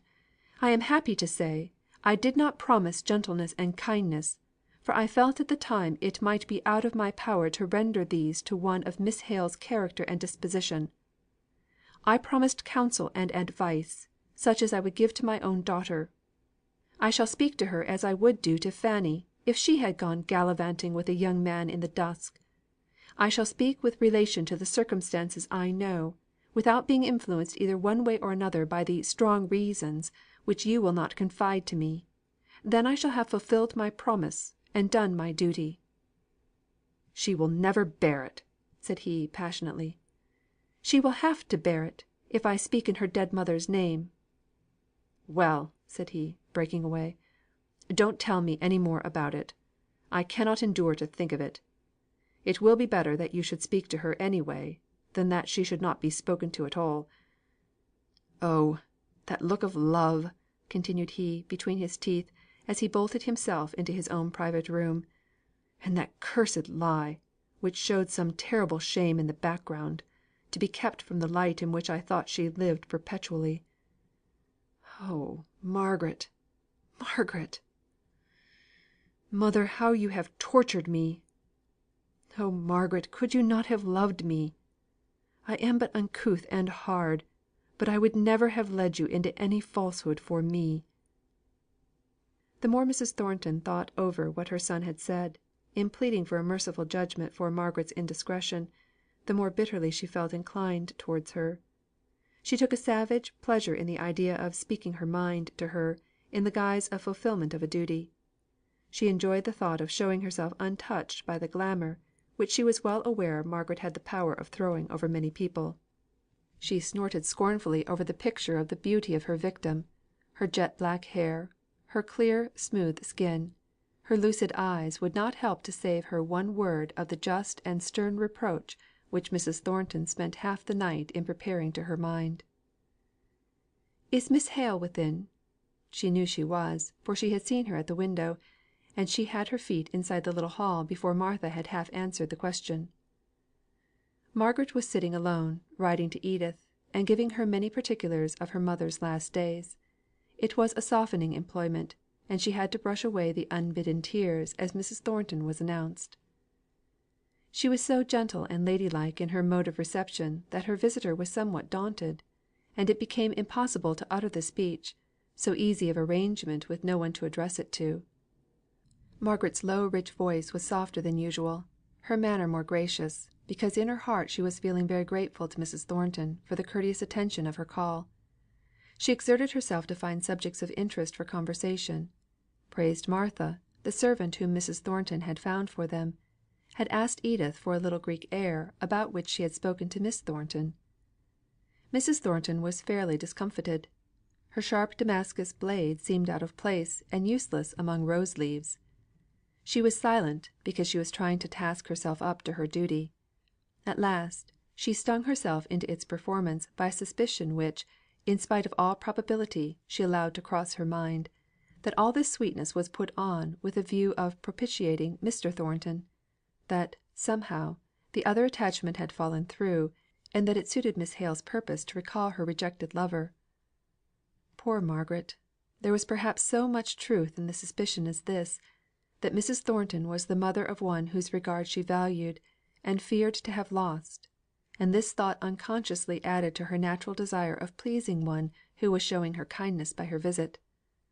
Mrs. Thornton stood up to go, but yet she seemed to have something more to say. She cleared her throat, and began: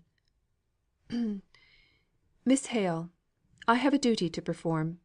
I promised your mother that, as far as my poor judgment went, I would not allow you to act in any way wrongly, or" she softened her speech down a little here "inadvertently, without remonstrating; at least, without offering advice, whether you took it or not." Margaret stood before her, blushing like any culprit, with her eyes dilating as she gazed at Mrs. Thornton. She thought she had come to speak to her about the falsehood she had told; that Mr. Thornton had employed her to explain the danger she had exposed herself to, of being confuted in full court; and although her heart sank to think he had not rather chosen to come himself, and upbraid her, and receive her penitence, and restore her again to his good opinion, yet she was too much humbled not to bear any blame on this subject patiently and meekly.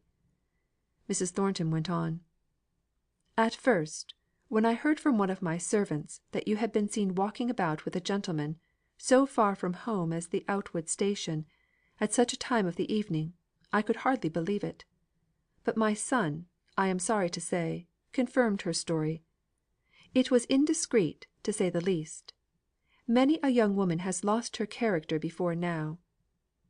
Margaret's eyes flashed fire. This was a new idea.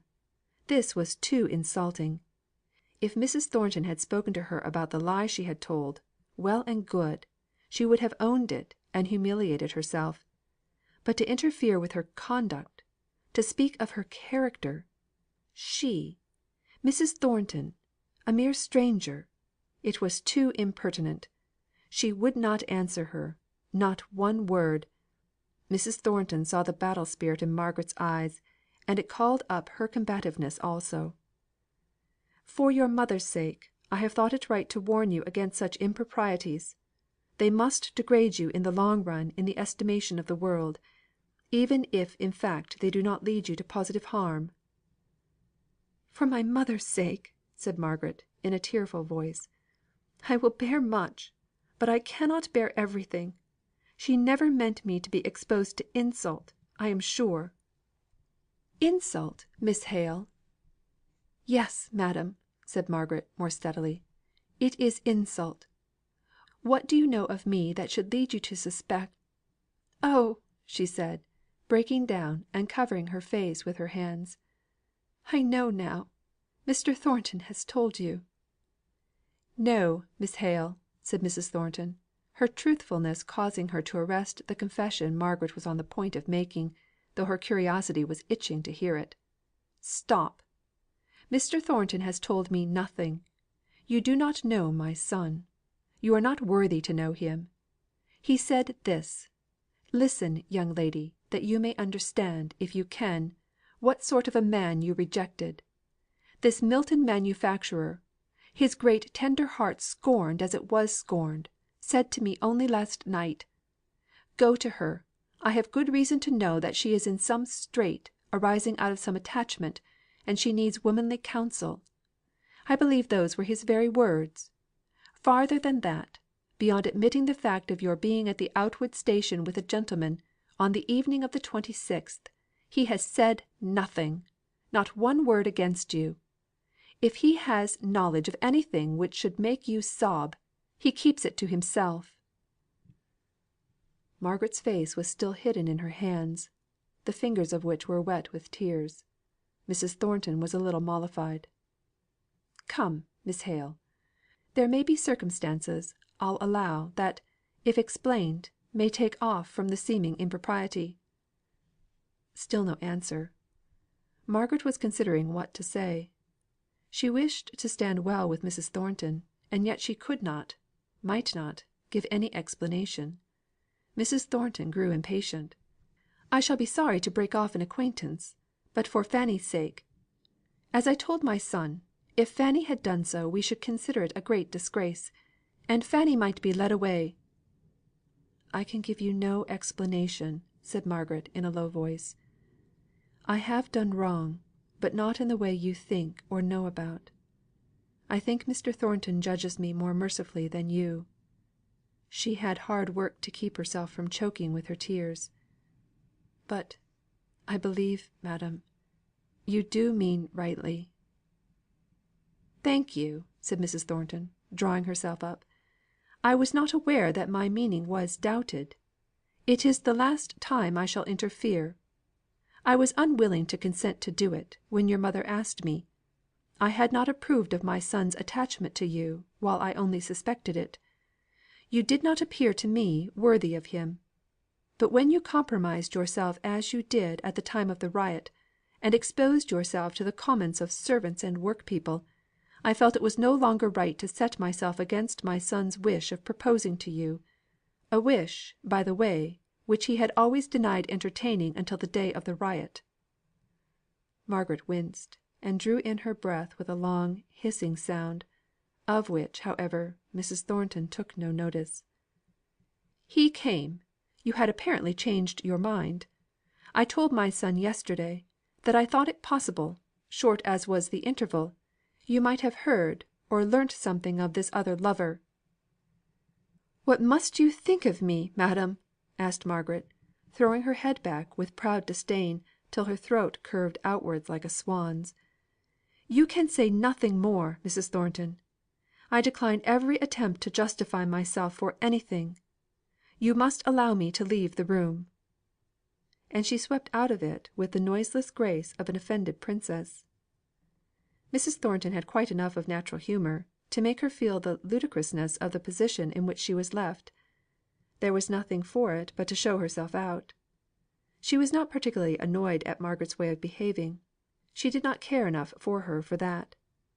She had taken Mrs. Thornton's remonstrance to the full as keenly to heart as that lady expected; and Margaret's passion at once mollified her visitor, far more than any silence or reserve could have done. It showed the effect of her words.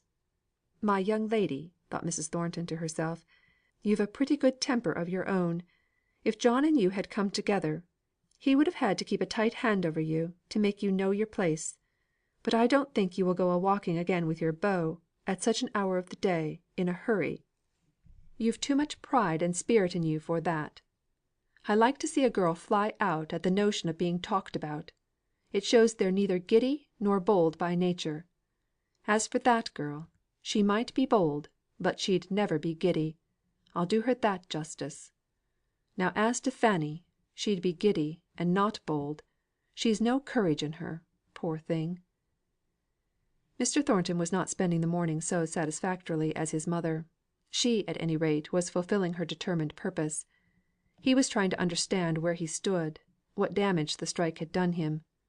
A good deal of his capital was locked up in new and expensive machinery, and he had also bought cotton largely, with a view to some great orders which he had in hand. The strike had thrown him terribly behindhand, as to the completion of these orders. Even with his own accustomed and skilled workpeople, he would have had some difficulty in fulfilling his engagements. As it was, the incompetence of the Irish hands, who had to be trained to their work, at a time requiring unusual activity, was a daily annoyance. It was not a favourable hour for Higgins to make his request; but he had promised Margaret to do so at any cost. So, though every moment added to his repugnance, his pride, and his sullenness of temper, he stood leaning against the dead wall, hour after hour, first on one leg, then on the other. At last the latch was sharply lifted, and out came Mr. Thornton. "I want for to speak to yo', sir." "Can't stay now, my man. I'm too late as it is."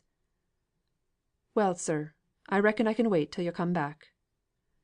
Mr. Thornton was half way down the street. Higgins sighed; but it was no use. To catch him in the street was his only chance of seeing the maester.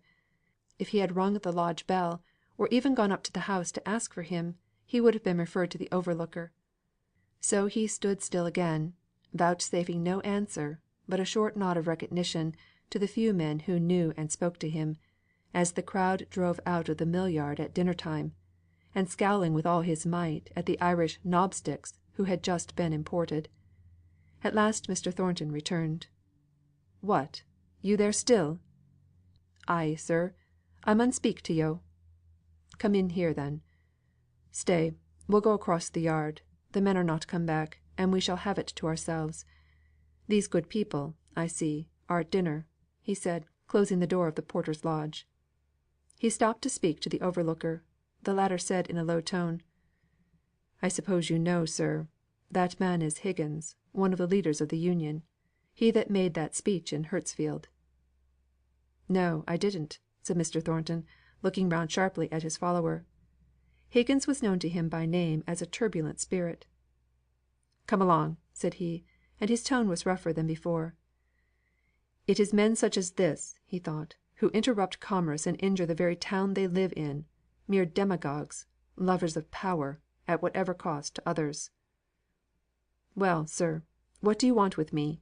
said Mr. Thornton, facing round at him, as soon as they were in the counting house of the mill. "My name is Higgins." "I know that," broke in Mr. Thornton. "What do you want, Mr. Higgins? That's the question." "I want work." "Work! You're a pretty chap to come asking me for work. You don't want impudence, that's very clear." "I've getten enemies and backbiters, like my betters; but I ne'er heerd o' ony o' them calling me o'er modest," said Higgins. His blood was a little roused by Mr. Thornton's manner, more than by his words. Mr. Thornton saw a letter addressed to himself on the table. He took it up and read it through. At the end he looked up and said: "What are you waiting for?" "An answer to the question I axed." "I gave it you before. Don't waste any more of your time." "Yo' made a remark, sir, on my impudence; but I were taught that it was manners to say either yes or no when I were axed a civil question. I should be thankful to yo' if yo'd give me work. Hamper will speak to my being a good hand." "I've a notion you'd better not send me to Hamper to ask for a character, my man. I might hear more than you'd like." "I'd take the risk. Worst they could say of me is, that I did what I thought best, even to my own wrong." "You'd better go and try them, then, and see whether they'll give you work. I've turned off upwards of 100 of my best hands, for no other fault than following you and such as you; and d'ye think I'll take you on? I might as well put a firebrand into the midst of the cotton waste."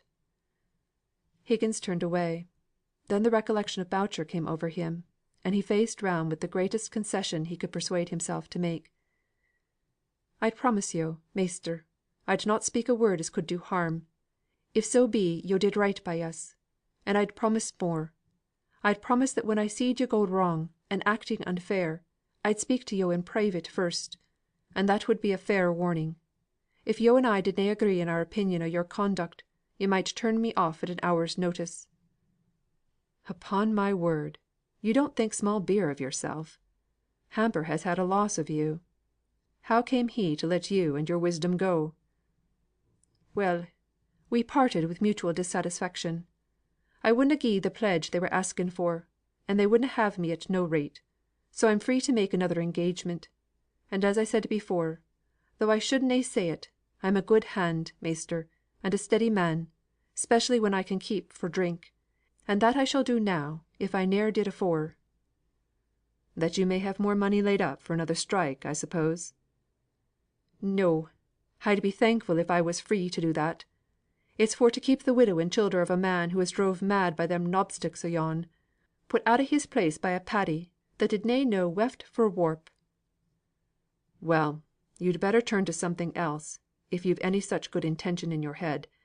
I shouldn't advise you to stay in Milton; you're too well known here." "If it were summer," said Higgins, "I'd take to Paddy's work, and go as a navvy or haymaking, or summat, and ne'er see Milton again. But it's winter, and the childer will clem." "A pretty navvy you'd make! Why, you couldn't do half a day's work at digging against an Irishman." "I'd only charge half a day for the 12 hours, if I could only do half a day's work in the time. You're not knowing of any place, where they would gie me a trial, away fra the mills, if I'm such a firebrand. I'll take any wage they thought I was worth, for the sake of those childer. Don't you see what you would be? You'd be a knobstick.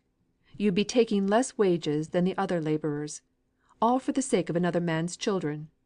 Think how you'd abuse any poor fellow who was willing to take what he could get to keep his own children. You and your Union would soon be down upon him. No, no! If it's only for the recollection of the way in which you've used the poor knobsticks before now, I say no to your question. I'll not give you work. I won't say, I don't believe your pretext for coming and asking for work. I know nothing about it. It may be true, or it may not. It's a very unlikely story, at any rate. Let me pass. I'll not give you work. There's your answer." "I hear, sir. I would na ha' troubled yo', but I were bid to come, by one as seemed to think yo'd gotten some soft place in your heart. Hoo were mistook, and I were misled. But I'm not the first man as is misled by a woman. Tell her to mind her own business the next time, instead of taking up your time and mine too. I believe women are at the very bottom of every plague in this world. Be off with you." "I'm obleeged to you for your kindness, measter, and most of all for your civil way of saying good bye." Mr. Thornton did not deign a reply; but, looking out the window a minute after, he was struck with the lean, bent figure going out of the yard. The heavy walk was in strange contrast with the resolute, clear determination of the man to speak to him. He crossed to the porter's lodge. "How long has that man Higgins been waiting to speak to me?" "He was outside the gate before 8 o'clock, sir. I think he's been there ever since." "And it is now?" "Just 1, sir." 5 hours, thought Mr. Thornton. It's a long time for a man to wait, doing nothing but first hoping, and then fearing. CHAPTER XXXIX. Making Friends. "Nay, I have done. You get no more of me. And I am glad, yea glad with all my heart, that thus so clearly I myself am free." Drayton. Margaret shut herself up in her own room, after she had quitted Mrs. Thornton. She began to walk backwards and forwards, in her old habitual way of showing agitation; but then, remembering, that in that slightly built house every step was heard from one room to another, she sat down until she heard Mrs. Thornton go safely out of the house. She forced herself to recollect all the conversation that had passed between them; speech by speech, she compelled her memory to go through with it. At the end, she rose up, and said to herself in a melancholy tone: "At any rate, her words do not touch me. They fall off from me, for I am innocent of all the motives she attributes to me. But still, it is hard to think that any one, any woman, can believe all this of another so easily. It is hard and sad. Where I have done wrong, she does not accuse me. She does not know. He never told her. I might have known he would not." She lifted up her head, as if she took pride in any delicacy of feeling which Mr. Thornton had shown. Then, as a new thought came across her, she pressed her hands tightly together. He, too, must take poor Frederick for some lover. She blushed as the word passed through her mind. I see it now. It is not merely that he knows of my falsehood, but he believes that some one else cares for me, and that oh dear, oh dear, what shall I do? What do I mean?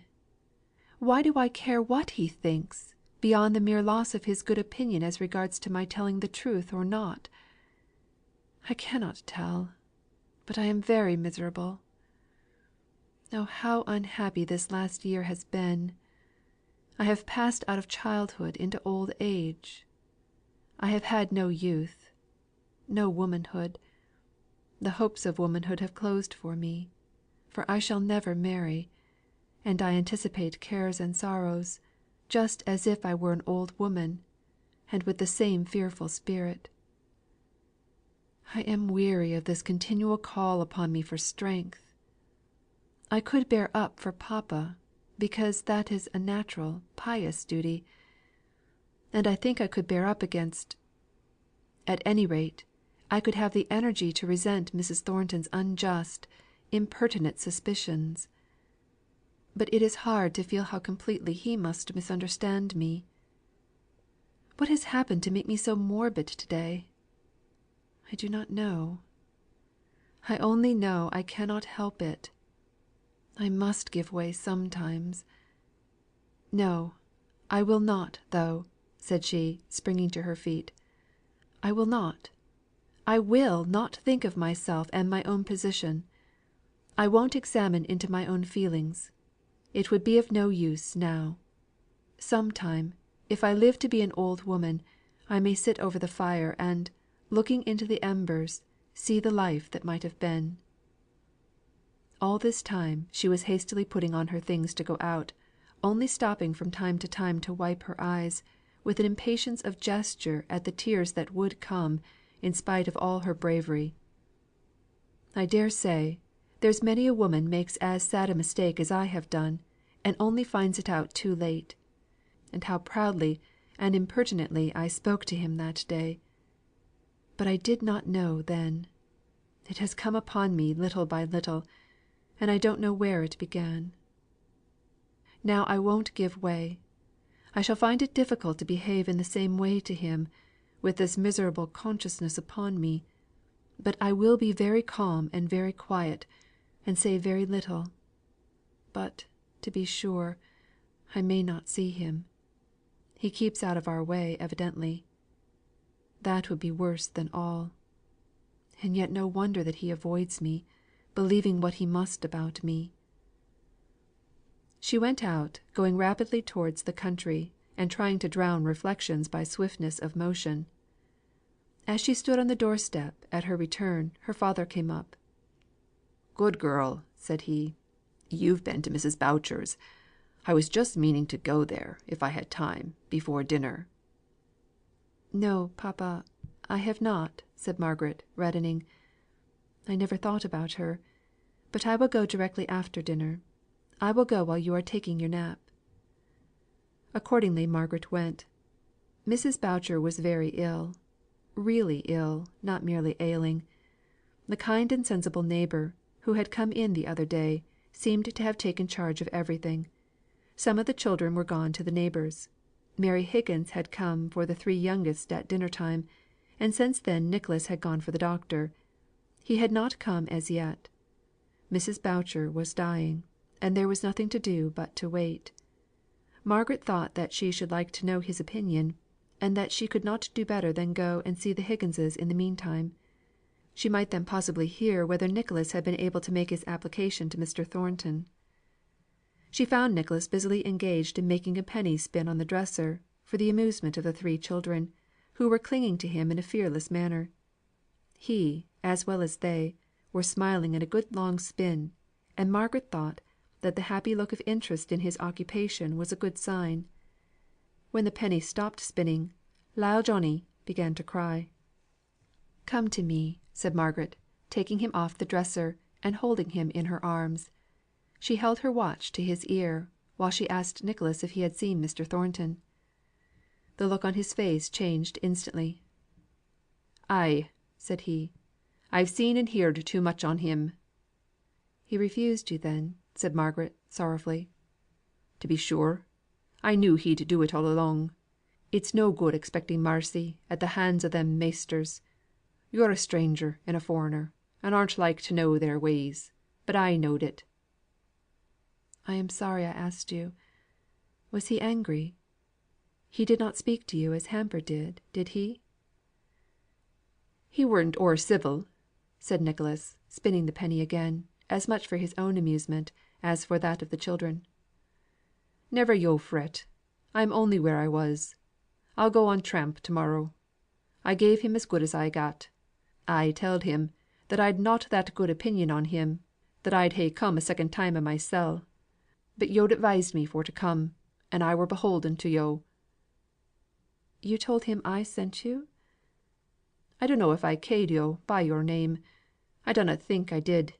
I said, a woman who knew no better had advised me for to come and see if there was a soft place in his heart." "And he?"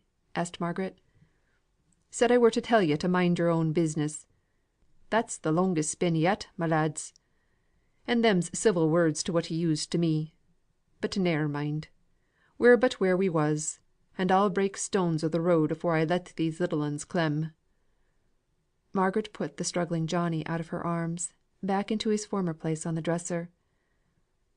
"I am sorry I asked you to go to Mr. Thornton's. I am disappointed in him."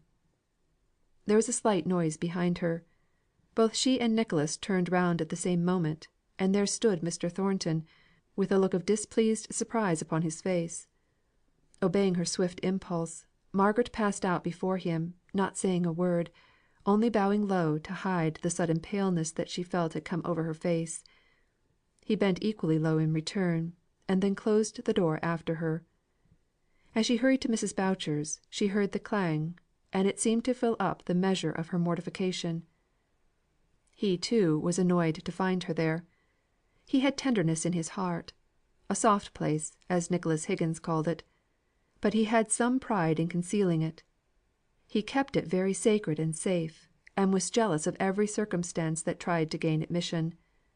But if he dreaded exposure of his tenderness, he was equally desirous that all men should recognise his justice, and he felt that he had been unjust in giving so scornful a hearing to any one who had waited, with humble patience, for 5 hours to speak to him. That the man had spoken saucily to him when he had the opportunity, was nothing to Mr. Thornton. He rather liked him for it; and he was conscious of his own irritability of temper at the time, which probably made them both quits. It was the 5 hours of waiting that struck Mr. Thornton. He had not 5 hours to spare himself, but 1 hour, 2 hours, of his hard penetrating intellectual, as well as bodily labour, did he give up to going about collecting evidence as to the truth of Higgins's story, the nature of his character, the tenor of his life. He tried not to be, but was convinced that all that Higgins had said was true; and then the conviction went in, as if by some spell, and touched the latent tenderness of his heart. The patience of the man, the simple generosity of the motive, for he had learnt about the quarrel between Boucher and Higgins, made him forget entirely the mere reasonings of justice, and overleap them by a diviner instinct. He came to tell Higgins he would give him work; and he was more annoyed to find Margaret there than by hearing her last words, for then he understood that she was the woman who had urged Higgins to come to him, and he dreaded the admission of any thought of her as a motive to what he was doing solely because it was right. "So that was the lady you spoke of as a woman?" he said indignantly to Higgins. "You might have told me who she was." "And then, maybe yo'd ha' spoken of her more civil than yo' did. Yo'd getten a mother, who might ha' kept your tongue in check, when yo' were talking o' women being at the root o' all the plagues." "Of course you told that to Miss Hale?" "Of course I did. Leastways, I reckon I did. I telled her she weren't to meddle again in aught that concerned yo'." "Whose children are those? Yours?" Mr. Thornton had a pretty good notion whose they were, from what he had heard; but he felt awkward in turning the conversation round from this unpromising beginning. "They're not mine, and they are mine." "They are the children you spoke of to me this morning?" "When yo' said," replied Higgins, turning round, with ill smothered fierceness, "that my story might be true or might not, but it were a very unlikely one. Measter, I've not forgotten." Mr. Thornton was silent for a moment. Then he said: "No more have I. I remember what I said. I spoke to you about those children in a way I had no business to do. I did not believe you. I could not have taken care of another man's children myself, if he acted toward me as I hear Boucher did towards you. But I know now that you spoke the truth. I beg your pardon." Higgins did not turn round, or immediately respond to this; but when he did speak, it was in a softened tone, although the words were gruff enough. You've no business to go prying into what happened between Boucher and me. He's dead, and I'm sorry. That's enough." "So it is. Will you take work with me? That's what I came to ask." Higgins' obstinacy wavered, recovered strength, and stood firm. He would not speak. Mr. Thornton would not ask again. Higgins's eye fell on the children. "Yo've called me impudent, and a liar, and a mischief maker; and yo' might ha' said wi' some truth, as I were now and then given to drink. And I ha' called you a tyrant, and an oud bull dog, and a hard, cruel master. That's where it stands. But for the childer, Measter, do yo' think we can e'er get on together?" "Well," said Mr. Thornton, half laughing, "it was not my proposal that we should go together. But there's one comfort, on your own showing. We neither of us can think much worse of the other than we do now." "That's true," said Higgins, reflectively. "I've been thinking, ever sin' I saw you, what a marcy it were yo' did na take me on, for that I ne'er saw a man whom I could less abide. But that's maybe been a hasty judgment. And work's work to such as me. So, measter, I'll come; and what's more, I thank yo'. And that's a deal fro' me," he said, more frankly, suddenly turning round and facing Mr. Thornton fully for the first time. "And this is a deal from me," said Mr. Thornton, giving Higgins's hand a good grip. "Now mind you come sharp to your time," continued he, resuming the master. "I'll have no laggards at my mill. What fines we have, we keep pretty sharply; and the first time I catch you making mischief, off you go. So now you know where you are." "Yo' spoke o' my wisdom this morning. I reckon I may bring it with me, or would yo' rather have me 'bout my brains?" "'Bout your brains, if you use them for meddling with my business; with your brains, if you can keep them to your own." "I shall need a deal o' brains to settle where my business ends and yours begins." "Your business has not begun yet, and mine stands still for me. So good afternoon." Just before Mr. Thornton came up to Mrs. Boucher's door, Margaret came out of it. She did not see him, and he followed her for several yards, admiring her light and easy walk, and her tall and graceful figure. But, suddenly, this simple emotion of pleasure was tainted, poisoned by jealousy. He wished to overtake her, and speak to her, to see how she would receive him, now she must know he was aware of some other attachment. He wished too, but of this wish he was rather ashamed, that she should know that he had justified her wisdom in sending Higgins to him to ask for work, and had repented him of this morning's decision. He came up to her. She started. "Allow me to say, Miss Hale, that you were rather premature in expressing your disappointment. I have taken Higgins on." "I am glad of it," said she, coldly. "He tells me, he repeated to you what I said this morning about" Mr. Thornton hesitated. Margaret took it up. "About women not meddling. You had a perfect right to express your opinion, which is a very correct one, I have no doubt. But," she went on a little more eagerly, "Higgins did not tell you quite the exact truth." The word truth reminded her of her own untruth, and she stopped short, feeling exceedingly uncomfortable. Mr. Thornton at first was puzzled to account for her silence, and then he remembered the lie she had told, and all that was foregone. "The exact truth," said he. "Very few people do speak the exact truth. I have given up hoping for it. Miss Hale, have you no explanation to give me? You must perceive what I cannot but think." Margaret was silent. She was wondering whether an explanation of any kind would be consistent with her loyalty to Frederick. "Nay," said he, "I will ask no farther. I may be putting temptation in your way. At present, believe me, your secret is safe with me. But you run great risks, allow me to say, in being so indiscreet. I am now only speaking as a friend of your father's. If I had any other thought or hope, of course that is at an end. I am quite disinterested."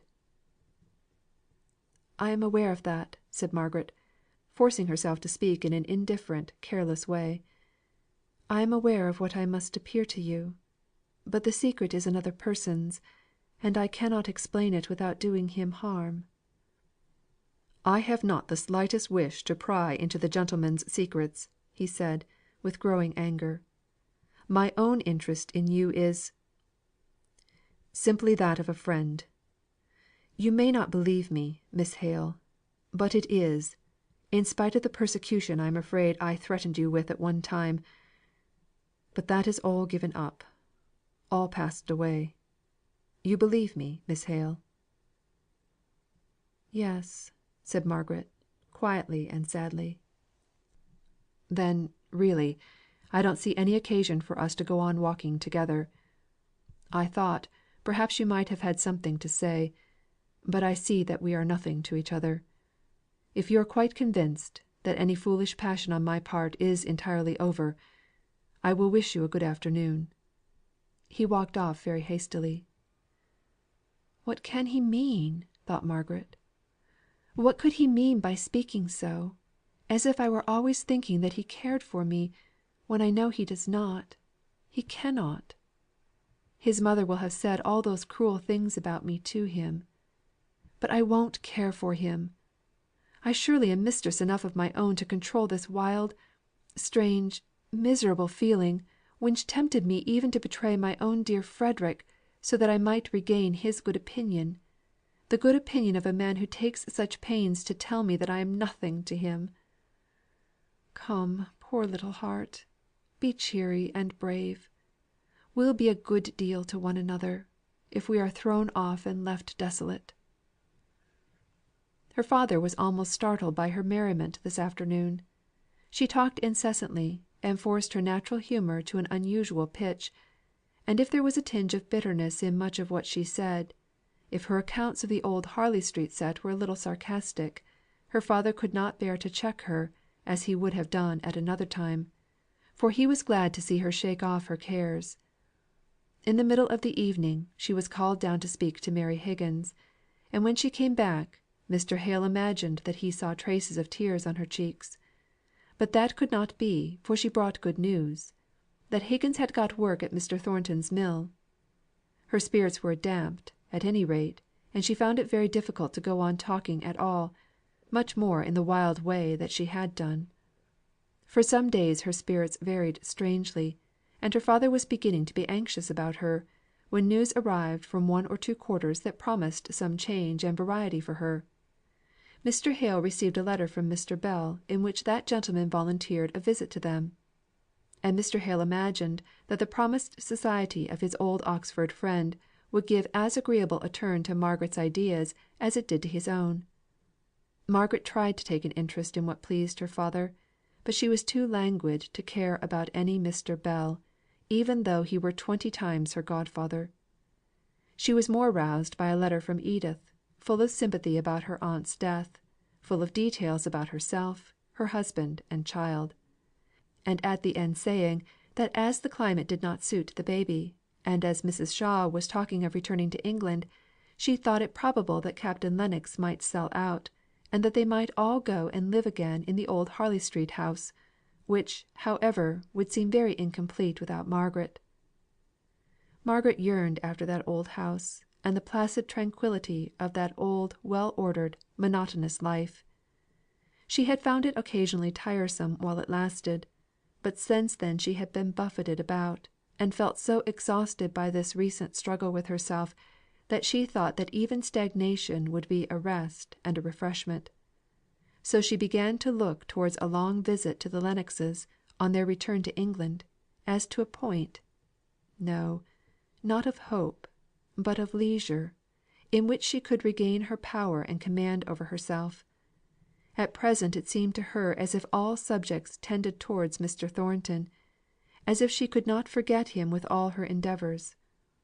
If she went to see the Higginses, she heard of him there. Her father had resumed their readings together, and quoted his opinions perpetually. Even Mr. Bell's visit brought his tenant's name upon the tapis, for he wrote word that he believed he must be occupied some great part of his time with Mr. Thornton, as a new lease was in preparation, and the terms of it must be agreed upon. CHAPTER XL. Out of Tune. I have no wrong, where I can claim no right, Nought ta'en me fro, where I have nothing had; Yet of my woe I cannot be so quite; Namely, sense that another may be glad with that thus in sorrow makes me sad. WYATT. Margaret had not expected much pleasure to herself from Mr. Bell's visit. She had only looked forward to it on her father's account. But when her godfather came, she at once fell into the most natural position of friendship in the world. He said she had no merit in being what she was, a girl so entirely after his own heart. It was a hereditary power which she had, to walk in and take possession of his regard; while she, in reply, gave him much credit for being so fresh and young under his fellow's cap and gown. Fresh and young in warmth and kindness, I mean. I'm afraid I must own, that I think your opinions are the oldest and mustiest I have met with this long time. Hear this daughter of yours, Hale. Her residence at Milton has quite corrupted her. She's a democrat, a red republican, a member of the Peace Society, a socialist." "Papa, it's all because I'm standing up for the progress of commerce. Mr. Bell would have had it kept still at exchanging wild beast skins for acorns." "No, no. I'd dig the ground and grow potatoes; and I'd shave the wild beast skins and make the wool into broadcloth. Don't exaggerate, missy. But I'm tired of this bustle. Everybody's rushing over everybody, in their hurry to get rich." "It's not every one who can sit comfortably in a set of college rooms, and let his riches grow without any exertion of his own. No doubt, there's many a man here who would be thankful if his property would increase as yours has done, without his taking any trouble about it," said Mr. Hale. "I don't believe they would. It's the bustle and the struggle they like. As for sitting still, and learning from the past, or shaping out the future by faithful work done in a prophetic spirit, why, pooh! I don't believe there's a man in Milton who knows how to sit still, and it is a great art." "Milton people, I suspect, think Oxford men don't know how to move. It would be a very good thing if they mixed a little more." "It might be good for the Miltoners. Many things might be good for them which would be very disagreeable for other people." "Are you not a Milton man yourself?" asked Margaret. "I should have thought you would have been proud of your town." "I confess, I don't see what there is to be proud of. If you'll only come to Oxford, Margaret, I will show you a place to glory in." "Well," said Mr. Hale, "Mr. Thornton is coming to drink tea with us to night, and he is as proud of Milton as you of Oxford. You two must try and make each other a little more liberal minded." "I don't want to be more liberal minded, thank you," said Mr. Bell. "Is Mr. Thornton coming to tea, papa?" asked Margaret in a low voice. "Either to tea, or soon after. He could not tell. He told us not to wait." Mr. Thornton had determined that he would make no inquiry of his mother as to how far she had put her project into execution, of speaking to Margaret about the impropriety of her conduct. He felt pretty sure that, if this interview took place, his mother's account of what passed at it would only annoy and chagrin him, though he would all the time be aware of the colouring which it received by passing through her mind. He shrank from hearing Margaret's very name mentioned. He, while he blamed her, while he was jealous of her, while he renounced her, he loved her sorely, in spite of himself. He dreamt of her. He dreamt she came dancing towards him, with outspread arms, and with a lightness and gaiety which made him loathe her, even while it allured him. But the impression of this figure of Margaret, with all Margaret's character taken out of it, as completely as if some evil spirit had got possession of her form, was so deeply stamped upon his imagination, that when he wakened he felt hardly able to separate the Una from the Duessa, and the dislike he had to the latter seemed to envelope and disfigure the former. Yet he was too proud to acknowledge his weakness by avoiding the sight of her. He would neither seek an opportunity of being in her company, nor avoid it. To convince himself of his power of self control, he lingered over every piece of business this afternoon. He forced every movement into unnatural slowness and deliberation; and it was consequently past 8 o'clock before he reached Mr. Hale's. Then there were business arrangements to be transacted in the study with Mr. Bell; and the latter kept on, sitting over the fire, and talking wearily, long after all business was transacted, and when they might just as well have gone upstairs. But Mr. Thornton would not say a word about moving their quarters. He chafed and chafed, and thought Mr. Bell a most prosy companion; while Mr. Bell returned the compliment in secret, by considering Mr. Thornton about as brusque and curt a fellow as he had ever met with, and terribly gone off both in intelligence and manner. At last, some slight noise in the room above suggested the desirableness of moving there. They found Margaret with a letter open before her, eagerly discussing its contents with her father. On the entrance of the gentleman, it was immediately put aside; but Mr. Thornton's eager senses caught some few words of Mr. Hale's to Mr. Bell. "A letter from Henry Lennox. It makes Margaret very hopeful." Mr. Bell nodded. Margaret was red as a rose when Mr. Thornton looked at her.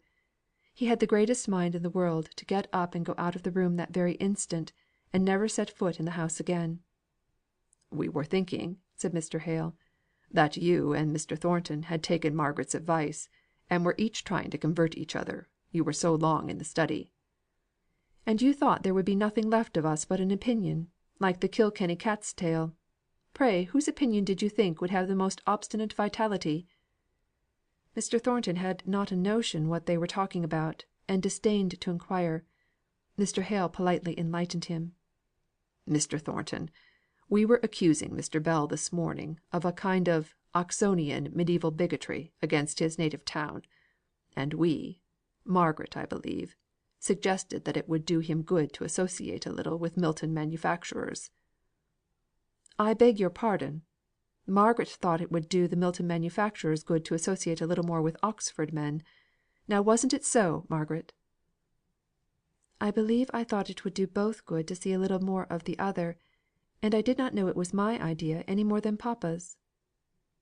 "And so you see, Mr. Thornton, we ought to have been improving each other downstairs, instead of talking over vanished families of Smiths and Harrisons. However, I am willing to do my part now. I wonder when you Milton men intend to live? All your lives seem to be spent in gathering together the materials for life." "By living, I suppose you mean enjoyment." "Yes, enjoyment. I don't specify of what, because I trust we should both consider mere pleasure as very poor enjoyment." "I would rather have the nature of enjoyment defined." "Well! enjoyment of leisure; enjoyment of the power and influence which money gives. You are all striving for money. What do you want it for?" Mr. Thornton was silent. Then he said: "I really don't know. But money is not what I strive for." "It is a home question. I shall have to lay myself open to such a catechist, and I am not sure that I am prepared to do it." "No," said Mr. Hale. "Don't let us be personal in our catechism. You are neither of you representative men; you are each of you too individual for that." "I am not sure whether to consider that a compliment or not. I should like to be the representative of Oxford, with its beauty and its learning, and its proud old history. What do you say, Margaret? Ought I to be flattered?" "I don't know Oxford; but there is a difference between being the representative of a city, and the representative man of its inhabitants." "Very true, Miss Margaret. Now I remember, you were against me this morning, and were quite Miltonian and manufacturing in your preferences." Margaret saw the quick glance of surprise that Mr. Thornton gave her, and she was annoyed at the construction which he might put on this speech of Mr. Bell's. Mr. Bell went on: "Ah! I wish I could show you our High Street, our Radcliffe Square. I am leaving out our colleges, just as I give Mr. Thornton leave to omit his factories in speaking of the charms of Milton. I have a right to abuse my birthplace. Remember, I am a Milton man." Mr. Thornton was annoyed more than he ought to have been at all that Mr. Bell was saying. He was not in a mood for joking. At another time he could have enjoyed Mr. Bell's half testy condemnation of a town where the life was so at variance with every habit he had formed; but now, he was galled enough to attempt to defend what was never meant to be seriously attacked. "I don't set up Milton as a model of a town." "Not in architecture?" slyly asked Mr. Bell. "No! We've been too busy to attend to mere outward appearances." "Don't say mere outward appearances," said Mr. Hale, gently. "They impress us all, from childhood upward, every day of our life." "Wait a little while," said Mr. Thornton. "Remember, we're of a different race from the Greeks, to whom beauty was everything, and to whom Mr. Bell might speak of a life of leisure and serene enjoyment, much of which entered in through their outward senses. I don't mean to despise them, any more than I would ape them; but I belong to Teutonic blood. It is a little mingled in this part of England to what it is in others. We retain much of their language. We retain more of their spirit. We do not look upon life as a time for enjoyment, but as a time for action and exertion. Our glory and our beauty arise out of our inward strength, which makes us victorious over material resistance, and over greater difficulties still. We are Teutonic up here in Darkshire, in another way. We hate to have laws made for us at a distance. We wish people would allow us to right ourselves, instead of continually meddling with their imperfect legislation. We stand up for self government, and oppose centralisation." "In short, you would like the Heptarchy back again. Well, at any rate, I revoke what I said this morning, that you Milton people did not reverence the past. You are regular worshippers of Thor." "If we do not reverence the past as you do in Oxford, it is because we want something which can apply to the present more directly. It is fine when the study of the past leads to a prophecy of the future; but to men groping in new circumstances, it would be finer if the words of experience could direct us how to act in what concerns us most intimately and immediately, which is full of difficulties that must be encountered; and upon the mode in which they are met and conquered, not merely pushed aside for the time, depends our future. Out of the wisdom of the past, help us over the present. But no! People can speak of Utopia much more easily than of the next day's duty; and yet when that duty is all done by others, who so ready to cry, Fie, for shame! And all this time I don't see what you're talking about. Would you Milton men condescend to send up your to day's difficulty to Oxford? You have not tried us yet." Mr. Thornton laughed outright at this. "I believe I was talking with reference to a good deal that has been troubling us of late. I was thinking of the strikes we have gone through, which are troublesome and injurious things enough, as I am finding to my cost; and yet this last strike, under which I am smarting, has been respectable." "A respectable strike!" said Mr. Bell. "That sounds as if you were far gone in the worship of Thor." Margaret felt, rather than saw, that Mr. Thornton was chagrined by the repeated turning into jest of what he was feeling as very serious. She tried to change the conversation from a subject about which one party cared little, while to the other it was deeply, because personally interesting. She forced herself to say something. "Edith says she finds the printed calicoes in Corfu better and cheaper than in London." "Does she?" said her father. "I think that must be one of Edith's exaggerations. Are you sure of it, Margaret?" "I am sure she says so, papa." "Then I am sure of the fact," said Mr. Bell. "Margaret, I go so far in my idea of your truthfulness, that it shall cover your cousin's character. I don't believe a cousin of yours could exaggerate." "Is Miss Hale so remarkable for truth?" said Mr. Thornton, bitterly. The moment he had done so he could have bitten his tongue out. What was he? And why should he stab her with shame in this way? How evil he was to night!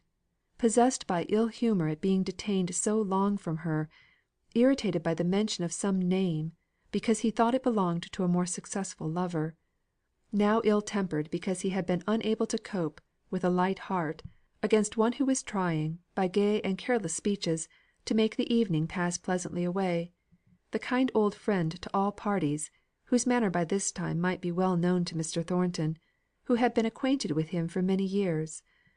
And then to speak to Margaret as he had done! She did not get up and leave the room, as she had done in former days, when his abruptness or his temper had annoyed her. She sat quite still, after the first momentary glance of grieved surprise, that made her eyes look like some child's who has met with an unexpected rebuff. They slowly dilated into mournful, reproachful sadness; and then they fell, and she bent over her work, and did not speak again. But he could not help looking at her, and he saw a sigh tremble over her body, as if she quivered in some unwonted chill. He felt as the mother would have done, in the midst of her rocking it and rating it, had she been called away before her slow confiding smile, implying perfect trust in mother's love, had proved the renewing of its love. He gave short sharp answers. He was uneasy and cross, unable to discern between jest and earnest, anxious only for a look, a word of hers, before which to prostrate himself in penitent humility. But she neither looked nor spoke. Her round taper fingers flew in and out of her sewing, as steadily and swiftly as if that were the business of her life. She could not care for him, he thought, or else the passionate fervour of his wish would have forced her to raise those eyes, if but for an instant, to read the late repentance in his. He could have struck her before he left, in order that by some strange overt act of rudeness he might earn the privilege of telling her the remorse that gnawed at his heart. It was well that the long walk in the open air wound up this evening for him. It sobered him back into grave resolution, that henceforth he would see as little of her as possible, since the very sight of that face and form, the very sounds of that voice, like the soft winds of pure melody, had such power to move him from his balance. Well, he had known what love was; a sharp pang, a fierce experience, in the midst of whose flames he was struggling; but, through that furnace he would fight his way out into the serenity of middle age, all the richer and more human for having known this great passion. When he had somewhat abruptly left the room, Margaret rose from her seat, and began silently to fold up her work. The long seams were heavy, and had an unusual weight for her languid arms. The round lines in her face took a lengthened, straighter form, and her whole appearance was that of one who had gone through a day of great fatigue.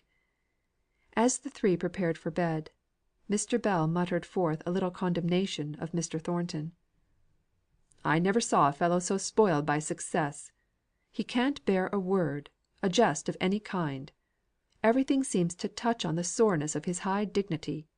Formerly, he was as simple and noble as the open day. You could not offend him, because he had no vanity."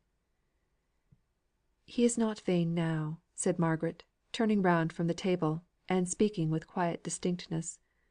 "To night he has not been like himself. Something must have annoyed him before he came here." Mr. Bell gave her one of his sharp glances from above his spectacles. She stood it quite calmly; but, after she had left the room, he suddenly asked: "Hale, did it ever strike you that Thornton and your daughter have what the French call a tendresse for each other?" "Never," said Mr. Hale, first startled and then flurried by the new idea. "No, I am sure you are wrong. I am almost certain you are mistaken. If there is anything, it is all on Mr. Thornton's side. Poor fellow! I hope and trust he is not thinking of her, for I am sure she would not have him." "Well, I'm a bachelor, and have steered clear of love affairs all my life, so perhaps my opinion is not worth having. Or else I should say there were very pretty symptoms about her." "Then I am sure you are wrong," said Mr. Hale. "He may care for her, though she really has been almost rude to him at times. But she why, Margaret would never think of him, I'm sure. Such a thing has never entered her head." "Entering her heart would do.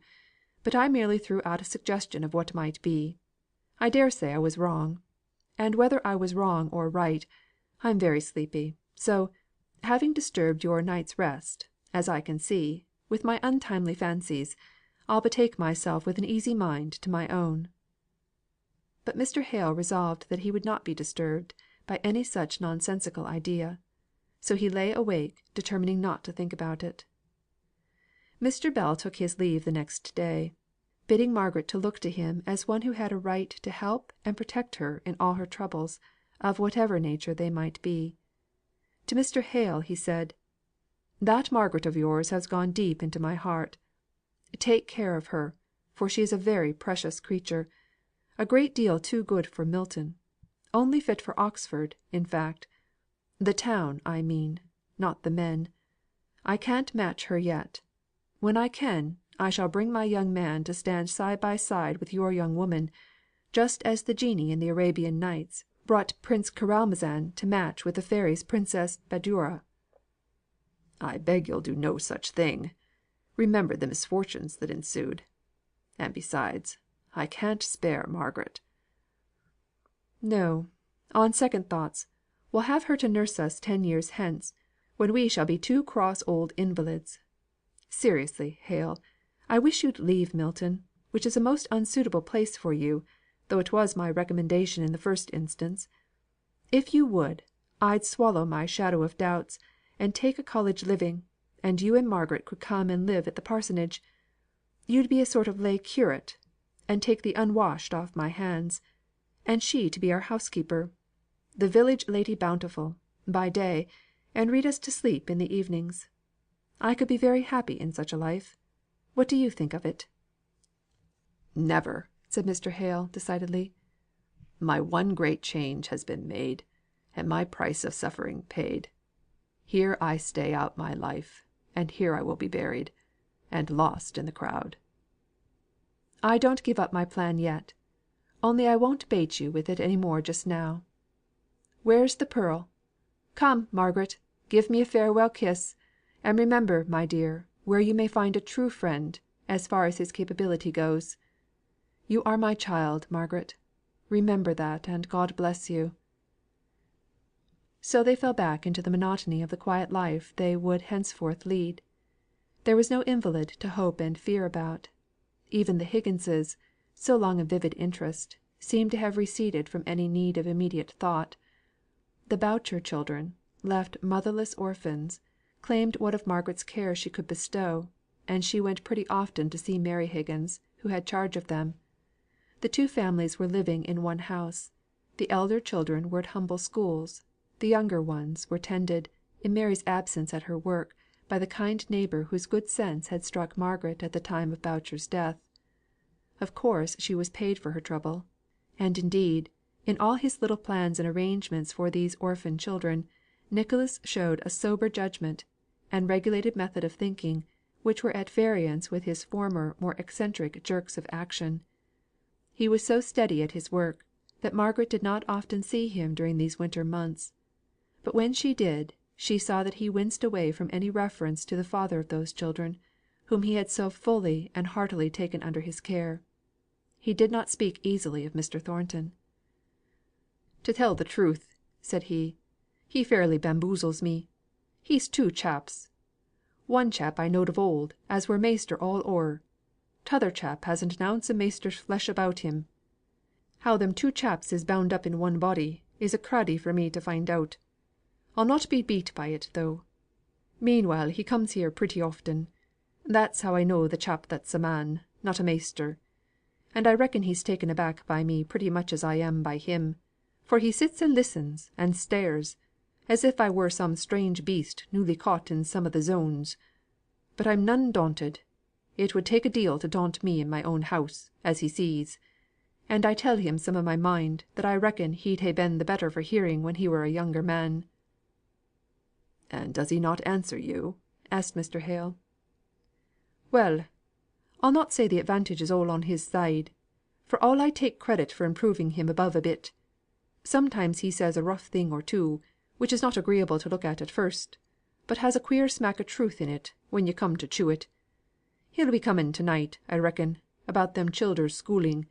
He's not satisfied with the make of it, and wants to examine 'em." "What are they?" began Mr. Hale; but Margaret, touching his arm, showed him her watch. "It's nearly 7," she said. "The evenings are getting longer now. Come, papa." She did not breathe freely till they were some distance from the house. Then, as she became more calm, she wished that she had not been in so great a hurry; for, somehow, they saw Mr. Thornton but very seldom now, and he might have come to see Higgins, and for the old friendship's sake, she should like to have seen him to night. Yes, he came very seldom, even for the dull cold purpose of lessons. Mr. Hale was disappointed in his pupil's lukewarmness about Greek literature, which had but a short time ago so great an interest for him. And now it often happened that a hurried note from Mr. Thornton would arrive, just at the last moment, saying that he was so much engaged that he could not come to read with Mr. Hale that evening; and though other pupils had taken more than his place as to time, no one was like his first scholar in Mr. Hale's heart. He was depressed and sad at this partial cessation of an intercourse which had become dear to him; and he used to sit pondering over the reason that could have occasioned this change. He startled Margaret, one evening as she sat at her work, by suddenly asking, "Margaret, have you ever any reason for thinking that Mr. Thornton cared for you?" He almost blushed as he put this question; but Mr. Bell's scouted idea recurred to him, and the words were out of his mouth before he well knew what he was about. Margaret did not answer immediately; but by the bent drooping of her head, he guessed what her reply would be. "Yes, I believe Oh, papa, I should have told you!" And she dropped her work, and hid her face in her hands. "No, dear. Don't think that I am impertinently curious. I am sure you would have told me if you had felt that you could return his regard. Did he speak to you about it?"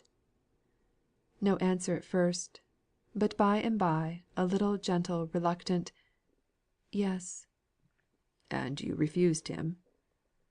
A long sigh, a more helpless, nervous attitude, and another "Yes." But before her father could speak, Margaret lifted up her face, rosy with some beautiful shame, and, fixing her eyes upon him, said, "Now, papa, I have told you this, and I cannot tell you more. And then the whole thing is so painful to me, every word and action connected with it is so unspeakably bitter, that I cannot bear to think of it. Oh, papa, I am sorry to have lost you this friend; but I could not help it. But oh, I am very sorry." She sat down on the ground and laid her head on his knees. "I too am sorry, my dear. Mr. Bell quite startled me when he said some idea of the kind." "Mr. Bell! Oh, did Mr. Bell see it?" "A little. But he took it into his head that you how shall I say it? That you were not ungraciously disposed towards Mr. Thornton. I knew that could never be. I hoped the whole thing was but an imagination; but I knew too well what your real feelings were to suppose that you could ever like Mr. Thornton in that way. But I am very sorry." They were very quiet and still for some minutes; but, on stroking her cheek in a caressing way soon after, he was almost shocked to find her face wet with tears. As he touched her, she sprang up, and smiling with forced brightness, began to talk of the Lennoxes with such a vehement desire to turn the conversation, that Mr. Hale was too tender hearted to try to force it back into the old channel. "To morrow yes, to morrow they will be back in Harley Street. Oh, how strange it will be! I wonder what room they will make into the nursery. Aunt Shaw will be happy with the baby. Fancy Edith a mamma! And Captain Lennox!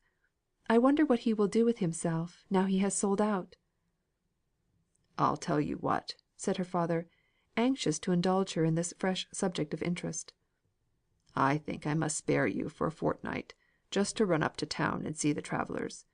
You could learn more, by half an hour's conversation with Mr. Henry Lennox, about Frederick's chances, than a dozen of these letters of his; so it would, in fact, be uniting business with pleasure." "No, papa, you cannot spare me; and what's more, I won't be spared." Then after a long pause, she added, I am losing hope sadly about Frederick. He is letting us down gently; but I can see that Mr. Lennox himself has no hope of hunting up the witnesses under years and years of time. No," said she, "that bubble was very pretty, and very dear to our hearts; but it has burst like many another, and we must console ourselves with being glad that Frederick is so happy, and with being a great deal to each other. So don't offend me by talking of being able to spare me, papa, for I assure you, you can't." But the idea of a change took root and germinated in Margaret's heart, although not in the way in which her father proposed it at first. She began to consider how desirable something of the kind would be to her father, whose spirits, always feeble, now became too frequently depressed, and whose health, though he never complained, had been seriously affected by his wife's illness and death. There were the regular hours of reading with his pupils; but that all giving and no receiving could no longer be called companionship, as in the old days when Mr. Thornton came to study under him. Margaret was conscious of the want under which he was suffering, unknown to himself the want of a man's intercourse with men. At Helstone there had been perpetual occasions for an interchange of visits with neighbouring clergymen, and the poor labourers in the fields, or leisurely tramping home at eve, or tending their cattle in the forest, were always at liberty to speak or be spoken to; but in Milton every one was too busy for quiet speech, or any ripened intercourse of thought. What they said was about business, very present and actual; and when the tension of mind relating to their daily affairs was over, they sunk into fallow rest until next morning. The workman was not to be found after the day's work was done; he had gone away to some lecture, or some club, or some beer shop, according to his degree of character. Mr. Hale thought of trying to deliver a course of lectures at some of the institutions; but he contemplated doing this so much as an effort of duty, and with so little of the genial impulse of love towards his work and its end, that Margaret was sure that it would not be well done until he could look upon it with some kind of zest. CHAPTER XLI. The Journey's End. I see my way as birds their trackless way. I shall arrive. What time, what circuit first, I ask not; but unless God send his hail or blinding fire balls, sleet or stifling snow, in some time, his good time, I shall arrive. He guides me and the bird, in his good time. Browning's Paraclesis. So the winter was getting on, and the days were beginning to lengthen, without bringing with them any of the brightness of hope which usually accompanies the rays of a February sun. Mrs. Thornton had of course entirely ceased to come to the house. Mr. Thornton came occasionally, but his visits were addressed to her father, and were confined to the study. Mr. Hale spoke of him as always the same; indeed, the very rarity of their intercourse seemed to make Mr. Hale set only the higher value on it; and from what Margaret could gather of what Mr. Thornton had said, there was nothing in the cessation of his visits which could arise from any umbrage or vexation. His business affairs had become complicated during the strike, and required closer attention than he had given them last winter. Nay, Margaret could even discover that he spoke from time to time of her, and always, as far as she could learn, in the same calm friendly way, never avoiding and never seeking any mention of her name. She was not in spirits to raise her father's tone of mind. The dreary peacefulness of the present time had been preceded by so long a period of anxiety and care, even intermixed with storms, that her mind had lost its elasticity. She tried to find herself occupation in teaching the two younger Boucher children, and worked hard at goodness. Hard, I say most truly, for her heart seemed dead to the end of all her efforts; and though she made them punctually and painfully, yet she stood as far off as ever from any cheerfulness. Her life seemed bleak and dreary. The only thing she did well, was what she did out of unconscious piety, the silent comforting and consoling of her father. Not a mood of his, but what found a ready sympathiser in Margaret; not a wish of his that she did not strive to forecast and to fulfil. They were quiet wishes, to be sure, and hardly named without hesitation and apology. All the more complete and beautiful was her meek spirit of obedience. March brought news of Frederick's marriage. He and Dolores wrote; she in Spanish English, as was but natural, and he with little turns and inversions of words, which proved how far the idioms of his bride's country were infecting him. On the receipt of Henry Lennox's letter, announcing how little hope there was of his ever clearing himself at a court martial, in the absence of the missing witnesses, Frederick had written to Margaret a pretty vehement letter, containing his renunciation of England as his country.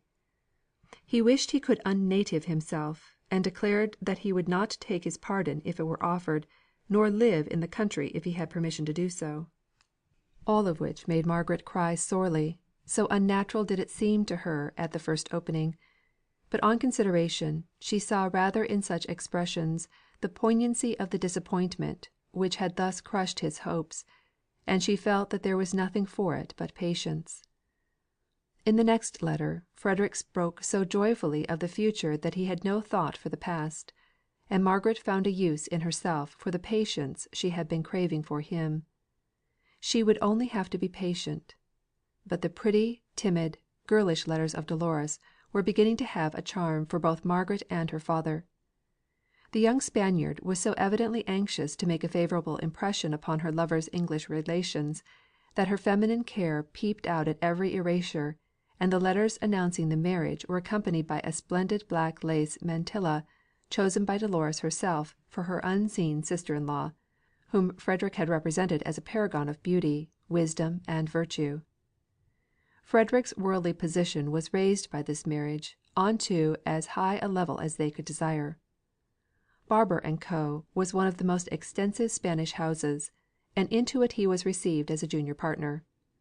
Margaret smiled a little, and then sighed as she remembered afresh her old tirades against trade. Here was her preux chevalier of a brother turned merchant trader.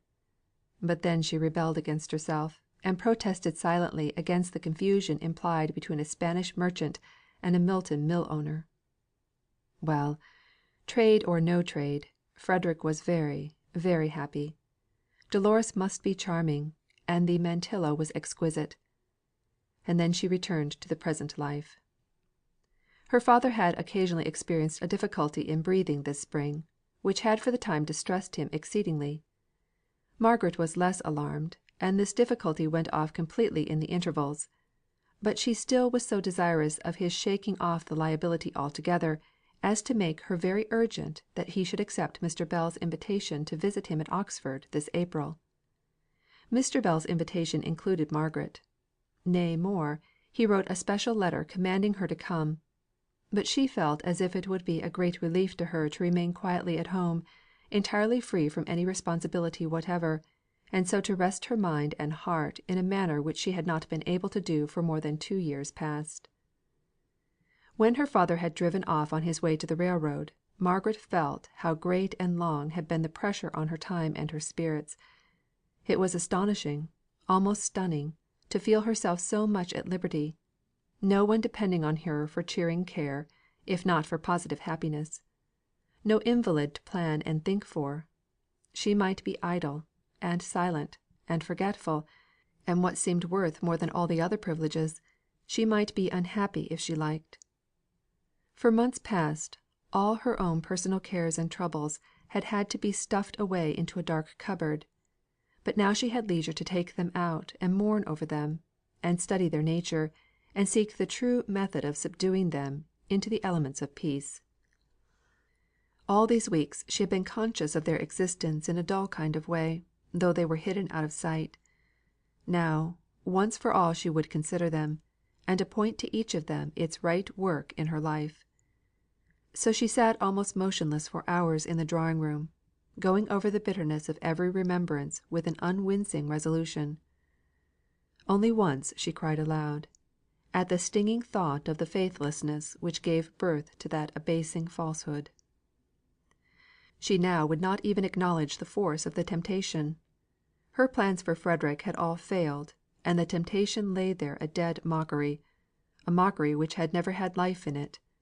The lie that had been so despicably foolish, seen by the light of the ensuing events, and faith in the power of truth so infinitely the greater wisdom.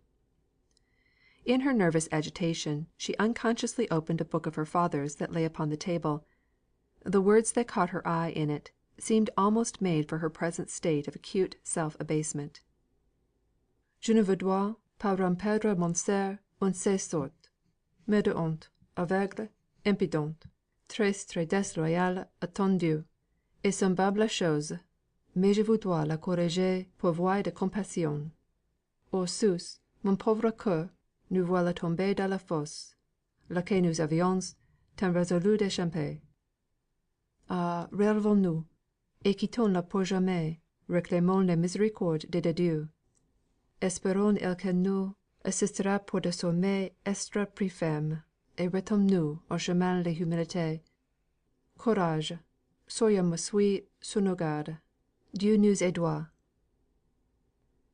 The way of humility. Ah, thought Margaret, that is what I have missed. But courage, little heart. We will turn back, and by God's way we may find the lost path.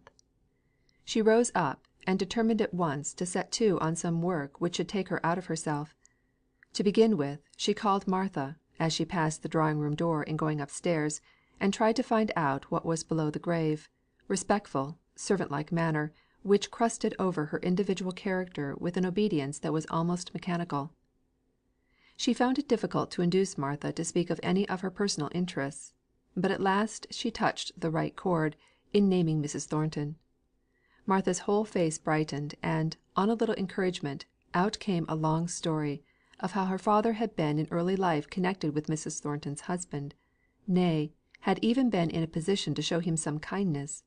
What, Martha hardly knew, for it happened when she was quite a little child, and circumstances had intervened to separate the two families until Martha was nearly grown up, when her father, having sunk lower and lower from his original occupation as a clerk in a warehouse, and her mother being dead, she and her sister, to use Martha's own expression, would have been lost but for Mrs. Thornton, who sought them out, and thought for them, and cared for them.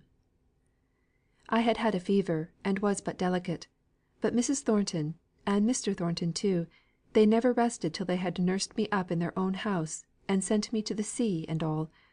The doctors say the fever was catching, but they cared none for that. Only Miss Fanny, and she went a visiting these folks that she is going to marry into; so, though she was afraid at the time, it has all ended well."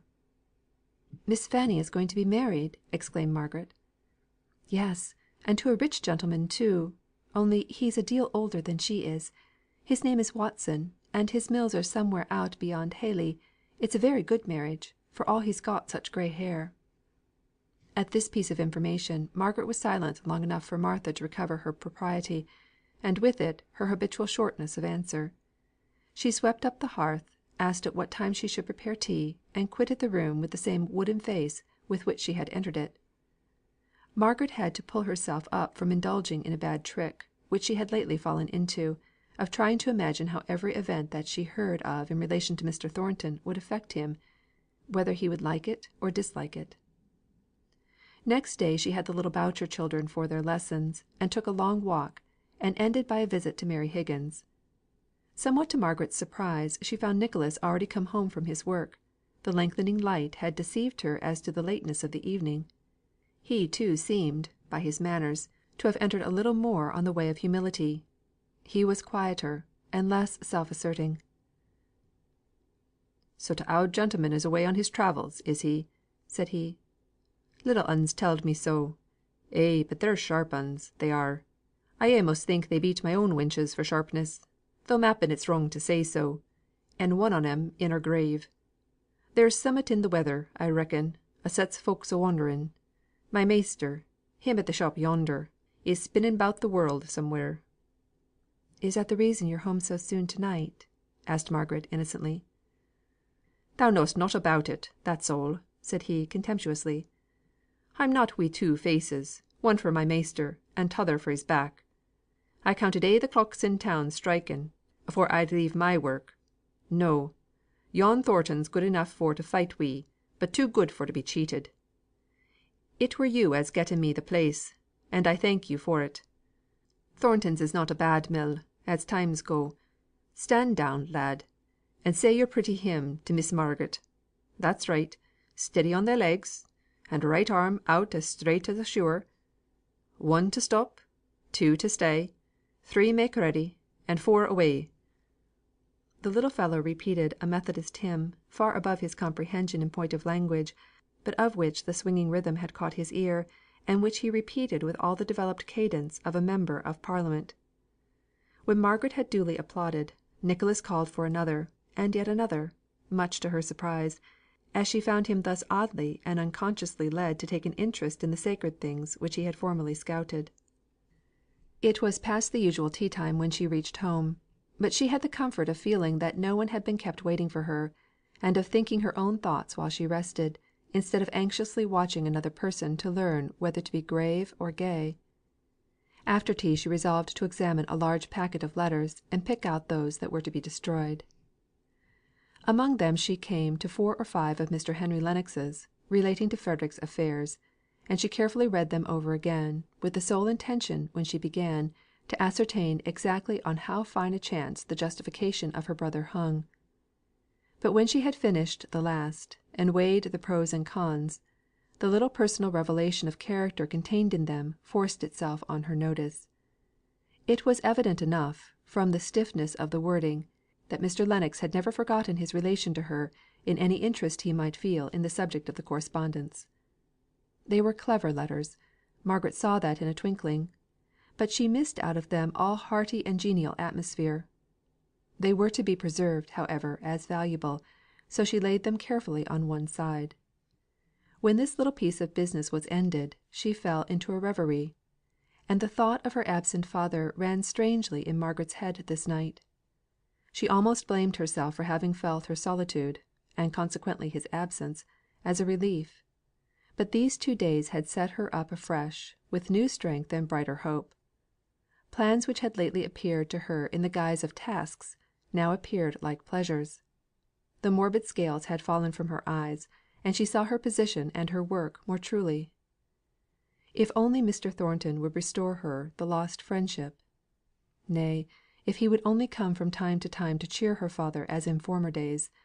Though she should never see him, she felt as if the course of her future life, though not brilliant in prospect, might lie clear and even before her. She sighed as she rose up to go to bed. In spite of the "one step's enough for me," in spite of the one plain duty of devotion to her father, there lay at her heart an anxiety and a pang of sorrow. And Mr. Hale thought of Margaret that April evening, just as strangely and persistently as she was thinking of him. He had been fatigued by going out among his old friends and old familiar places. He had had exaggerated ideas of the change which his altered opinions might make in his friends' reception of him; but although some of them might have felt shocked or grieved or indignant at his falling off in the abstract, as soon as they saw the face of the man whom they had once loved, they forgot his opinions in himself, or only remembered them enough to give an additional tender gravity to their manner. For Mr. Hale had not been known to many. He had belonged to one of the smaller colleges, and had always been shy and reserved; but those who in youth had cared to penetrate the delicacy of thought and feeling that lay below his silence and indecision, took him to their hearts with something of the protecting kindness which they would have shown to a woman. And the renewal of this kindness, after the lapse of years, and an interval of so much change, overpowered him more than any roughness or expression of disapproval could have done. "I'm afraid we've done too much," said Mr. Bell. "You're suffering now from having lived so long in the Milton air." "I am tired," said Mr. Hale. "But it's not Milton air. I'm 55 years of age, and that little fact of itself accounts for any loss of strength." "Nonsense! I'm upwards of 60, and feel no loss of strength, either bodily or mental. Don't let me hear you talking so. 55! Why, you're quite a young man." Mr. Hale shook his head. "These last few years," said he; but after a minute's pause, he raised himself from his half recumbent position, in one of Mr. Bell's luxurious easy chairs, and said with a kind of trembling earnestness: "Bell, you're not to think. that if I could have foreseen all that would come of my change of opinion, and my resignation of my living no, not even if I could have known how she would have suffered, that I would undo it. The act of open acknowledgment that I no longer held the same faith as the Church in which I was a priest. As I think now, even if I could have foreseen that cruellest martyrdom of suffering, through the sufferings of one whom I loved, I would have done just the same as far as that step of openly leaving the Church went. I might have done differently, and acted more wisely, in all that I subsequently did for my family, but I don't think God endued me with overmuch wisdom or strength," he added, falling back into his old position. Mr. Bell blew his nose ostentatiously before answering. Then he said: "He gave you strength to do what your conscience told you was right; and I don't see that we need any higher or holier strength than that, or wisdom either. I know I have not that much; and yet men set me down in their fools' books as a wise man, an independent character, strong minded, and all that cant.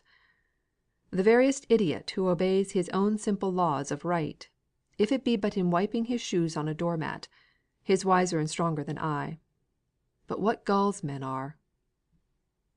There was a pause. Mr. Hale spoke first, in continuation of his thought. "About Margaret." "Well, about Margaret. What then?"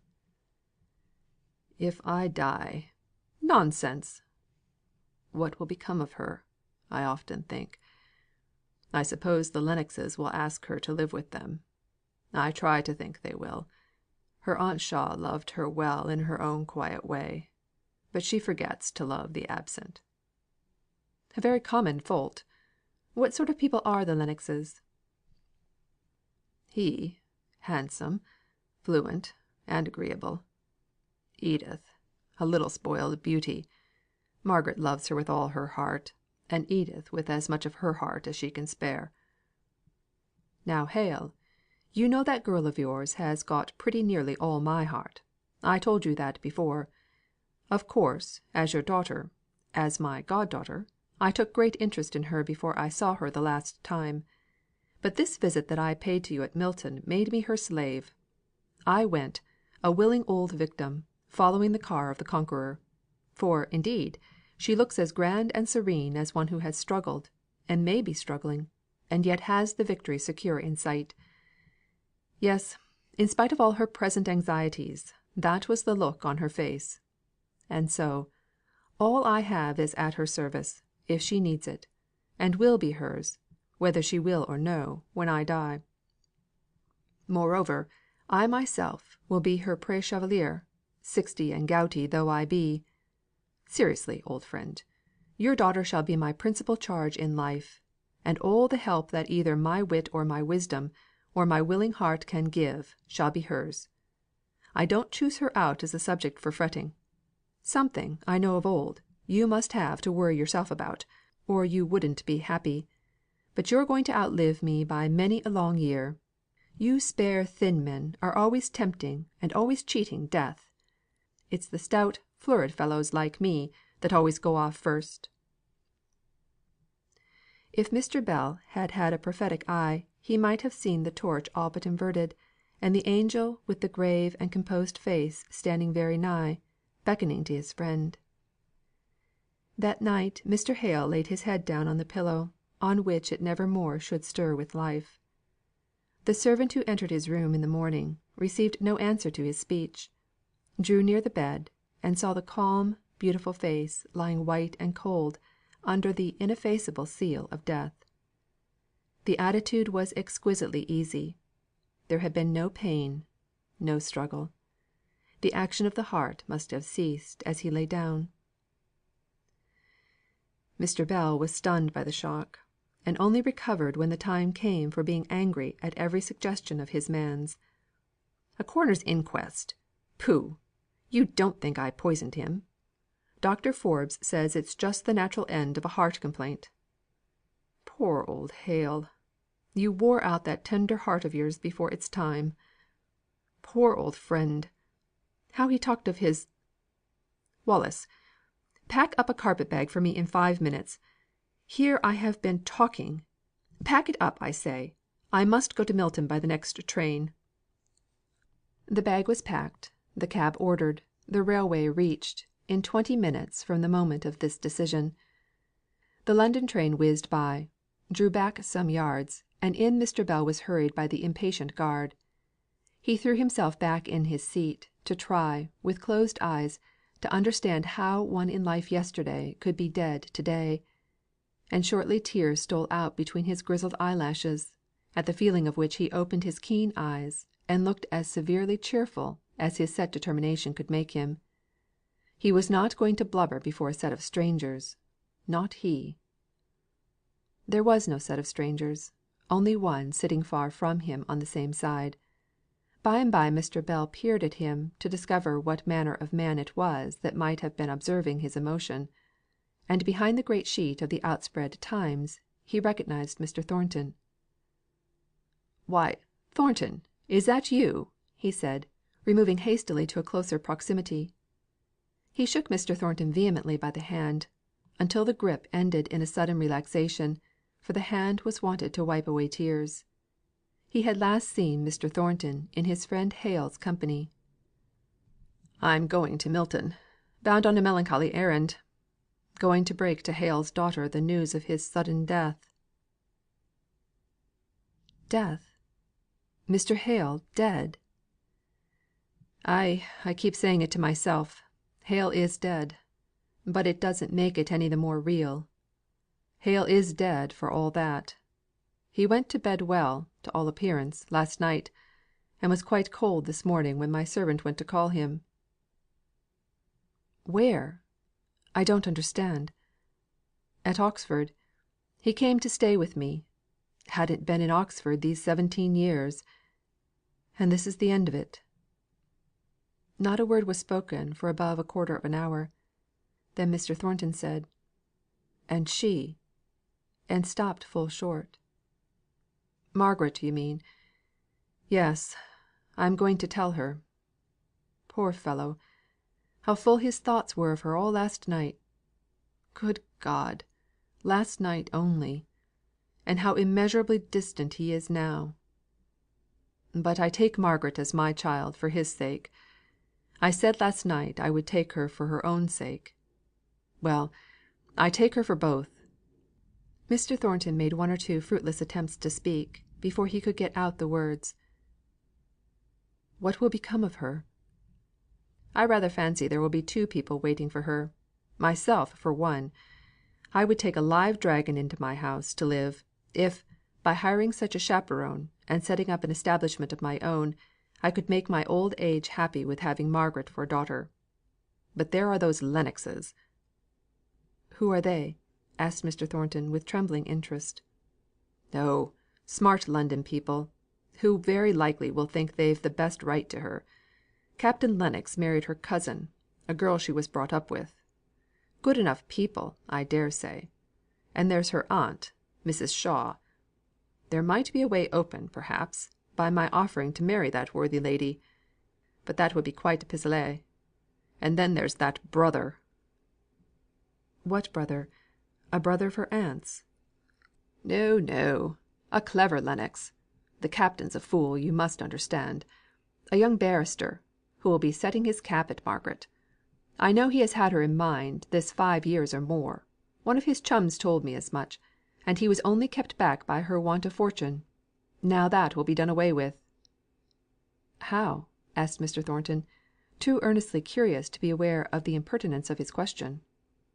"Why, she'll have my money at my death. And if this Henry Lennox is half good enough for her, and she likes him, well, I might find another way of getting a home through a marriage. I'm dreadfully afraid of being tempted, at an unguarded moment, by the aunt."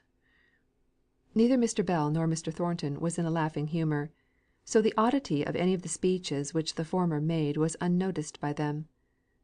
Mr. Bell whistled, without emitting any sound beyond a long hissing breath, changed his seat without finding comfort or rest, while Mr. Thornton sat immovably still, his eyes fixed on one spot in the newspaper, which he had taken up in order to give himself leisure to think. "Where have you been?" asked Mr. Bell, at length. "To Havre, trying to detect the secret of the great rise in the price of cotton." "Ugh! Cotton, and speculations, and smoke, well cleansed and well cared for machinery, and unwashed and neglected hands. Poor old Hale! Poor old Hale! If you could have known the change which it was to him from Helstone. Do you know the New Forest at all?" "Yes, very shortly."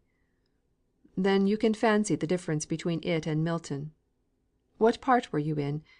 Were you ever at Helstone? A little picturesque village, something like the Odenwald. You know Helstone?" "I have seen it. It was a great change to leave it and come to Milton."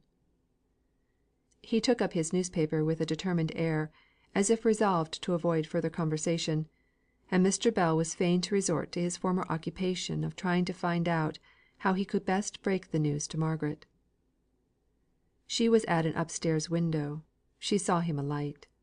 She guessed the truth with an instinctive flash. She stood in the middle of the drawing room, as if arrested in her first impulse to rush downstairs, and as if by the same restraining thought she had been turned to stone, so white and immovable was she. "Oh, don't tell me! I know it from your face. You would have sent you would not have left him, if he were alive. Oh, papa, papa!" CHAPTER XLII. Alone, alone. When some beloved voice that was to you both sound and sweetness faileth suddenly, and silence, against which you dare not cry, aches round you like a strong disease and new, what hope, what help, what music will undo that silence to your sense? Mrs. Browning. The shock had been great. Margaret fell into a state of prostration which did not show itself in sobs and tears, or even find the relief of words. She lay on the sofa, with her eyes shut, never speaking but when spoken to, and then replying in whispers. Mr. Bell was perplexed. He dared not leave her. He dared not ask her to accompany him back to Oxford, which had been one of the plans he had formed on the journey to Milton. Her physical exhaustion was evidently too complete for her to undertake any such fatigue, putting the sight that she would have to encounter out of the question. Mr. Bell sat over the fire, considering what he had better do. Margaret lay motionless and almost breathless by him. He would not leave her, even for the dinner which Dixon had prepared for him downstairs, and, with sobbing hospitality, would fain have tempted him to eat. He had a plateful of something brought up to him. In general he was particular and dainty enough, and knew well each shade of flavour in his food; but now the devilled chicken tasted like sawdust. He minced up some of the fowl for Margaret, and peppered and salted it well; but when Dixon, following his directions, tried to feed her, the languid shake of head proved that in such a state as Margaret was in, food would only choke, not nourish her. Mr. Bell gave a great sigh, lifted up his stout old limbs, stiff with travelling, from their easy position, and followed Dixon out of the room. "I can't leave her. I must write to them at Oxford to see that the preparations are made. They can be getting on with these till I arrive. Can't Mrs. Lennox come to her? I'll write and tell her she must. The girl must have some woman friend about her, if only to talk her into a good fit of crying." Dixon was crying, enough for two; but, after wiping her eyes and steadying her voice, she managed to tell Mr. Bell that Mrs. Lennox was too near her confinement to be able to undertake any journey at present. "Well, I suppose we must have Mrs. Shaw. She's come back to England, isn't she?" "Yes, sir, she's come back; but I don't think she will like to leave Mrs. Lennox at such an interesting time," said Dixon, who did not much approve of a stranger entering the household, to share with her in her ruling care of Margaret. "Interesting time be Mr. Bell restricted himself to coughing over the end of his sentence. She could be content to be at Venice or Naples, or some of those Popish places, at the last interesting time, which took place in Corfu, I think. And what does that little prosperous woman's interesting time signify, in comparison with that poor creature there, that helpless, homeless, friendless Margaret, lying as still on that sofa as if it were an altar tomb, and she the stone statue on it? I tell you, Mrs. Shaw shall come. See that a room, or whatever she wants, is got ready for her by to morrow night. I'll take care she comes." Accordingly Mr. Bell wrote a letter, which Mrs. Shaw declared with many tears to be so like one of the dear General's when he was going to have a fit of the gout, that she should always value and preserve it. If he had given her the option, by requesting or urging her, as if a refusal were possible, she might not have come. True and sincere as was her sympathy with Margaret, it needed the sharp, uncourteous command to make her conquer her vis inertiæ, and allow herself to be packed up by her maid, after the latter had completed the boxes. Edith, all cap, shawls, and tears, came out to the top of the stairs as Captain Lennox was taking her mother down to the carriage. "Don't forget, mamma, Margaret must come and live with us. Sholto will go to Oxford on Wednesday, and you must send word by Mr. Bell to him when we're to expect you. And if you want Sholto, he can go on from Oxford to Milton. Don't forget, mamma, you're to bring back Margaret." Edith re entered the drawing room. Mr. Henry Lennox was there, cutting open the pages of a new review. Without lifting his head, he said: "If you don't like Sholto to be so long absent from you, Edith, I hope you would let me go down to Milton, and give what assistance I can." "Oh, thank you," said Edith.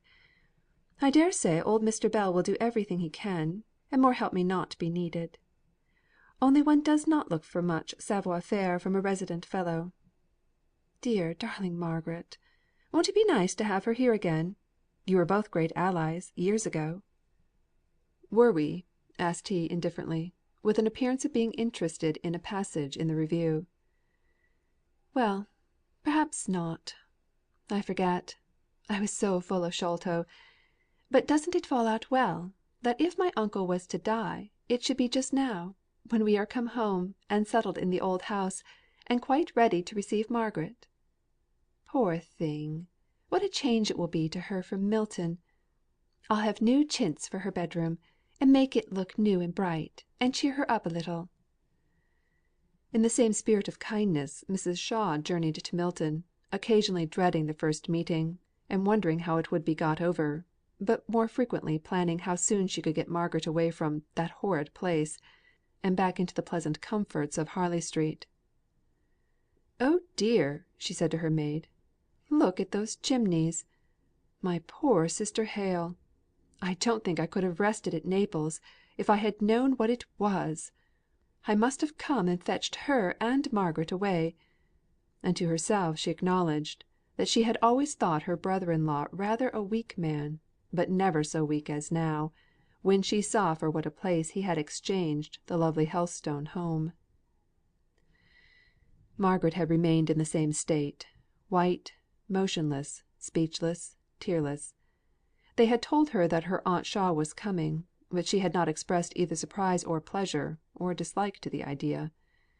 Mr. Bell, whose appetite had returned, and who appreciated Dixon's endeavours to gratify it, in vain urged upon her to taste some sweetbreads stewed with oysters.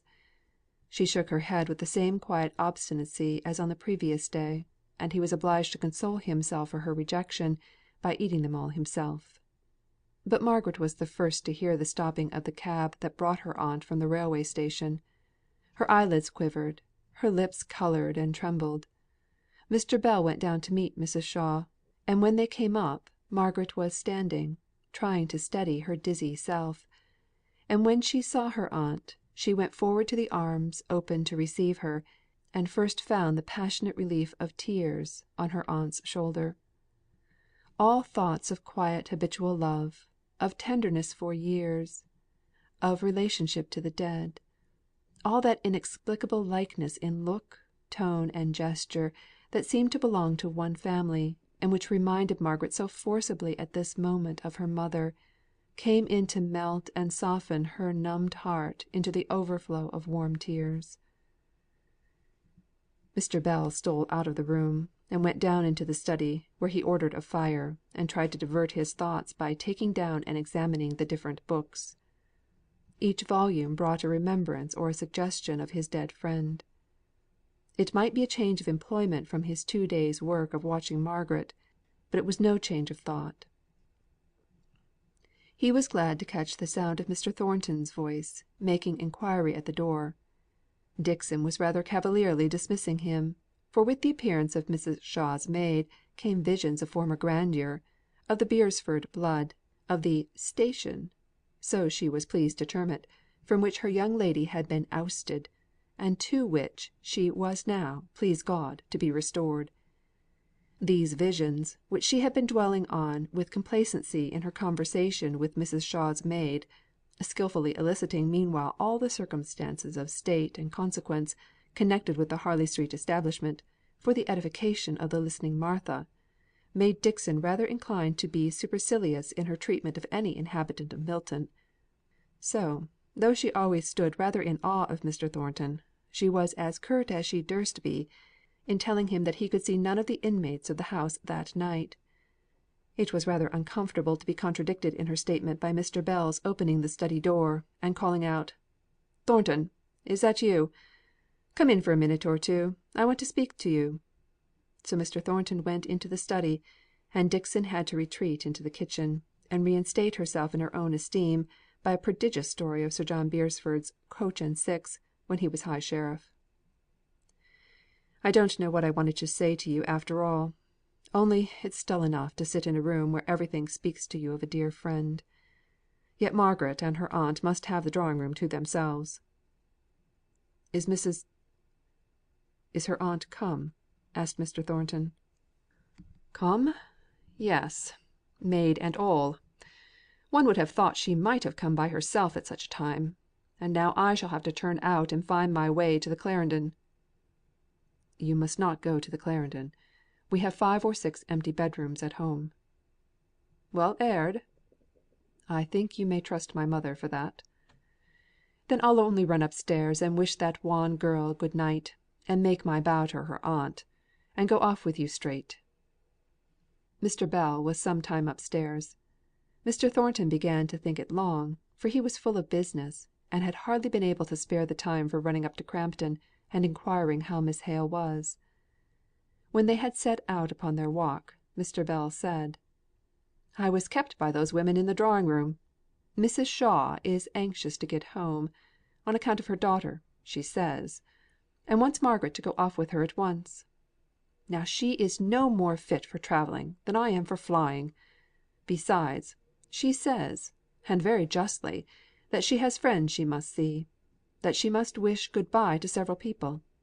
And then her aunt worried her about old claims, and was she forgetful of old friends? And she said, with a great burst of crying, she should be glad enough to go from a place where she had suffered so much.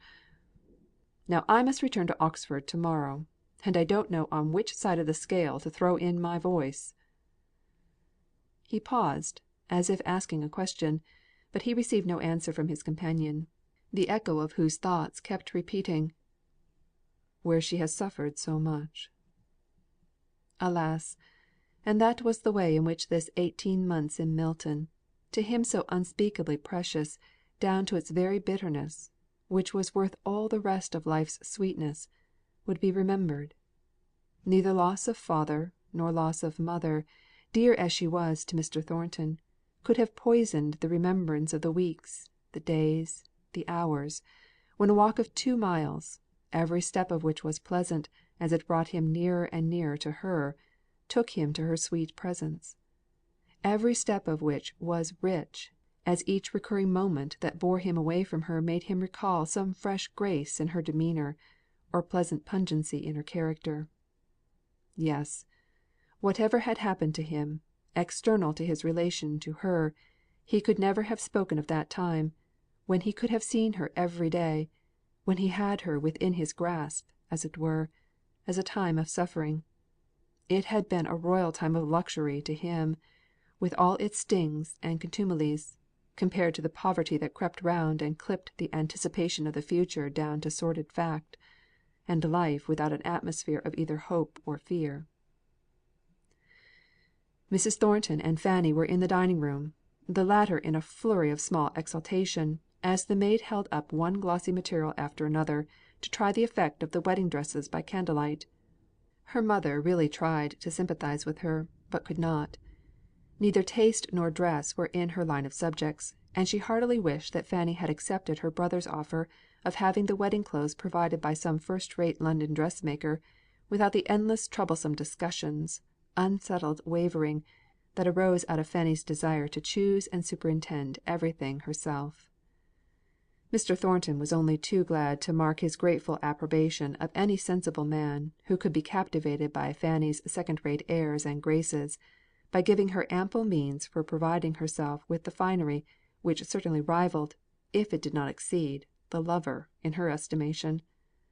When her brother and Mr. Bell came in, Fanny blushed and simpered, and fluttered over the signs of her employment, in a way which could not have failed to draw attention from any one else but Mr. Bell.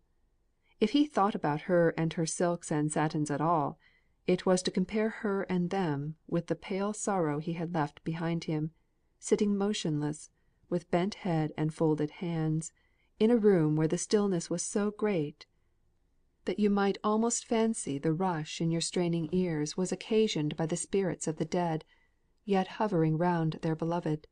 For, when Mr. Bell had first gone upstairs, Mrs. Shaw lay asleep on the sofa, and no sound broke the silence. Mrs. Thornton gave Mr. Bell her formal hospitable welcome. She was never so gracious as when receiving her son's friends in her son's house; and the more unexpected they were, the more honour to her admirable housekeeping preparations for comfort. "How is Miss Hale?" she asked.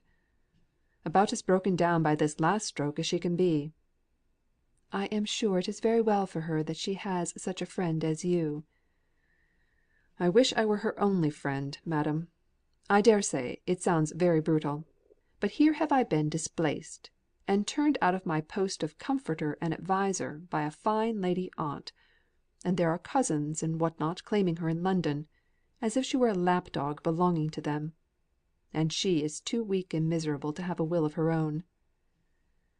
"She must indeed be weak," said Mrs. Thornton, with an implied meaning which her son understood well. "But where," continued Mrs. Thornton, "have these relations been all this time that Miss Hale has appeared almost friendless, and has certainly had a good deal of anxiety to bear?" But she did not feel interest enough in the answer to her question to wait for it. She left the room to make her household arrangements. "They have been living abroad. They have some kind of claim upon her. I will do them that justice. The aunt brought her up, and she and the cousin have been like sisters. The thing vexing me, you see, is that I wanted to take her for a child of my own; and I am jealous of these people, who don't seem to value the privilege of their right. Now it would be different if Frederick claimed her." "Frederick!" exclaimed Mr. Thornton. "Who is he? What right" He stopped short in his vehement question. "Frederick!" said Mr. Bell in surprise. "Why, don't you know? He's her brother. Have you not heard?" "I never heard his name before. Where is he? Who is he?" "Surely I told you about him, when the family first came to Milton. The son who was concerned in that mutiny." "I never heard of him till this moment. Where does he live?" "In Spain. He's liable to be arrested the moment he sets foot on English ground. Poor fellow! He will grieve at not being able to attend his father's funeral. We must be content with Captain Lennox, for I don't know of any other relation to summon." "I hope I may be allowed to go?" "Certainly, thankfully. You're a good fellow, after all, Thornton. Hale liked you. He spoke to me, only the other day, about you at Oxford. He regretted that he had seen so little of you lately. I am obliged to you for wishing to show him respect." "But about Frederick. Does he never come to England?" "Never." "He was not over here about the time of Mrs. Hale's death?" "No. Why, I was here then. I hadn't seen Hale for years and years, and, if you remember, I came no, it was some time after that I came. But poor Frederick Hale was not here then. What made you think he was?" "I saw a young man walking with Miss Hale one day," replied Mr. Thornton, "and I think it was about that time." "Oh, that would be this young Lennox, the Captain's brother. He's a lawyer, and they were in pretty constant correspondence with him. And I remember Mr. Hale told me he thought he would come down. Do you know," said Mr. Bell, wheeling round, and shutting one eye, the better to bring the forces of the other to bear with keen scrutiny on Mr. Thornton's face, "that I once fancied you had a little tenderness for Margaret?" No answer; no change of countenance. "And so did poor Hale. Not at first, and not till I had put it into his head." "I admired Miss Hale. Every one must do so. She is a beautiful creature," said Mr. Thornton, driven to bay by Mr. Bell's pertinacious questioning. "Is that all? You can speak of her in that measured way, as simply a beautiful creature only something to catch the eye? I did hope you had had nobleness enough in you to make you pay her the homage of the heart; though I believe in fact I know she would have rejected you. Still to have loved her without return would have lifted you higher than all those, be they who they may, that have never known her to love. Beautiful creature, indeed! Do you speak of her as you would of a horse or a dog?" Mr. Thornton's eyes glowed like red embers.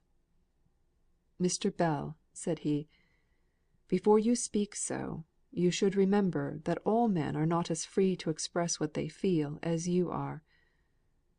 Let us talk of something else." For though his heart leaped up, as at a trumpet call, to every word that Mr. Bell had said, and though he knew that what he had said would henceforth bind the thought of the old Oxford fellow closely up with the most precious things of his heart, yet he would not be forced into any expression of what he felt towards Margaret.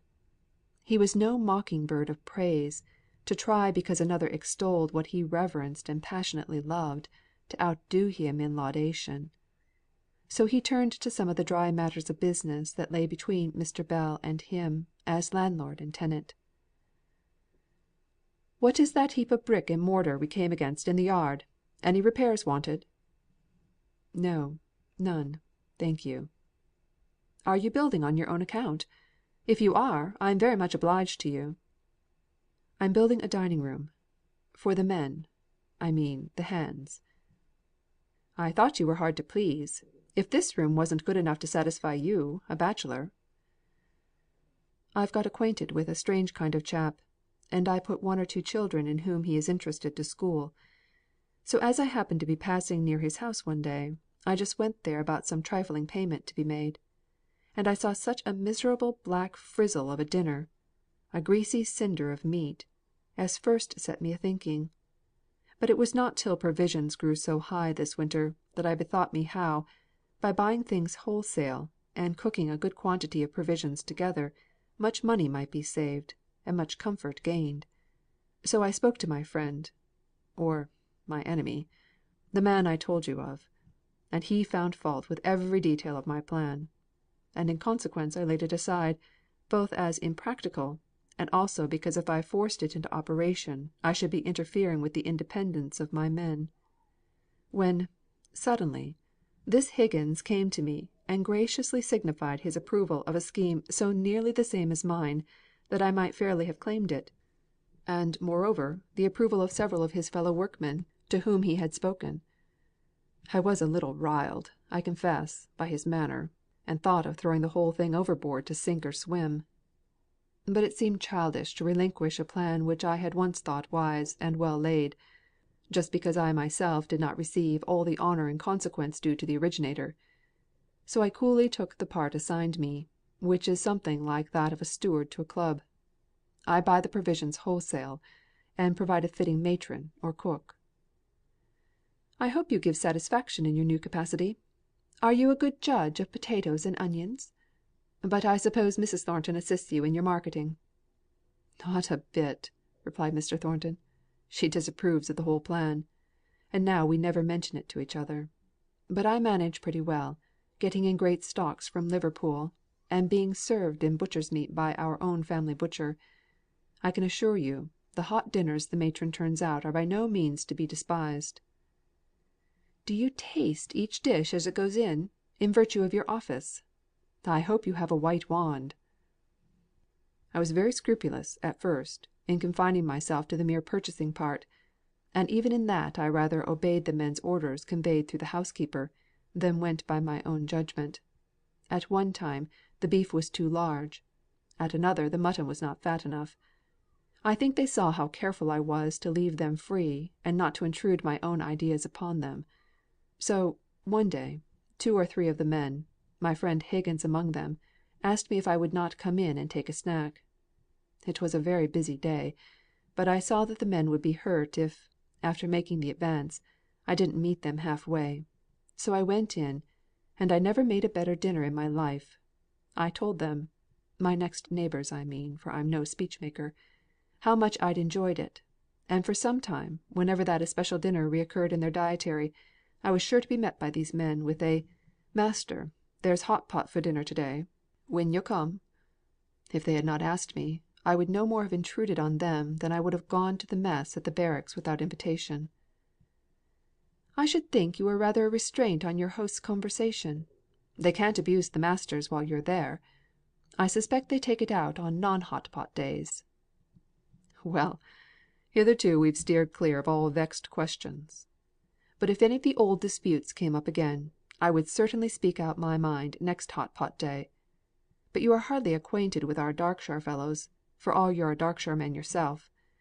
They have such a sense of humour, and such a racy mode of expression. I am getting really to know some of them now, and they talk pretty freely before me." "Nothing like the act of eating for equalising men.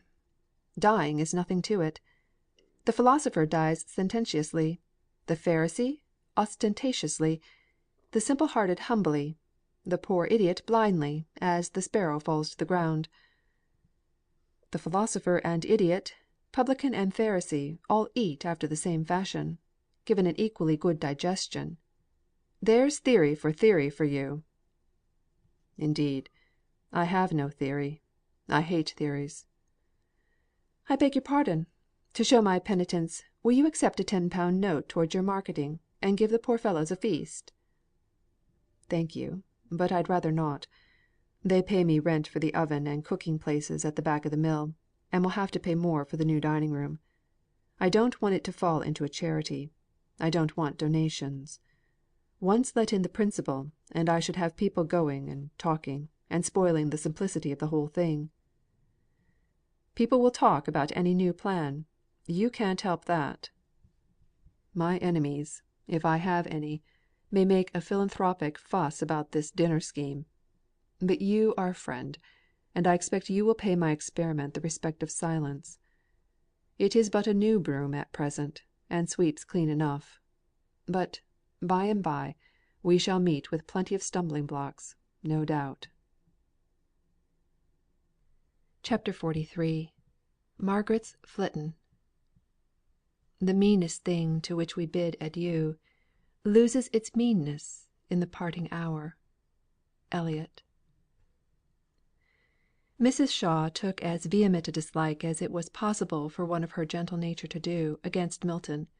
It was noisy and smoky, and the poor people whom she saw in the streets were dirty, and the rich ladies overdressed, and not a man that she saw, high or low, had his clothes made to fit him. She was sure Margaret would never regain her lost strength while she stayed in Milton, and she herself was afraid of one of her old attacks of the nerves. Margaret must return with her, and that quickly.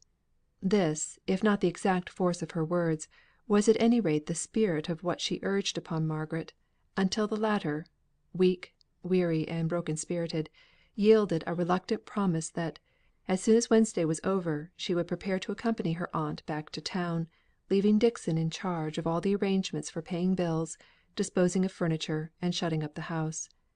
Before that Wednesday, that mournful Wednesday, when Mr. Hale was to be interred, far away from either of the homes he had known in life, and far away from the wife who lay lonely among strangers, And this last was Margaret's great trouble, for she thought that if she had not given way to that overwhelming stupor during the first sad days, she could have arranged things otherwise.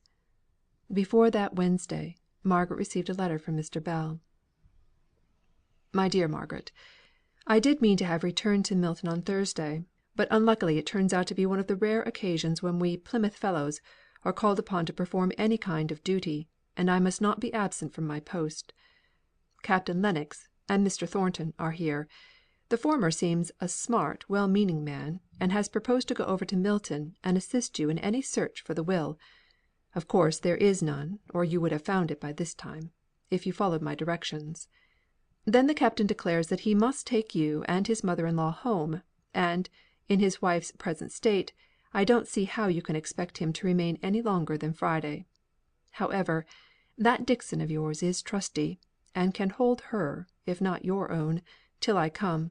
I will put matters into the hands of my Milton attorney if there is no will, for I doubt this smart Captain is no great man of business. Nevertheless, his mustachios are splendid. There will have to be a sale, so select what things you wish reserved, or you can send a list afterwards. Now 2 things more, and I have done. You know, or if you don't, your poor father did, that you are to have my money and goods when I die. Not that I mean to die yet, but I name this just to explain what is coming. These Lennoxes seem very fond of you, now, and perhaps may continue to be, perhaps not. So it is best to start with a formal agreement, namely, that you will pay them £250 a year, as long as you and they find it pleasant to live together. This of course includes Dixon. Mind you don't be cajoled into paying any more for her. Then you won't be thrown adrift, if some day the Captain wishes to have his house to himself, but you can carry yourself and your £250 off somewhere else, if indeed I have not claimed you to come and keep house for me first. Then as to dress, and Dixon, and personal expenses, and confectionery, all young ladies eat confectionery till wisdom comes by age. I shall consult some lady of my acquaintance, and see how much you will have from your father before fixing this. Now, Margaret, have you flown out before you have read this far, and wondered what right the old man has to settle your affairs for you so cavalierly? I make no doubt you have. Yet the old man has a right. He has loved your father for 35 years. He stood beside him on his wedding day. He closed his eyes in death. Moreover, he is your godfather, and as he cannot do you much good spiritually, having a hidden consciousness of your superiority in such things, he would fain to do you the poor good of endowing you materially. And the old man has not a known relation on earth. Who is there to mourn for Adam Bell? And his whole heart is set and bent upon this one thing, and Margaret Hale is not the girl to say him nay.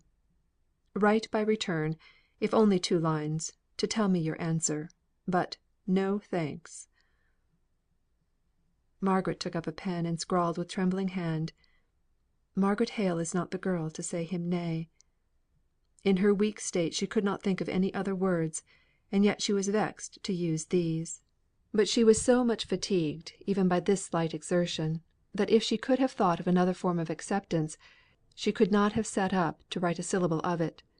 She was obliged to lie down again, and try not to think. "My dearest child, has that letter vexed or troubled you?"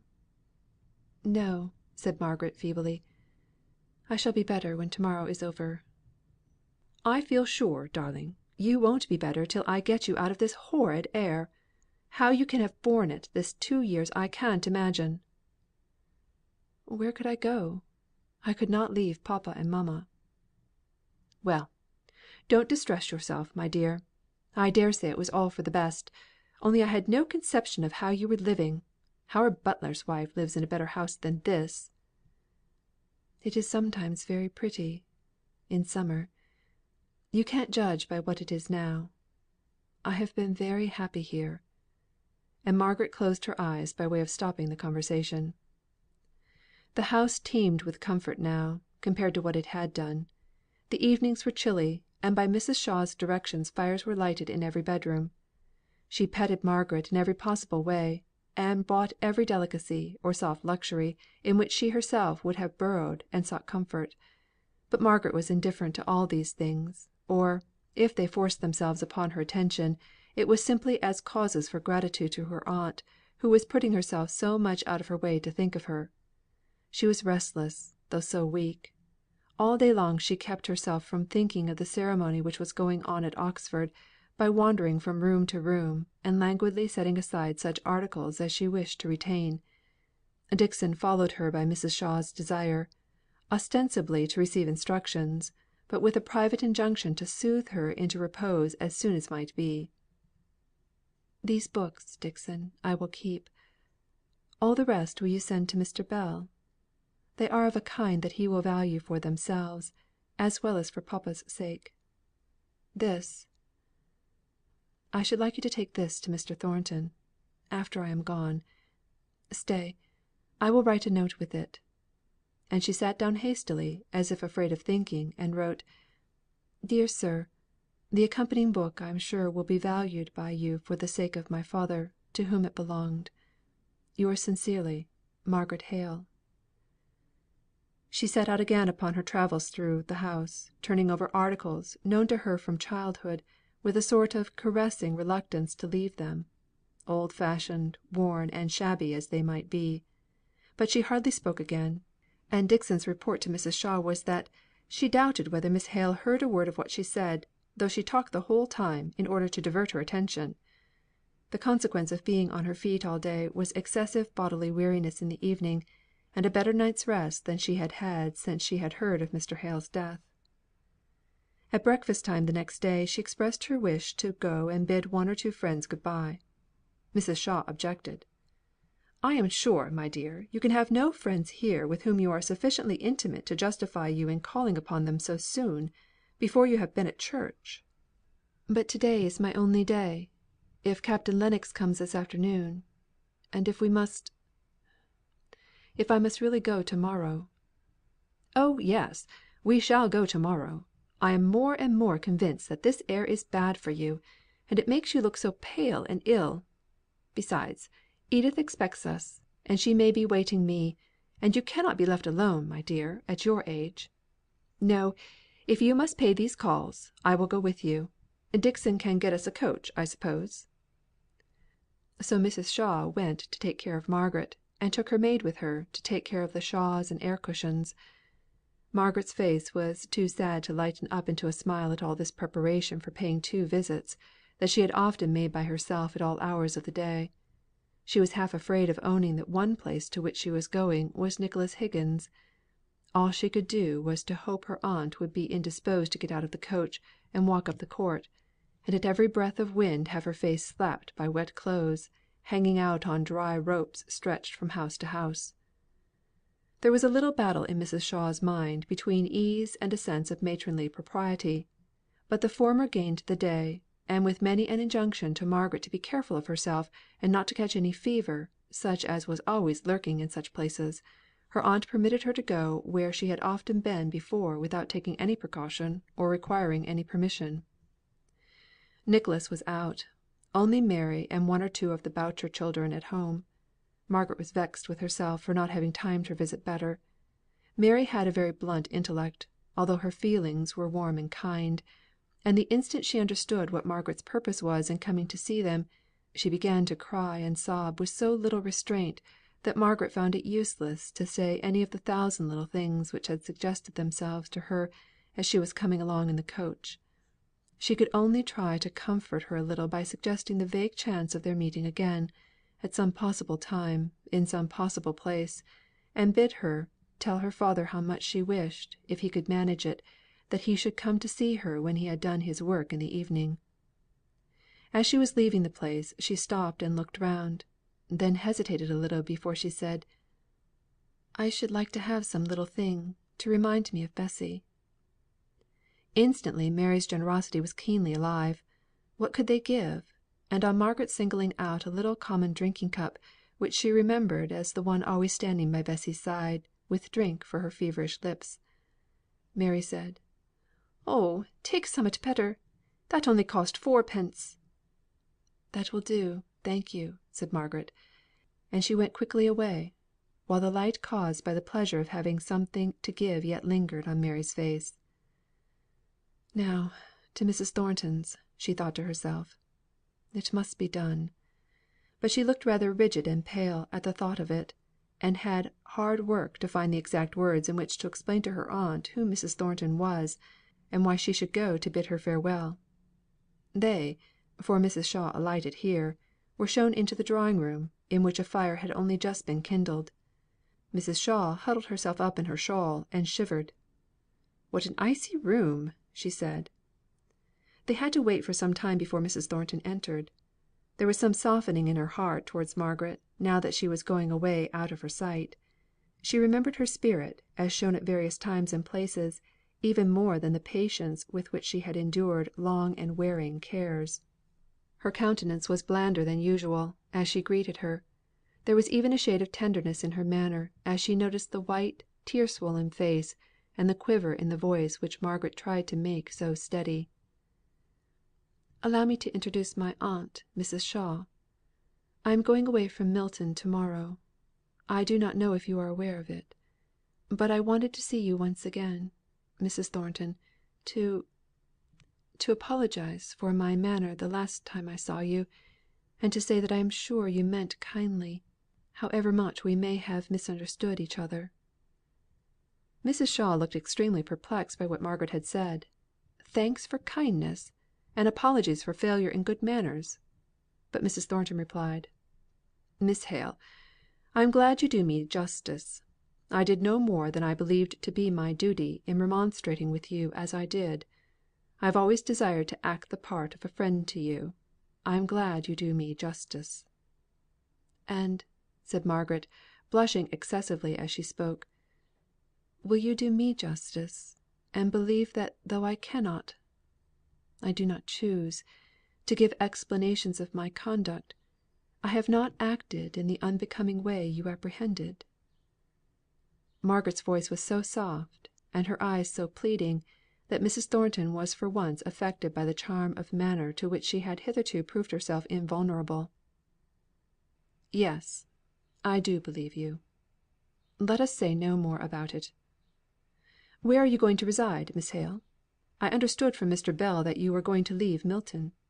You never liked Milton, you know," said Mrs. Thornton, with a sort of grim smile. "But for all that, you must not expect me to congratulate you on quitting it. Where shall you live?" "With my aunt," replied Margaret, turning towards Mrs. Shaw. "My niece will reside with me in Harley Street. She is almost like a daughter to me," said Mrs. Shaw, looking fondly at Margaret. "And I am glad to acknowledge my own obligation for any kindness that has been shown to her. If you and your husband ever come to town, my son and daughter, Captain and Mrs. Lennox, will, I am sure, join with me in wishing to do anything in our power to show you attention." Mrs. Thornton thought in her own mind that Margaret had not taken much care to enlighten her aunt as to the relationship between the Mr. and Mrs. Thornton, towards whom the fine lady was extending her soft patronage; so she answered shortly: "My husband is dead. Mr. Thornton is my son. I never go to London, so I am not likely to be able to avail myself of your polite offers." At this instant Mr. Thornton entered the room. He had only just returned from Oxford. His morning suit spoke of the reason that had called him there. "John," said his mother, "this lady is Mrs. Shaw, Miss Hale's aunt. I am sorry to say, that Miss Hale's call is to wish us good bye." "You are going then?" said he, in a low voice. "Yes," said Margaret. "We leave to morrow." "My son in law comes this evening to escort us," said Mrs. Shaw. Mr. Thornton turned away. He had not sat down, and now he seemed to be examining something on the table, almost as if he had discovered an unopened letter, which had made him forget the present company. He did not even seem to be aware when they got up to take leave. He started forwards, however, to hand Mrs. Shaw down to the carriage. As it drove up, he and Margaret stood close together on the door step, and it was impossible but that the recollection of the day of the riot should force itself into both their minds. Into his it came associated with the speeches of the following day; her passionate declaration that there was not a man in all that violent and desperate crowd for whom she did not care as much as for him; and at the remembrance of her taunting words his brow grew stern, though his heart beat thick with longing love. "No," said he. "I put it to the touch once, and I lost it all. Let her go, with her stony heart, and her beauty. How set and terrible her look is now, for all her loveliness of feature! She is afraid I shall speak what will require some stern repression. Let her go. Beauty and heiress as she may be, she will find it hard to meet with a truer heart than mine. Let her go." And there was no tone of regret or emotion of any kind in the voice with which he said good bye, and the offered hand was taken with a resolute calmness, and dropped as carelessly as if it had been a dead and withered flower. But none in his household saw Mr. Thornton again that day. He was busily engaged, or so he said. Margaret's strength was so utterly exhausted by these visits that she had to submit to much watching, and petting, and sighing "I told you so's" from her aunt. Dixon said she was quite as bad as she had been on the first day she heard of her father's death; and she and Mrs. Shaw consulted as to the desirableness of delaying the morrow's journey; but when her aunt reluctantly proposed a few days' delay to Margaret, the latter writhed her body as if in acute suffering, and said, "Oh, let us go. I cannot be patient here. I shall not get well here. I want to forget."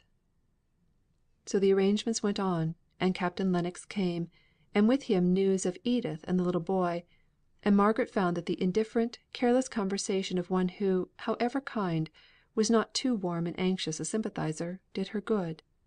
She roused up, and by the time that she knew she might expect Higgins, she was able to leave the room quietly, and await in her own chamber the expected summons. "Eh!" said he, as she came in, "to think of the old gentleman dropping off as he did! You might ha' knocked me down with a straw when they telled me. 'Mr. Hale,' said I, 'him as was the parson.' 'Ay,' said they. 'Then,' said I, 'there's as good a man gone as ever lived on this earth, let who will be t'other.' And I came to see yo', and tell yo' how grieved I were; but them women in the kitchen wouldn't tell yo' I were there. They said yo' were ill, and butter me, but yo' dunnot look like the same wench. And yo're going to be a grand lady up in Lunnon, aren't yo'?" "Not a grand lady," said Margaret, half smiling. "Well, Thornton says he, a day or two ago, 'Higgins, have yo' seen Miss Hale?' 'No,' says I, 'there's a pack o' women who won't let me at her. But I can bide my time, if she's ill. She and I knows each other pretty well. And hoo'll not go doubting that I'm main sorry for the old gentleman's death, just because I can't get at her and tell her so.' And says he, 'Yo'll not have much time for to try and see her, my fine chap. She's not for staying with us a day longer nor she can help. She's got grand relations, and they're carrying her off, and we shan't see her no more.' 'Measter,' said I, 'if I dunnot see her afore hoo goes, I'll strive to get up to Lunnon next Whitsuntide, that I will. I'll not be balked of saying her good bye by any relations whatsomdever. But bless yo', I knowed yo'd come. It were only for to humour the measter I let on as if I thought yo' m'appen leave Milton without seeing me." "You're quite right," said Margaret. "You only do me justice. And you'll not forget me, I'm sure. If no one else in Milton remembers me, I'm certain you will, and papa too. You know how good and tender he was. Look, Higgins, here is his Bible. I have kept it for you. I can ill spare it, but I know he would have liked you to have it. I'm sure you'll care for it, and study what's in it, for his sake." "Yo' may say that. If it were the deuce's own scribble, and yo' axed me to read in it for your sake, and the old gentleman's, I'd do it. Whatten's this, wench? I'm not going for to take your brass, so dunnot think it. We've been great friends, 'bout the sound o' money passing between us." "For the children for Boucher's children," said Margaret, hurriedly. "They may need it. You've no right to refuse it for them. I would not give you a penny," she said, smiling. "Don't think there's any of it for you." "Well, wench! I can nobbut say, bless yo', and bless yo', and amen."